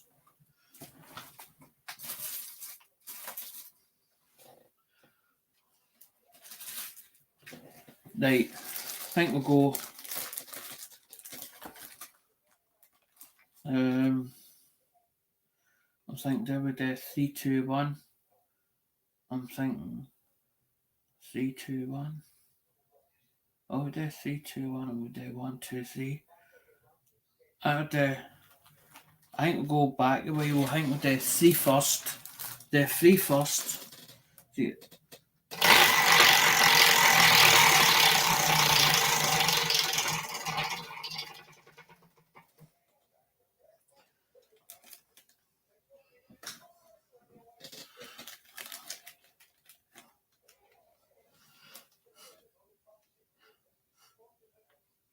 I'm going to say that's sitting in number 10, JP, that one. I'm going to say that's 10. Because it's sitting right in that peg of 20. That peg there. Right on it.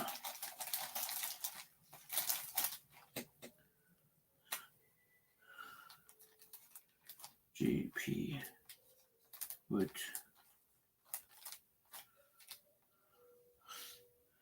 I know, that's what I'm saying. It's sitting right in that, and it's right on that peg, just on that peg, no more.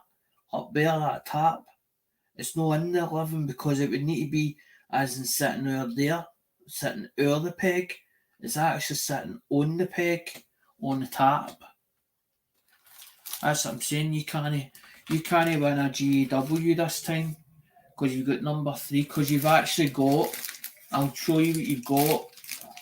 As in the thing with third prize,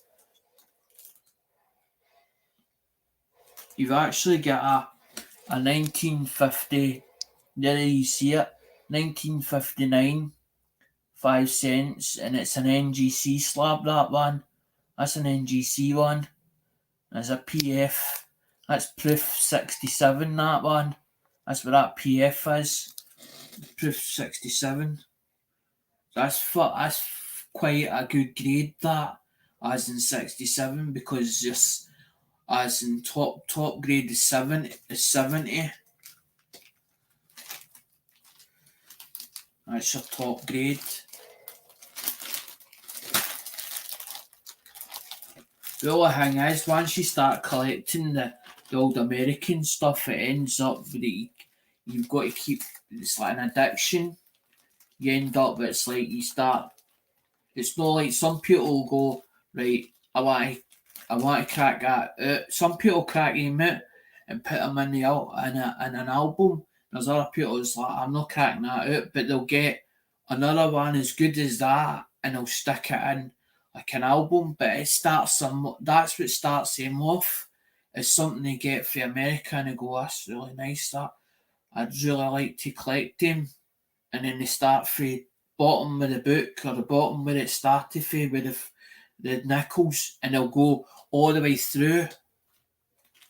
Because the album is, and if you get a half decent, if you put it in a half decent album and you put half decent grade of coins in it, the albums fetch good money. I mean, really good money.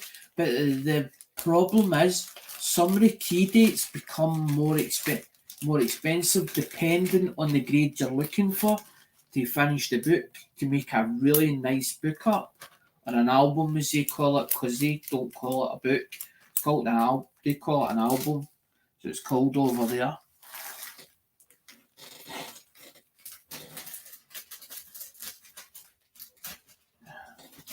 because Sherry Vining put one on her timeline. She wanted, I think it was dime. Fun enough, it was dimes, and there was no key dates on in the album. There was about 28 dimes or something like that for whatever years. I can't remember what the year started for, and there was quite a few in it. And she wanted that. I think it was 67. It was like something like $67 or something. $67, and I think $10 shipping or something like that. As on a timeline.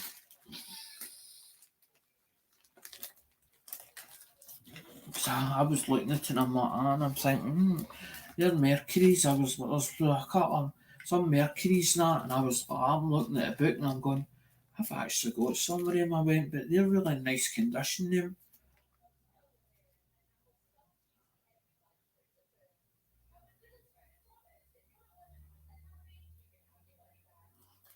Exactly, JP.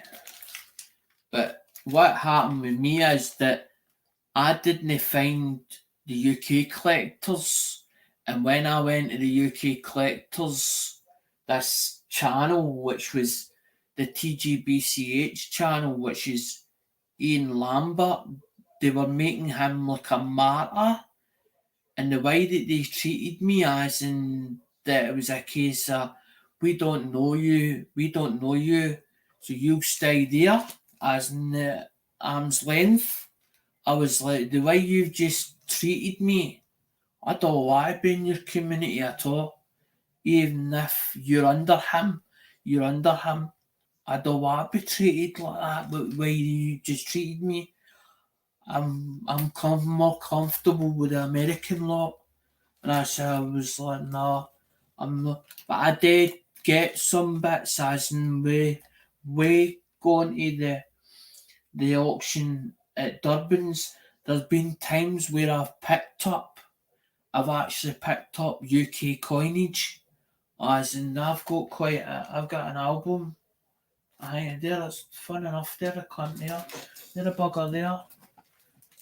Wait till you see this, JP, and this is really nice ones. This is what I picked up. Somebody went and bought it, or they ordered it, or they won it, and then they never paid. Lemonhead, and I was like, see that book you've got? I was like, I'll take it. I was like, because that needs to come back here to the UK.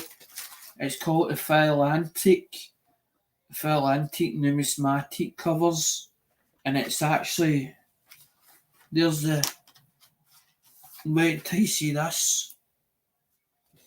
They're still in their folder, so still in their folders.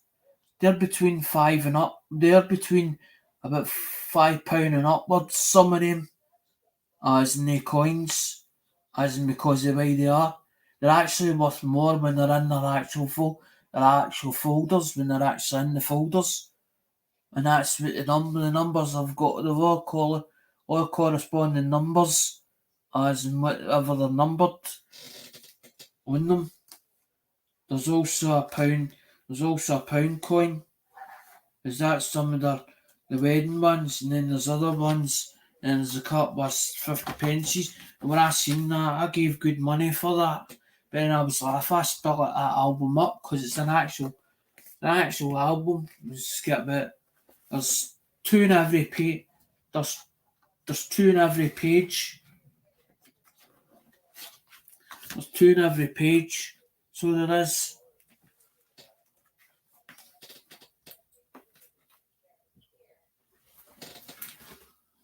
But that's what I'm saying.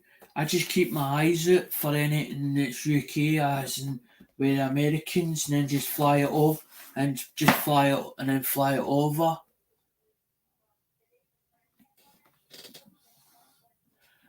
Jack, that sort of stuff. It's for it's bought for Durban, the Durban's auction, messed up. That's where that came for. So I want to do number 2 now. Because JP's knocked out of this one, as in they can't play this one. He's already won number 3. He's already won number 3. Prize number 3. Big one. So it's number 2 now.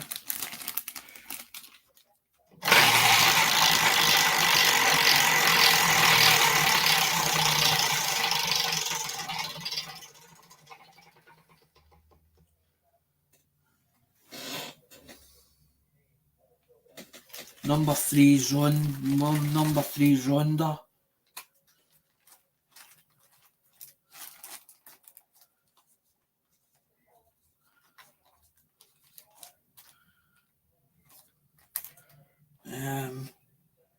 She's number 3. Put number 3 on it. I need to find number 3. I'll just try to do the number 3 so it's in a bag. Number 3. Because Ronda's won.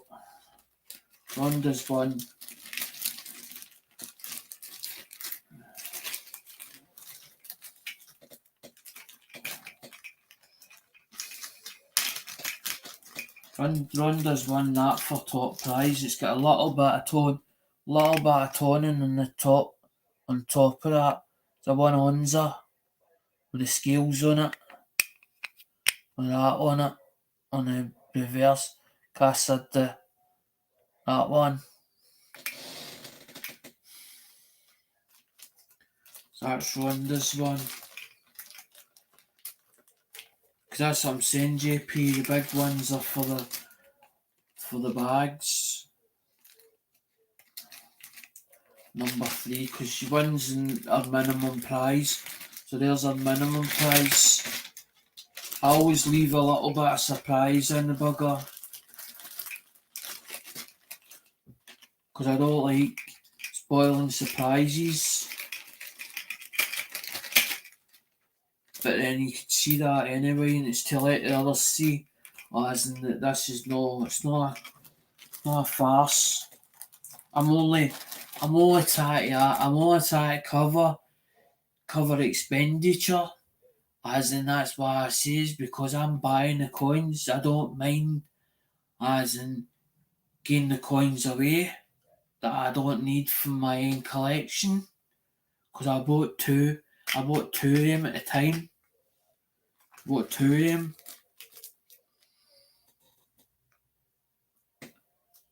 Because I had a wee bit extra, and I thought, and Joe's like that, he says, I've got a couple of them, I will give me 2 then.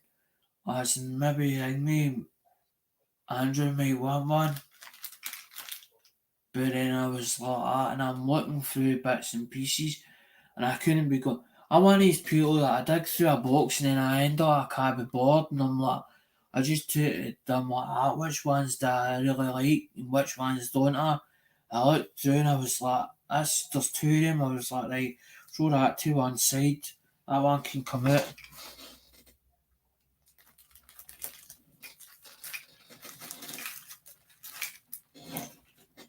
It's just got a wee bit of toning, just a little bit on it.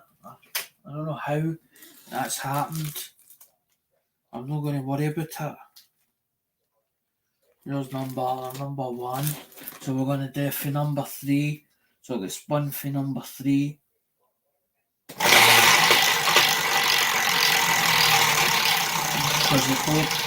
it moved back a bit. Number 7, whose is that? Oh, it's Irish Collectors. Number 7. Irish Collectors. Irish Seas. Now I need to get number 7. Whatever number 7 is. Number 1, number 6, number 8, and number 7. Number 7.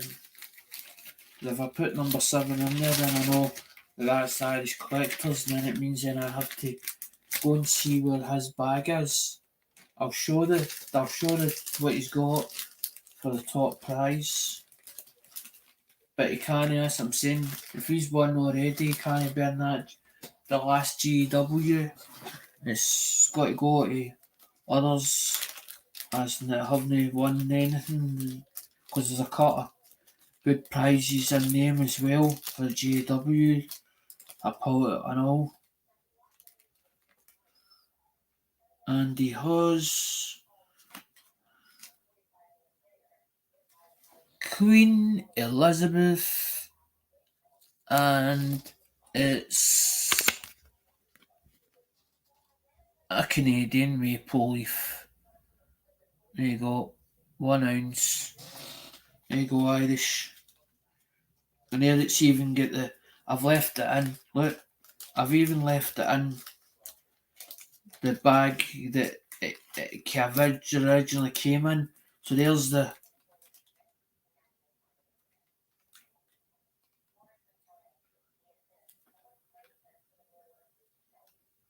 I think it's the 7th to the 12th. That says the 7th to the 12th, there's number 31. So it's number 31.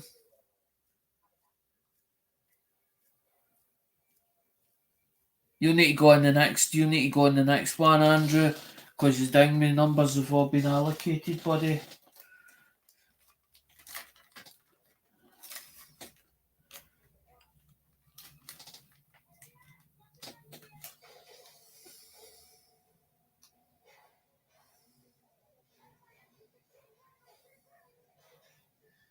No, I'm not.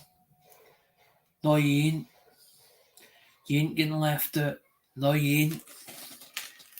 I'm not going to restart it, but what I'm going to do is, it means then you're in for the GW, you're in for the JW, and you still get a minimum price. I was like, hold on a minute. I was like, no, that's not fair. I was like, it's not your fault, because I was actually late as well, Andrew. I didn't start till late, just after 8. Because talking to mum or whatever, sometimes I go down and I'll say to her, like, maybe say, for instance, I bought something, and it's not a case of getting her authority over it. It was just a case of saying to her, look, do you think I was right? Because the way I did it was, the guy wanted 100 quid or whatever it was 60 for one, or 60 for these two, 60 for two things, but one wasn't working. She's fine. She'll be back Monday, as in for holiday, as in for doing for Oxford. It was 60 for two, but one's no work. One of the bits of equipment's no working. The other one is, and there was a Furious Gold. He wanted 40 quid for the Furious Gold and 60 for the other one. So it was £100 worth of gear. Me being cheeky, I was like, that's only worth, well, that's 30 quid. I reckon that's only 30 quid, and that's 20. So I was like, see, 3 bits. I was like, he did it for 50. Like, he did it for 50, and he's like, he's come back to me. But I've asked him the question, did it work? Because I was like, I know if it works. I said, because you've got it as you put on it used, right? So when you put used on eBay, that's supposed to be used as in working and fully functional.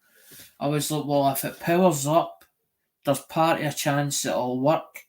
He's like, I said, did you test it? And he's like, I'll need to go and test it.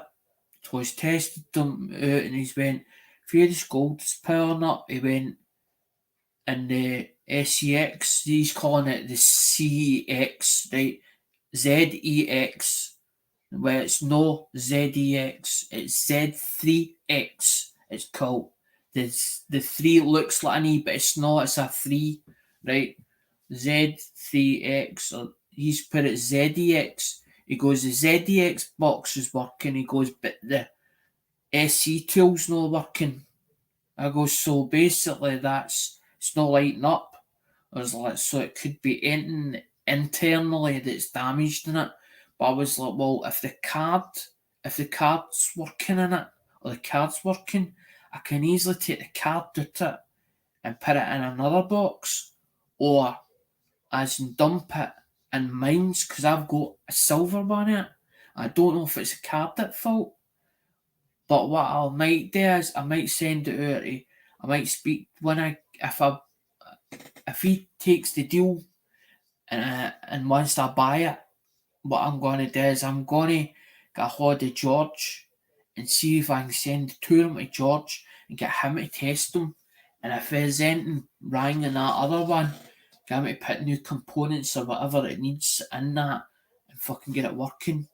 Because it's well worth having the two of them, because it does the Sony Ericsson stuff. No, straight away the Sony Ericsson stuff, but I was like, he's not got it listed saying Sony Ericsson and LG.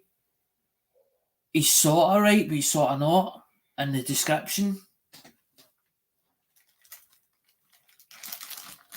Now I put Andrew's number. Andrew's getting number 11. Andrew's getting the number 11. And I put in for the GWs. That goes over there. That goes over there. And put Andrew in for number 11. So Andrew gets number 11. Andrew C 197. I put 197 in, I know. At the end is. Because yours, as I'm saying, yours is in the box,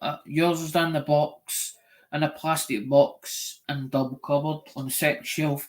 On the second shelf up, buddy. Here, your ones, they're all in there, ready to go. Right, so where did we take number 11? So number 11's in there.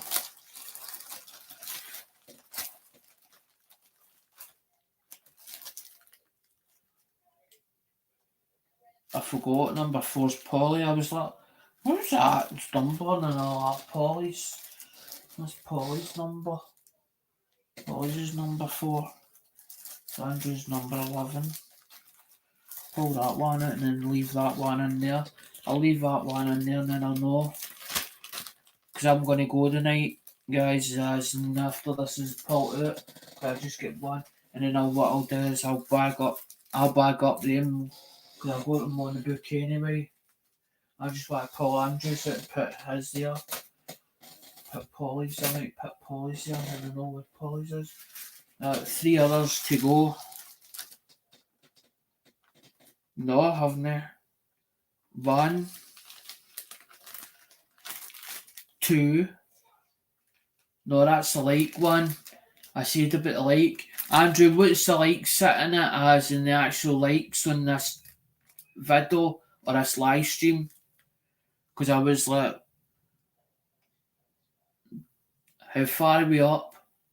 Because I'm like, do we do it for 20? Do we do 25 likes or do we do 50 likes for that one?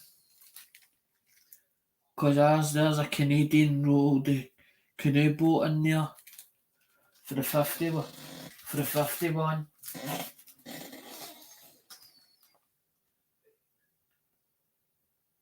That's fine, I'll have a look at it later, buddy. Because that's what I'm saying. Whatever put in there that helps. That'll help to pay. Because I've got 3 to go, as in I've got Polly's, David C's, and I've got Inks to go. And that's like, as I said, if they're £20 each, that's like 20, 40, 60. The last one, 710 was £28. So even if it's 25, there's 20 is 50. There's 75 quid that's got to go before you even start. And that's only in 3 package. That's only in 3 packages for tracking. Because I'm going to put phones. I'm going to get phones on. Mum was like that about the other room. She's like, are you bringing more stuff in again? Well, stuff, I thought you were going to sort that room out. No, I've been after a Fury's goal. I've been after the Fury's goal for a while because I was talking to George, who I got on well with, and George is in the vintage phone archives. It's his group. It's on Facebook, but he's also got it on his channel because he runs under BlackBerry Archive on eBay, and he's got one of the C3s the new up on his on his eBay, and he's got it for 80, but that's because it's got 17 cables. It's got the smart card dongle, but it's got Samsung and LG activated, so it's well worth the £80 he's asking. But when I looked at the pictures of this one, the one that I saw, it doesn't look as if it's got a hole in the back. So I don't know if they've done 3 versions yet. So that's what it's saying to Mum. There might be 3 versions of the bugger because there might be a first version of it. But it will do.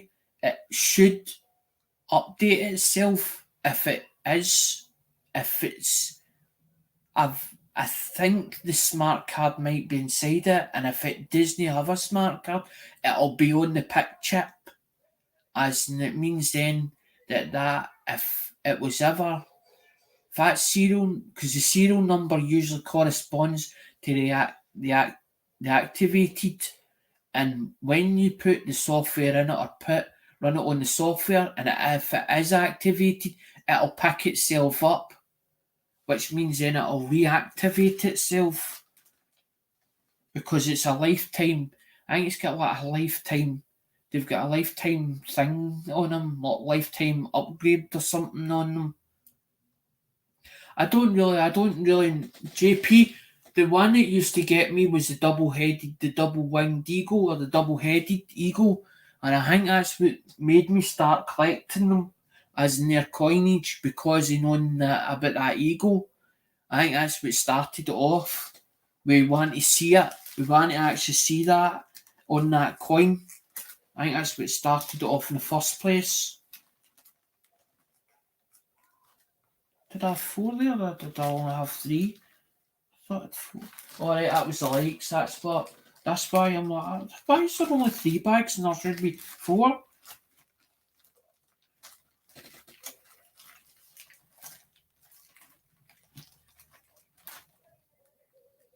No, because Andrew's usually here. It's not like Andrew to be late.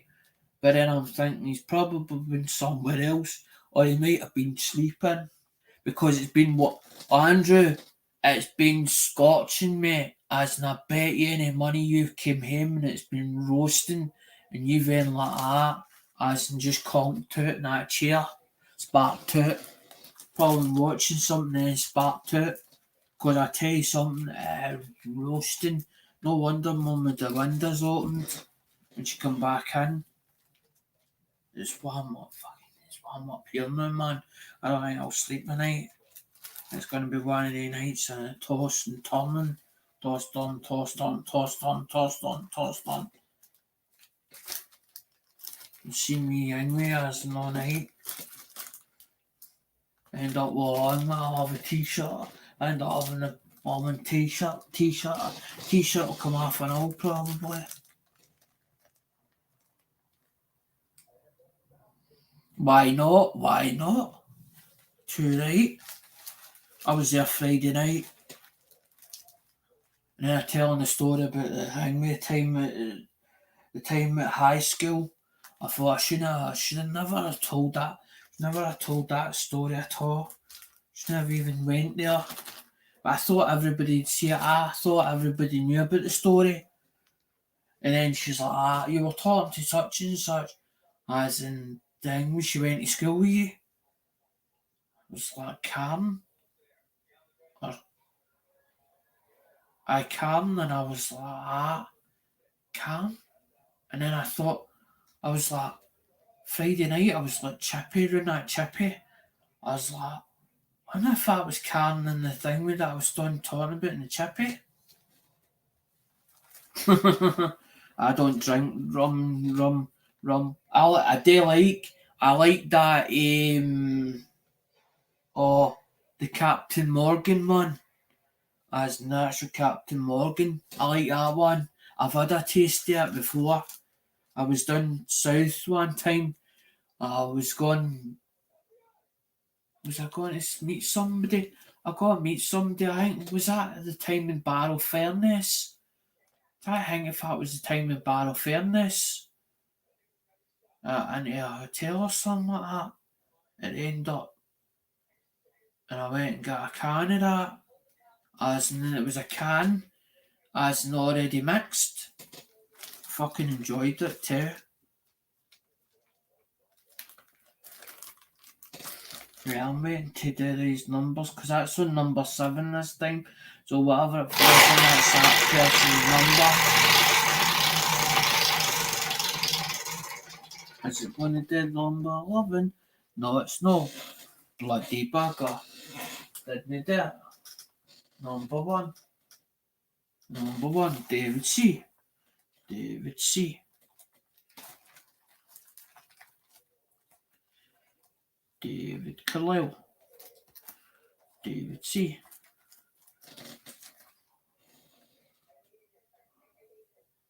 Never heard of it. Duppy Sheer Rum. Never heard of it, buddy. David C has got he's got an old English £1 note, and he's also got the Flying Goose or the Flying Swan, the Canadian Silver. For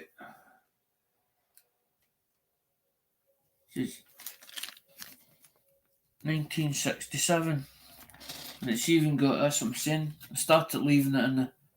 That's the 28th of the 11th. That is 28th of the 11th. That one. The number lot 17. That's lot 17.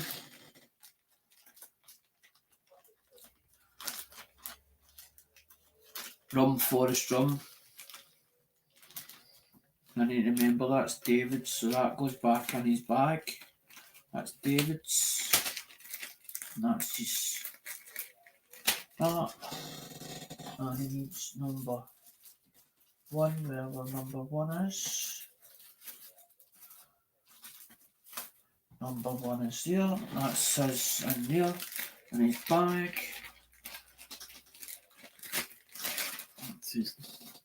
That's that one in there.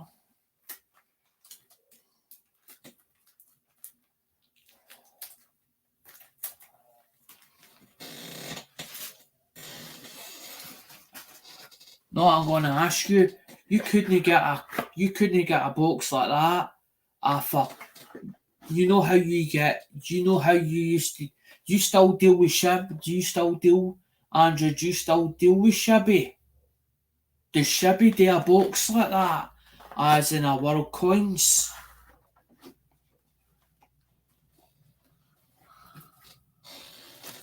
Because I don't mind helping you out with the shipping, as in, but I'll pay for a box like that.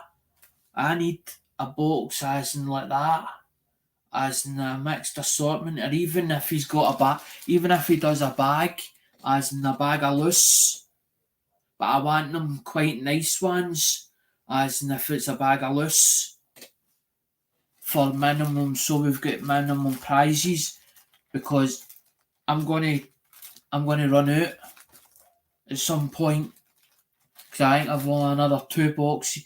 I have only about another 2 boxes of them left.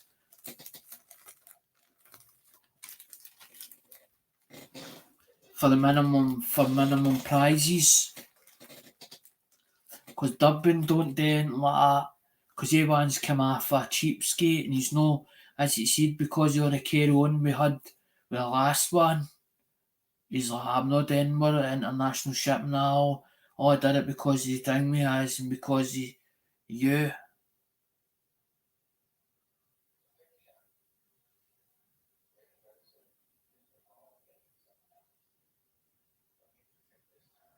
No, JP, I'm looking for world coins or something like that, as in that setup. So I've got minimum prizes because we're going to run out.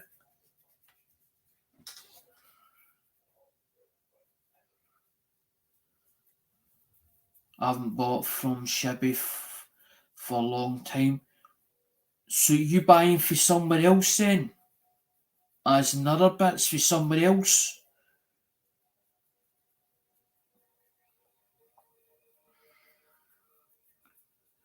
Because that's what I'm saying, I'm going to run out of the world coins. That's what we're using now, Andrew, is for the minimum prizes. I'm going to run out of them. And I'm like that palpitations in it because I'm like far on out of them, I'm fucked. Right. I haven't bought coins for a long time. Fuck. I'm gonna find it hard.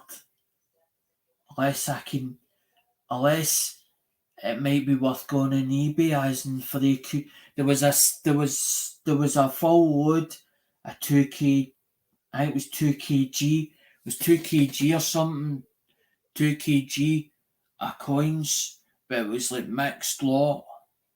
But I like the sort of nice ones, and the reason is because he's actually put them on flips. They're actually been putting flips. Done have all the countries all the way down, so they've been using the ones. As and I want to keep that I want to keep that box for myself, and the rest of them. That's what I'm saying. I was using them, but I only bought so many of them boxes. I'm like, oh, they'll last quite a bit.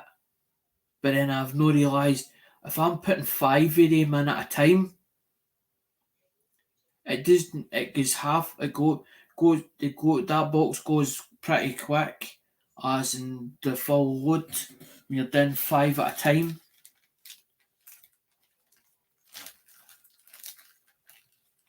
And Joe doesn't do one like that, a box like that. The only one I can think of is Float, but I don't know what they'll charge. As in if I say, right, I need world coins, and then it ends up, it would take about a month before getting it.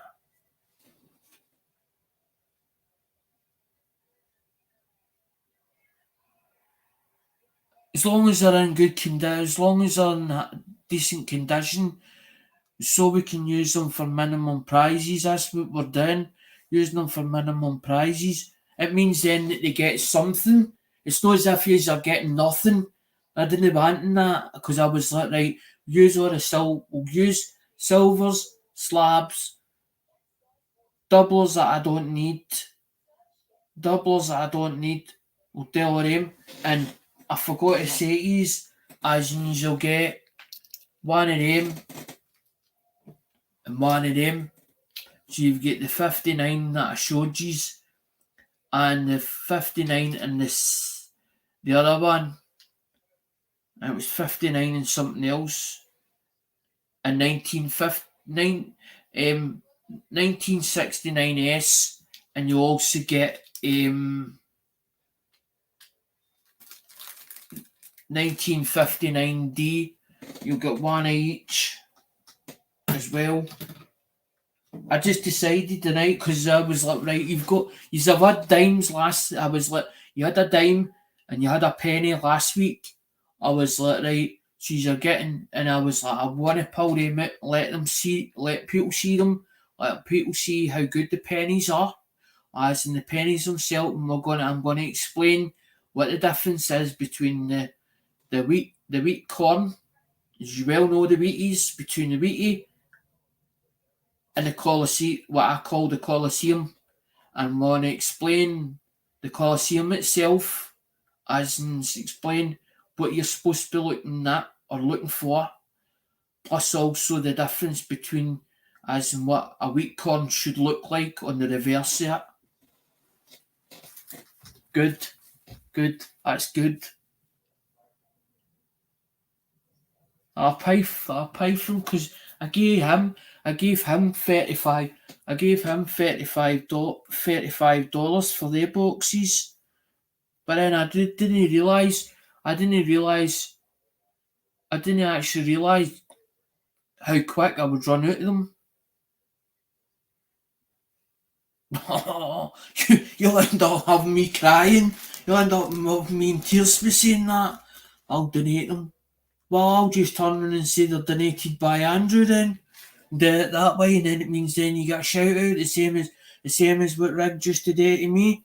As I mean, he used to say about the coins that I donated to him, because I done the same with the Rigged. Used to do it with Rigged. I'm like that. Him. I'm like that. He's like that shouting me out, and I was like, did I donate them? I was like, how long ago were they donated? When did I do it? I sent him another load the last time, because 710's always put into it. But that last package to 710 was like, it was 28, it was 28, it was 28.95, it was 28.95, that last package to 710. Because I'd got stuff for Centre Hoarder, as in different world coins, and I was like that. I just took a full handful. I think I just went like that with a full handful like that, and just dumped it right into his bag, right into the pot, right into his parcel. And I went like that with 2 rolls. And at 74 out, I was like 74 and 81. But it wasn't until somebody told me about the 81s or the 82s. I was like, I didn't know that. I'm always good. I sometimes do more than what I should do, because people, even Charles Keller's like, you went overboard with that, hang me with that package. I was like, well, you gave me 60 odd quid.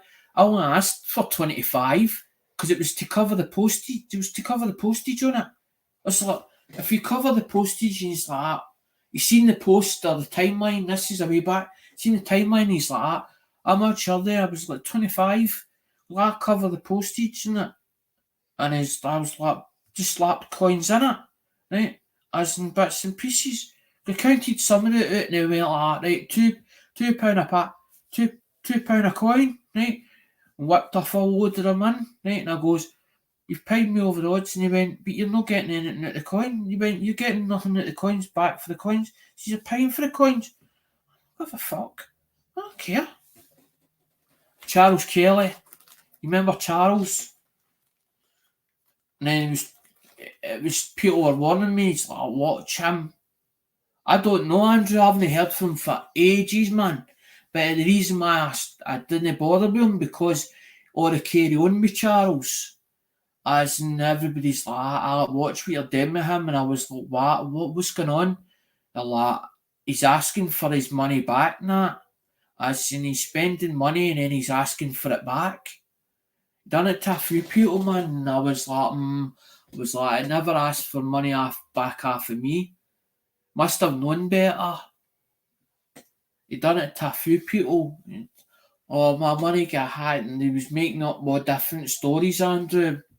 I was like, I don't talk about Charles at all now, because I'm like, it's like me doing something. It's like me saying about Lemonhead, and then somebody comes in, they're like, Vern, and I've got nothing against Vern, and he's like, he's a thief, he's this, he's that, and I'm like, I've never had bad. He was supposed to be moving because he met a woman or something, Gordon, so it was told, and he needed the money to go there or something, or bring her over here, something like that was. I had heard bits and pieces for the community, and I was like, okay, I'll say no more, and that's it, and walk away. I don't like bad fight. I don't like bad vibes in the community, the coin community. I like bad vibes, especially when people have been. Right, nice one. I don't think you'll ever come. Honestly, Andrew, I don't think he'll ever come back. Different world. It's a totally different world out there. Totally different world.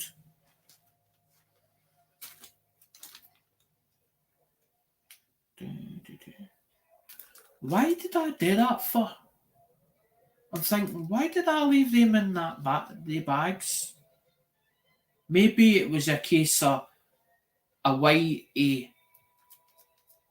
for people to recognise the bags. Maybe that's what it was with the numbers on it.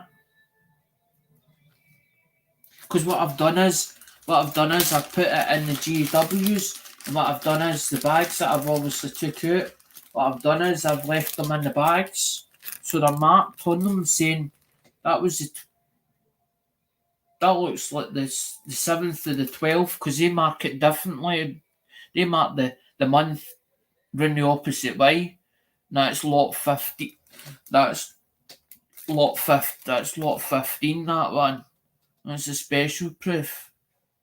The PR63. I've got a couple of boxes as the name ones for Amazon. I don't know where I would put them, the coins in the flips, or just leave them loose. Because I'm trying to think of easier ways to do things at the moment, and I'm thinking once they're in the bags, as in them little bags anyway.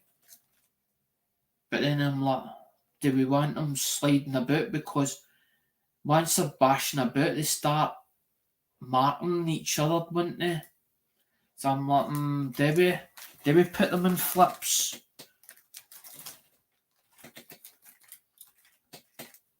If you've got plenty flips, then do the flips.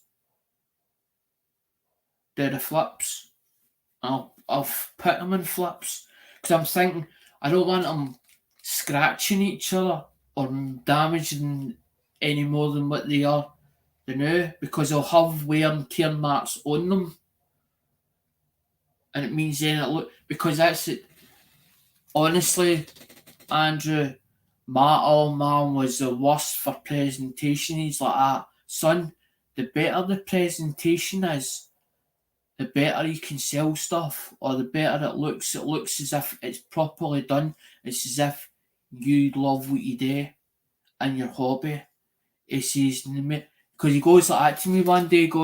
He goes, you could actually sell. He goes, you could put a bag of shite, or a bag, put in shite in a bag, and he goes, if it's well presented, he says you would get away with it. As he said to me one day. I was like, what?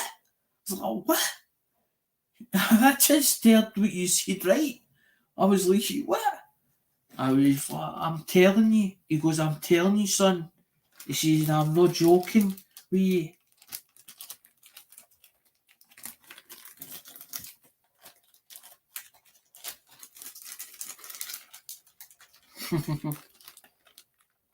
I don't know what you mean by plastic coin holders. I don't usually put the star prizes in there. It depends if they're already in there.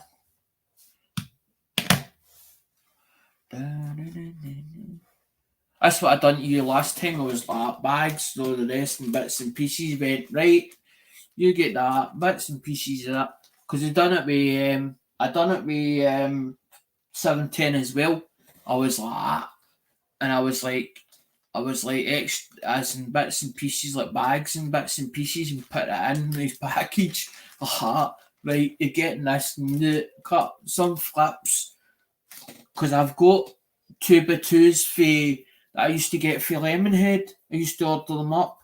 I've still got a full load as in a 2x2s. So I have, as in the plastic, the ones with the plastics. Everybody's like, Alex, you don't put them in for permanent. Don't put them in for permanent, man. It's like, you destroy the coin. Don't put them in the permanent.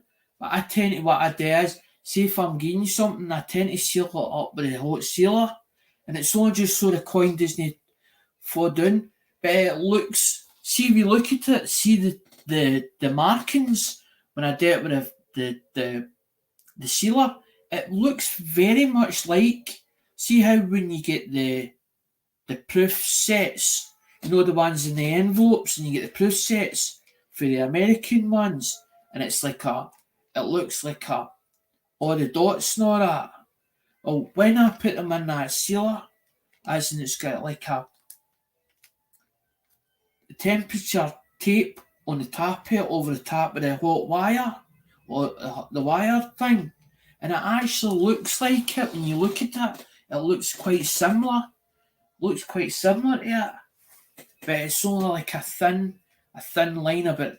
It's only about that much of the line itself. I looked at it, I went, that looks very much like their when they did their proof sets.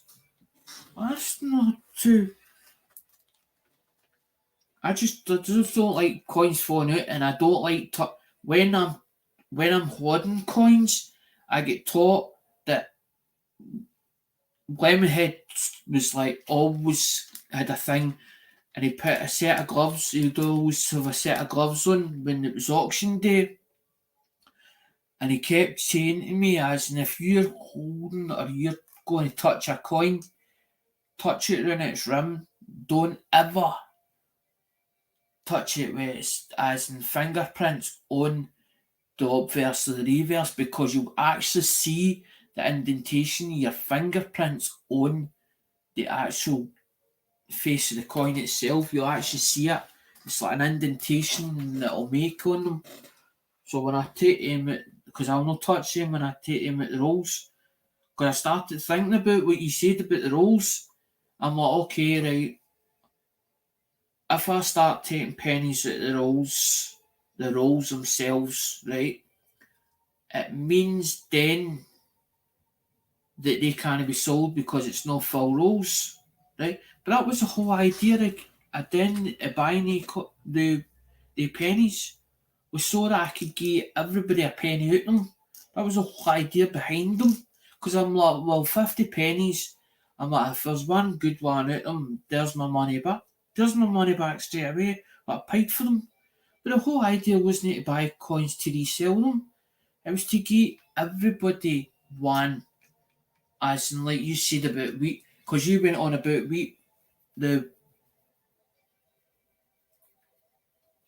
you went on about wheat back attack, and I was upset when you told me about it. As in, when you said, wheat back, I never get me.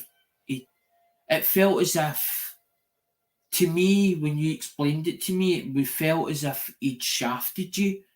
He just went, it's only him. It doesn't matter. That's how I was like, no, you ain't. No, you ain't. I was like, I had them on Messenger. I'm like, I was like, by the way, I've got a bonnet. I was like, I've got a bonnet pick with you. He's like, what is that? I says, I think you better get in contact with Andrew. He's like, how? I went, because I goes, you owe him pennies. Goes, you owe him. I says, you better get it sorted out. I says, you better sort it. Because that's one thing I don't like. I don't like people that shaft people. I've seen it so many times on eBay, and that's why eBay gets a bad name, because there was people or sellers on there that were taking money on false pretenses and not sending them their stuff, their goods, and that's why eBay got a bad name, bad rep.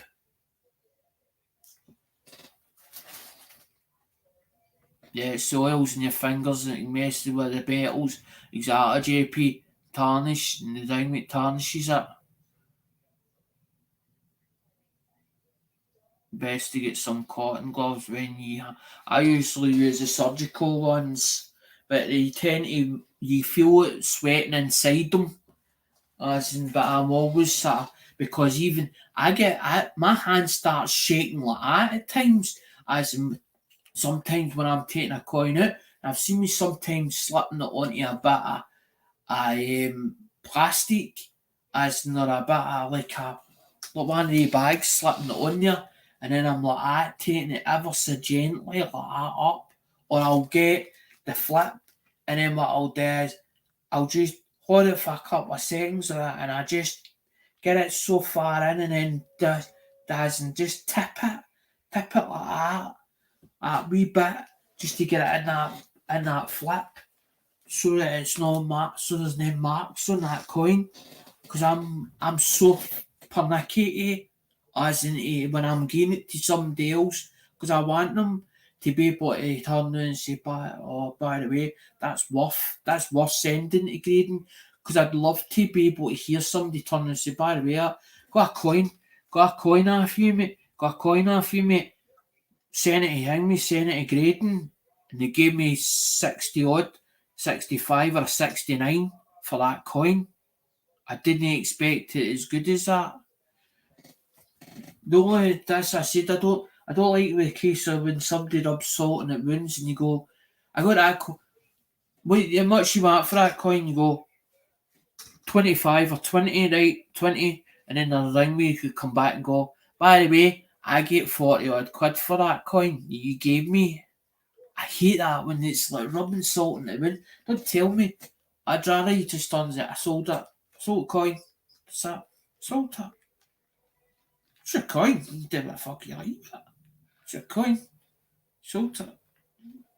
And he turned around and said, did you do well at it? Aye. Done no bad. That's fine. So that's as far as it goes. Because I hate that when somebody fucking... my mum used to hate that and all. Come back and rub it in his face.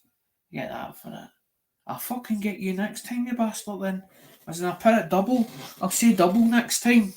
Say double next time. Charge you double.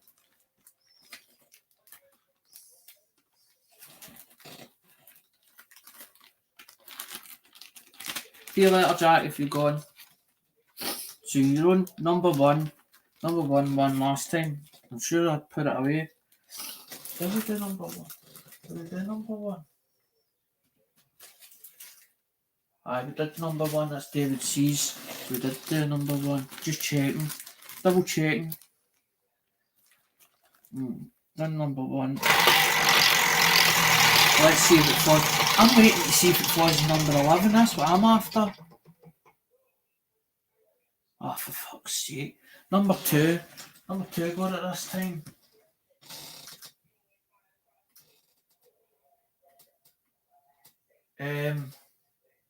No, Alistair can't get it.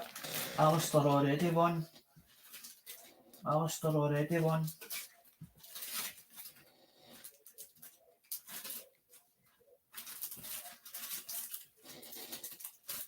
did he? Did he win?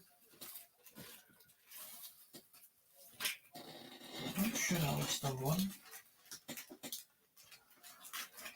Irish.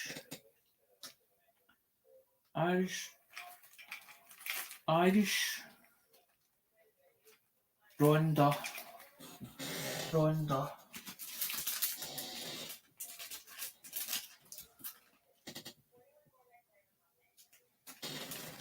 JP. No, Alistair didn't win a big one, so Alistair's signed me. Alistair will get that one then. Alistair's getting that one because he only won the early bird. He's not won much as in the early bird, so he gets that one actually. Change my mind. I'm allowed to, my show. I'm allowed to change my mind. It was only 2 little coins he got anyway, or 3 little coins. There's nothing special. This one I like because that's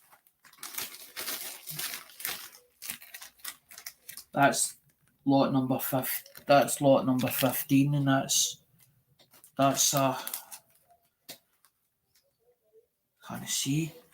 I can't see now. Aye, 1965 PR. That's proof 65. That one. That's what I'm saying. That's the 7th of the 12th. That one, number lot 5. That's lot 15. That's JW, and that's Alistair's. That's Alistair's one. I think it's because Andrew's come in late, and I'm like to try and get Andrew a half decent, something half decent, but then I'm like, I've only got so many.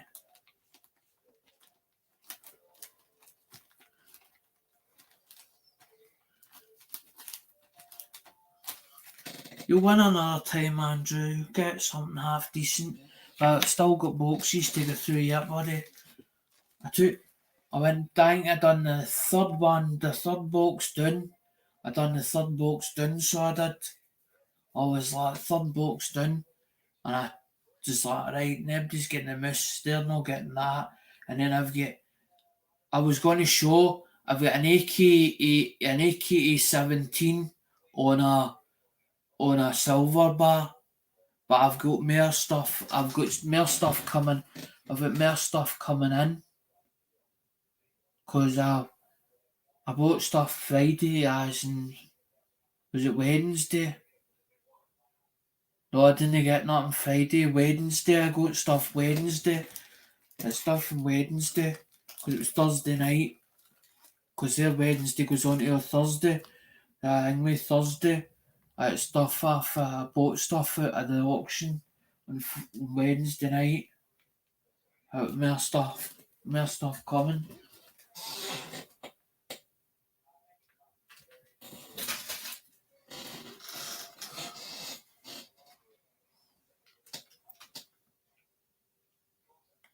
I think it's because I want to be able to show it live stream, so I'm sort of holding it back. But then I'm like, I need to work out an inventory of the stuff that are doublers that I don't need anyway, and also as in what's left to finish the collection of, because that was the whole idea behind it as well, to finish the collection.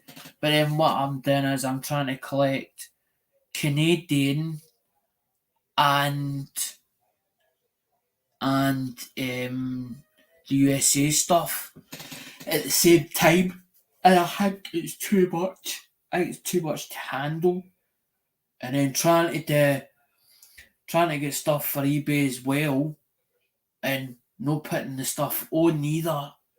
I think that's what's making the room look worse as well, because of all the stuff for the phone stuff for eBay. Because I bought iPhones,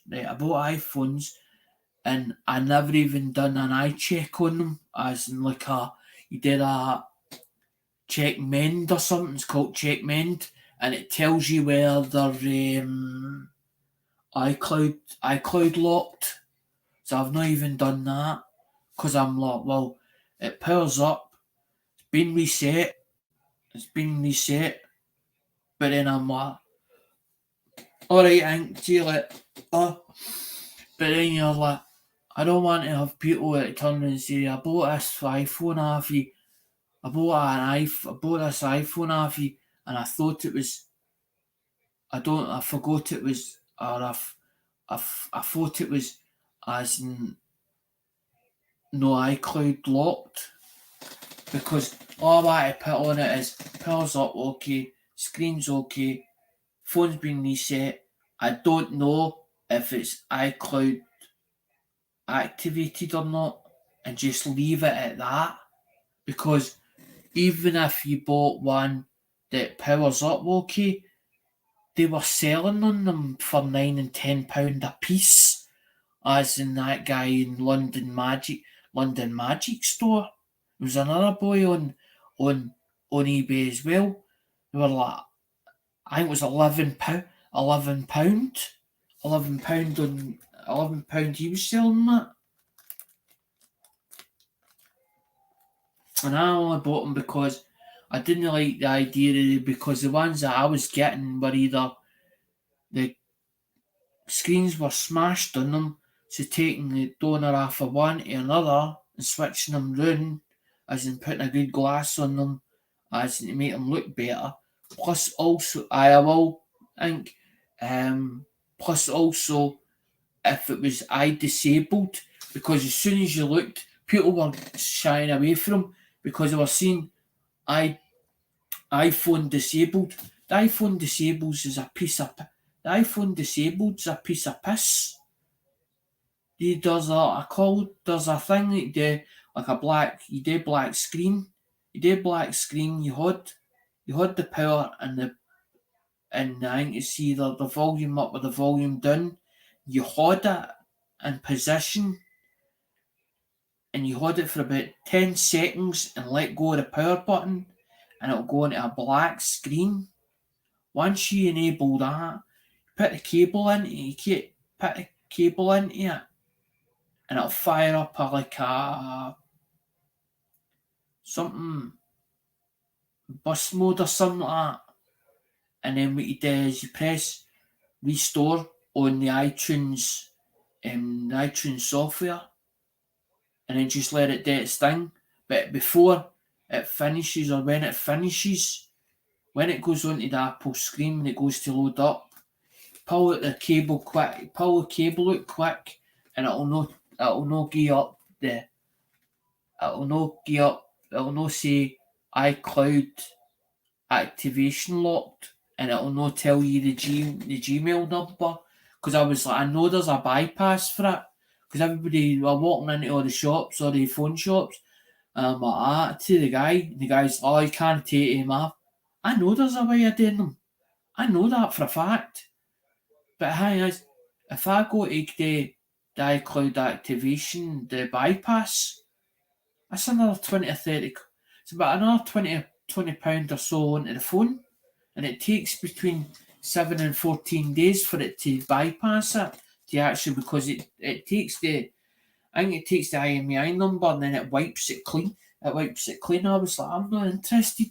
As long as I can go in there and they can see it powers up, okay. The screen's fine in it, and it actually turns on, and it's plus I decided what to do as well is that I've decided to put a iPhone cable. Good cables, they're £2 or £3 on their own just for the cable on itself, as if the USB cable, the Buddell ones, because I was finding the cheap ones that I had or I got as a bulk load.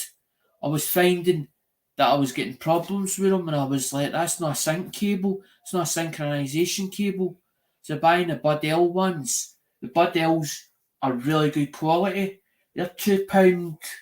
I think was £2.93 a piece as well on tap. Because I thought, well, if I put the charger with it, at least they can charge the phone. So you know it's got a good battery and a good LCD screen. It's still a tenner for the screen. There's a tenner for the screen, as in you just take the screen off it. They're £10.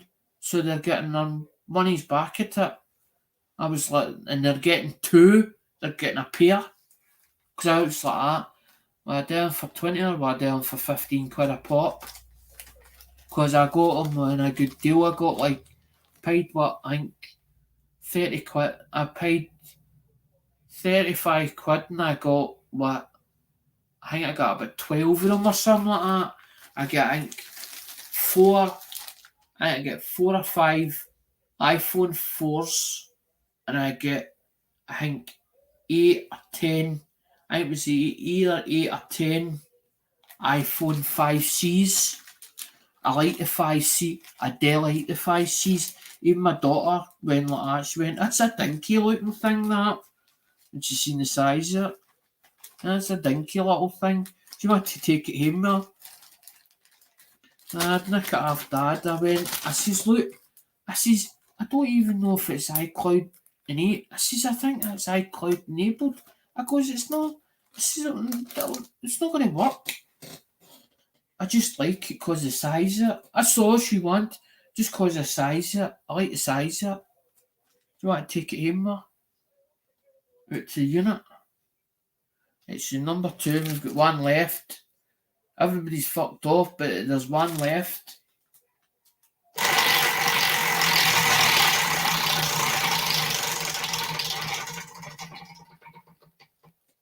Andrew says, that's mine's. No, that's Polly's. That's Polly's. Polly's number 4. That's a shame. Poor Andrew. Never won anything never won a top prize tonight. Maybe next week, Andrew. Maybe next week, buddy.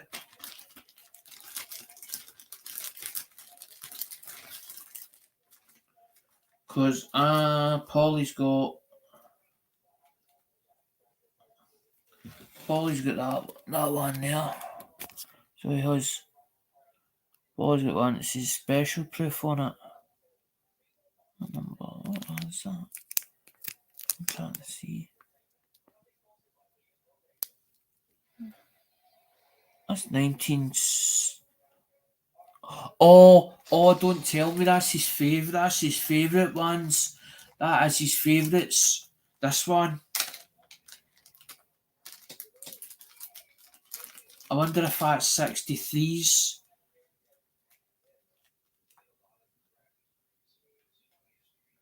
It's not his favourite one, but near enough it. That's 67. That's the 67 one. PR65. That's there. There you go, Polly. 1960 special proof. 1967. PR65. There you go, buddy. That's the first of the 6. That's number lot 15. Of Durbans.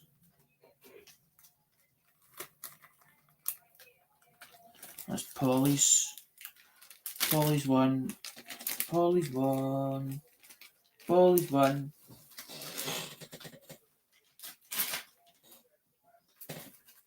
Number 6.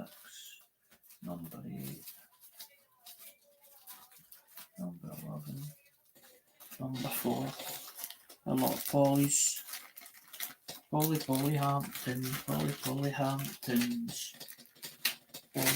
Polly's. Polly's. Paul H. Polly H's. I'm waiting to see this surprise. I just need to look on my PayPal, because she's looking at my PayPal. Wonder if it's a big shock I'll get.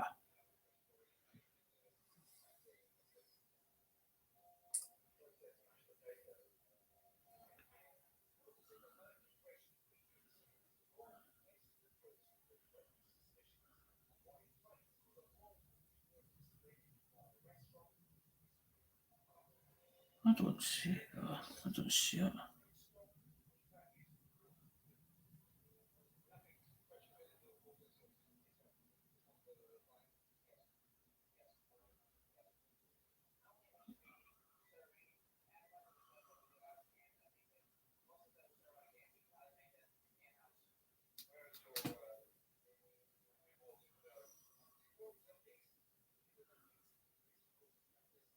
I appreciate that. I appreciate that, Ink, actually. So it's £15. There's £15. So this email confirms that you received a donation of £15. Please be aware that your payment reversal. Please be aware that your payment can still be reversed if it's subject to chargeback, even after you post the item to your buyer, complying with eBay's protection program. As long as nobody does that, I'll be fine. But that's nice. I actually appreciate that.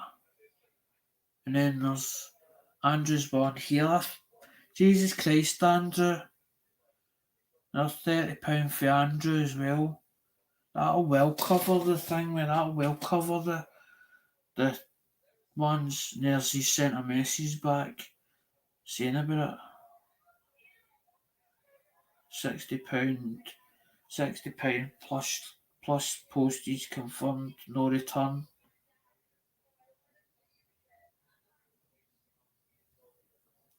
Just tell them I did a live stream today.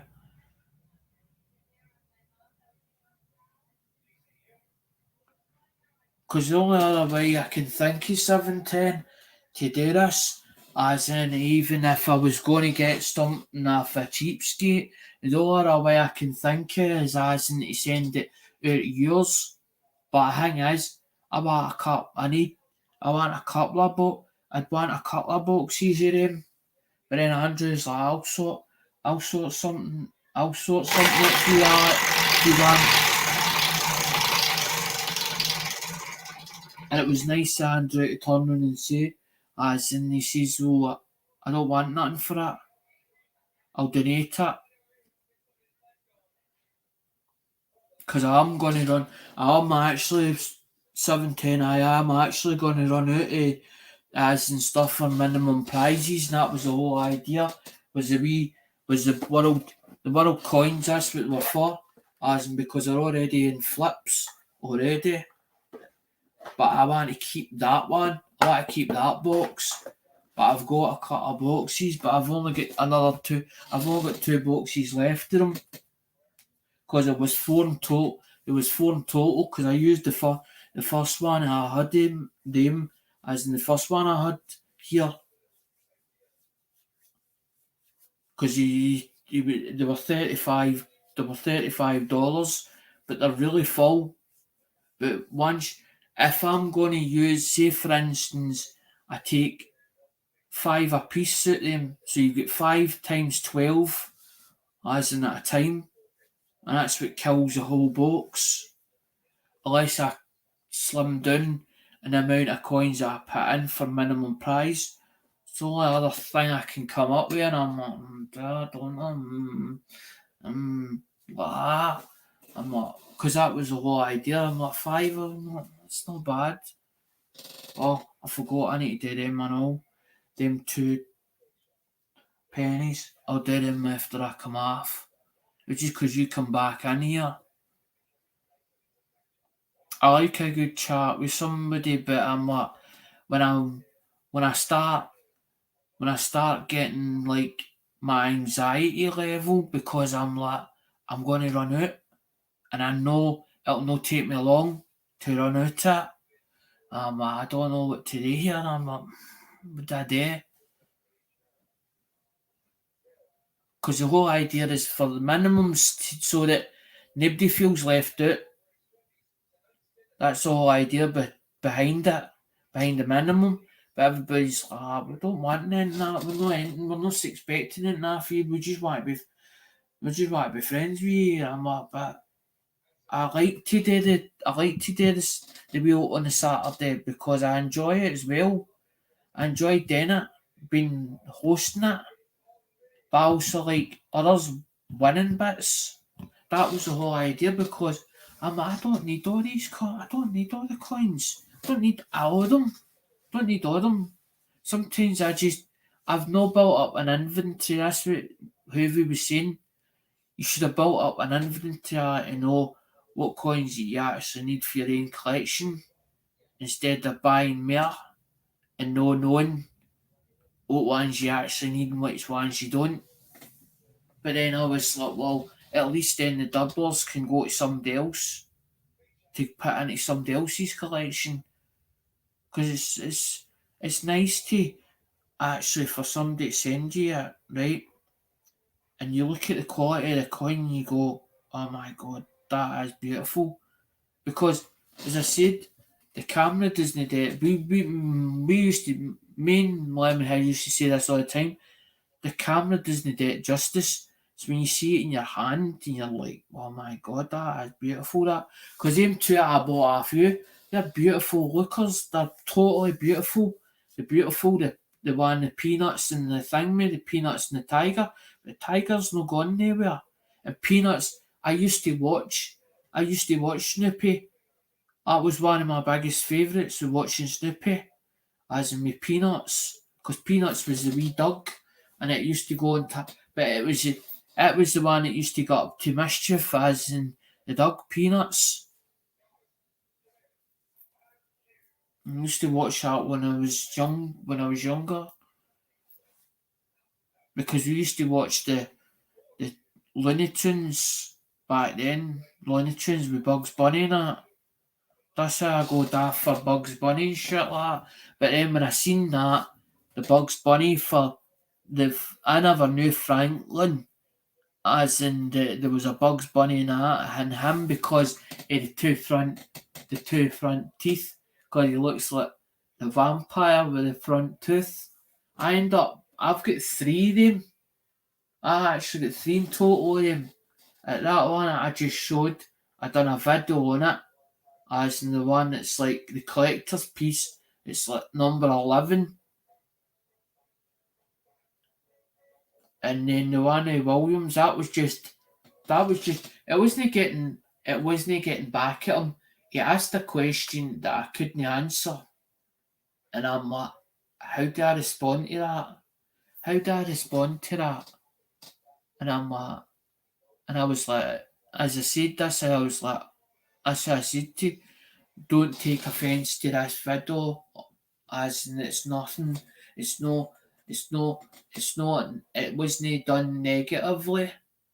It was done in a positive way to answer a question that was asked out of William's curiosity of how long he'd been a follower or a supporter of the channel. Because he goes, usually I don't. He wasn't being malice or turning and saying he doesn't support channels outside the USA. He just said it's very rarely from a support a channel that's outside of the USA he said US country, and I was like, I totally understand. I totally get that. I totally understand, because sometimes other countries' accent or language is actually hard to interpret if you don't have any descendants from that part of the country or the part of the world. So I totally get it. I totally get it.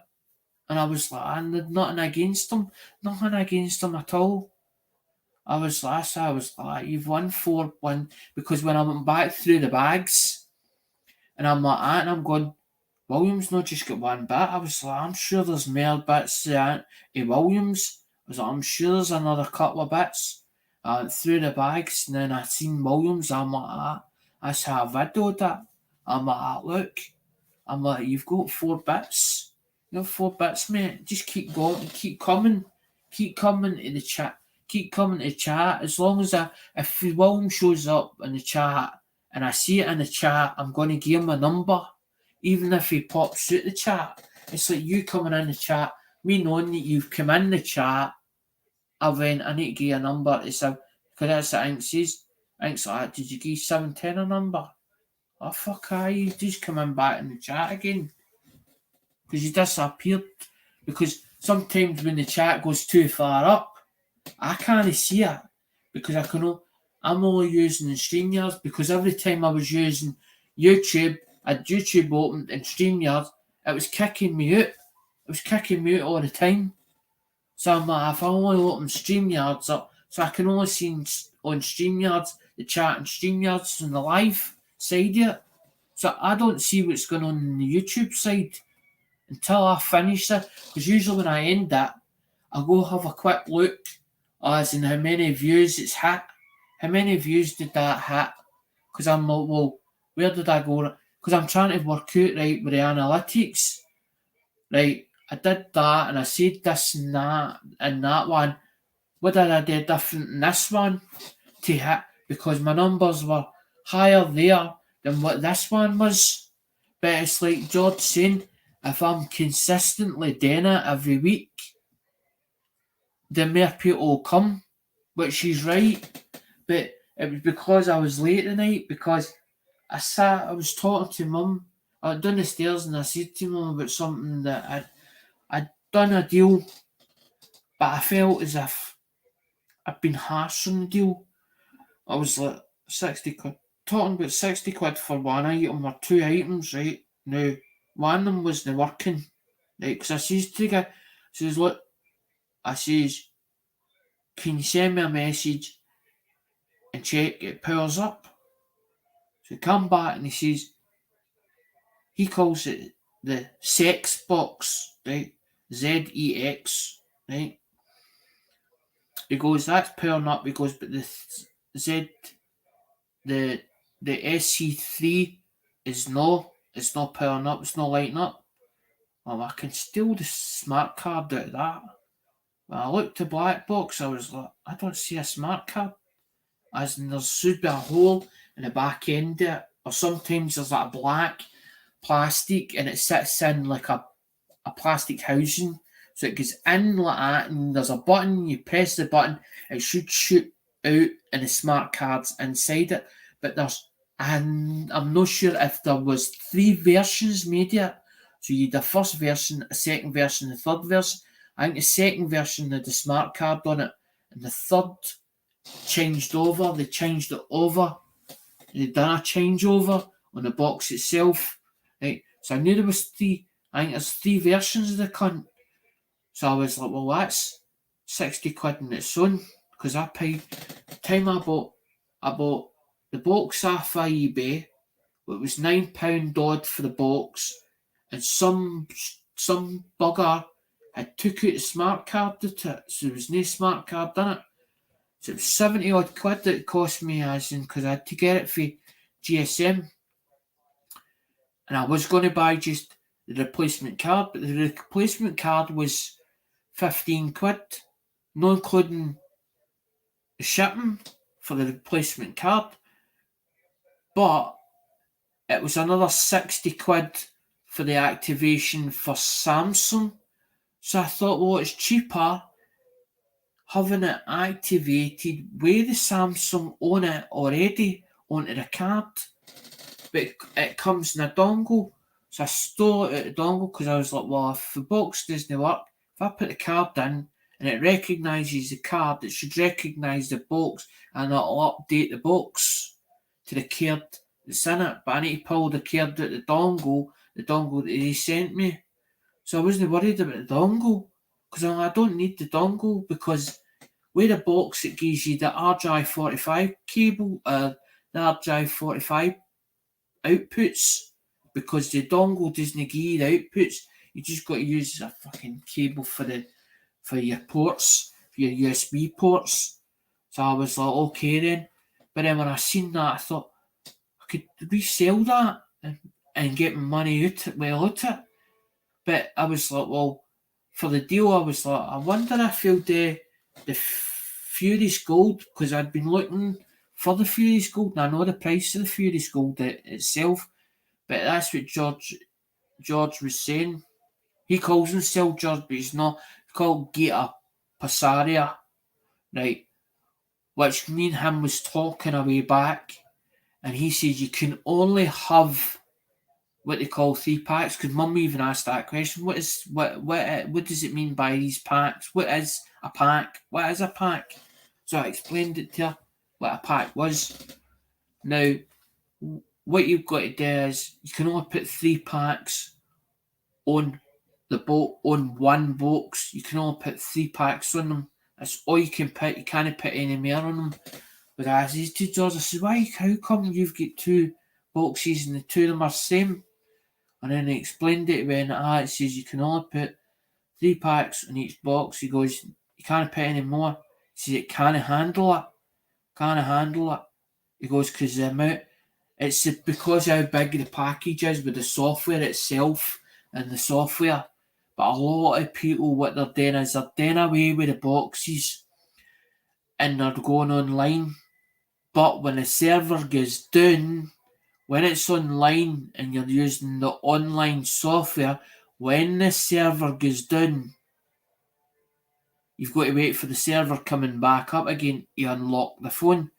But with the box, you don't have to have, the server doesn't need to be on all the time. So it is a good way of having the box in the first place.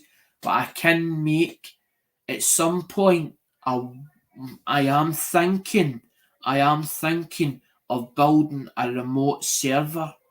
But I don't know enough about it at the moment. to go that far, to go down that route, because a lot of them's actually on the groups, and what they do is they'll say to inbox me, and then they'll take a credit off of the person, like say $5 or $10, and sometimes it can be more than that. Sometimes it be 20, sometimes it's 500, something 500 pesos or whatever it is, whatever country, Mexico, CRKs or something like that they call it over there. And I'm like, it's a way of making money. I thought, it's worth doing it. I thought, maybe it's worth. But then you got a lot of ones that wanting freebies or whatever, and then what they do is they'll start saying, oh, he's a scammer, or a scammer, he didn't do the job properly. But they forget that when you buy an activation and it's wrong, they don't refund you your money back. Even it says on it, it tells you on that. There's a disclaimer. There's an actual, on GSM servers thing, there's a disclaimer at the bottom of it, as in with the activations as well. Because an activation's a pack activation. That's it, gives you authorization to use the software itself.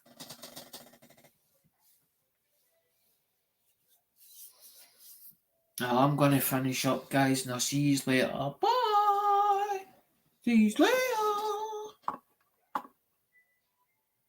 See you later here!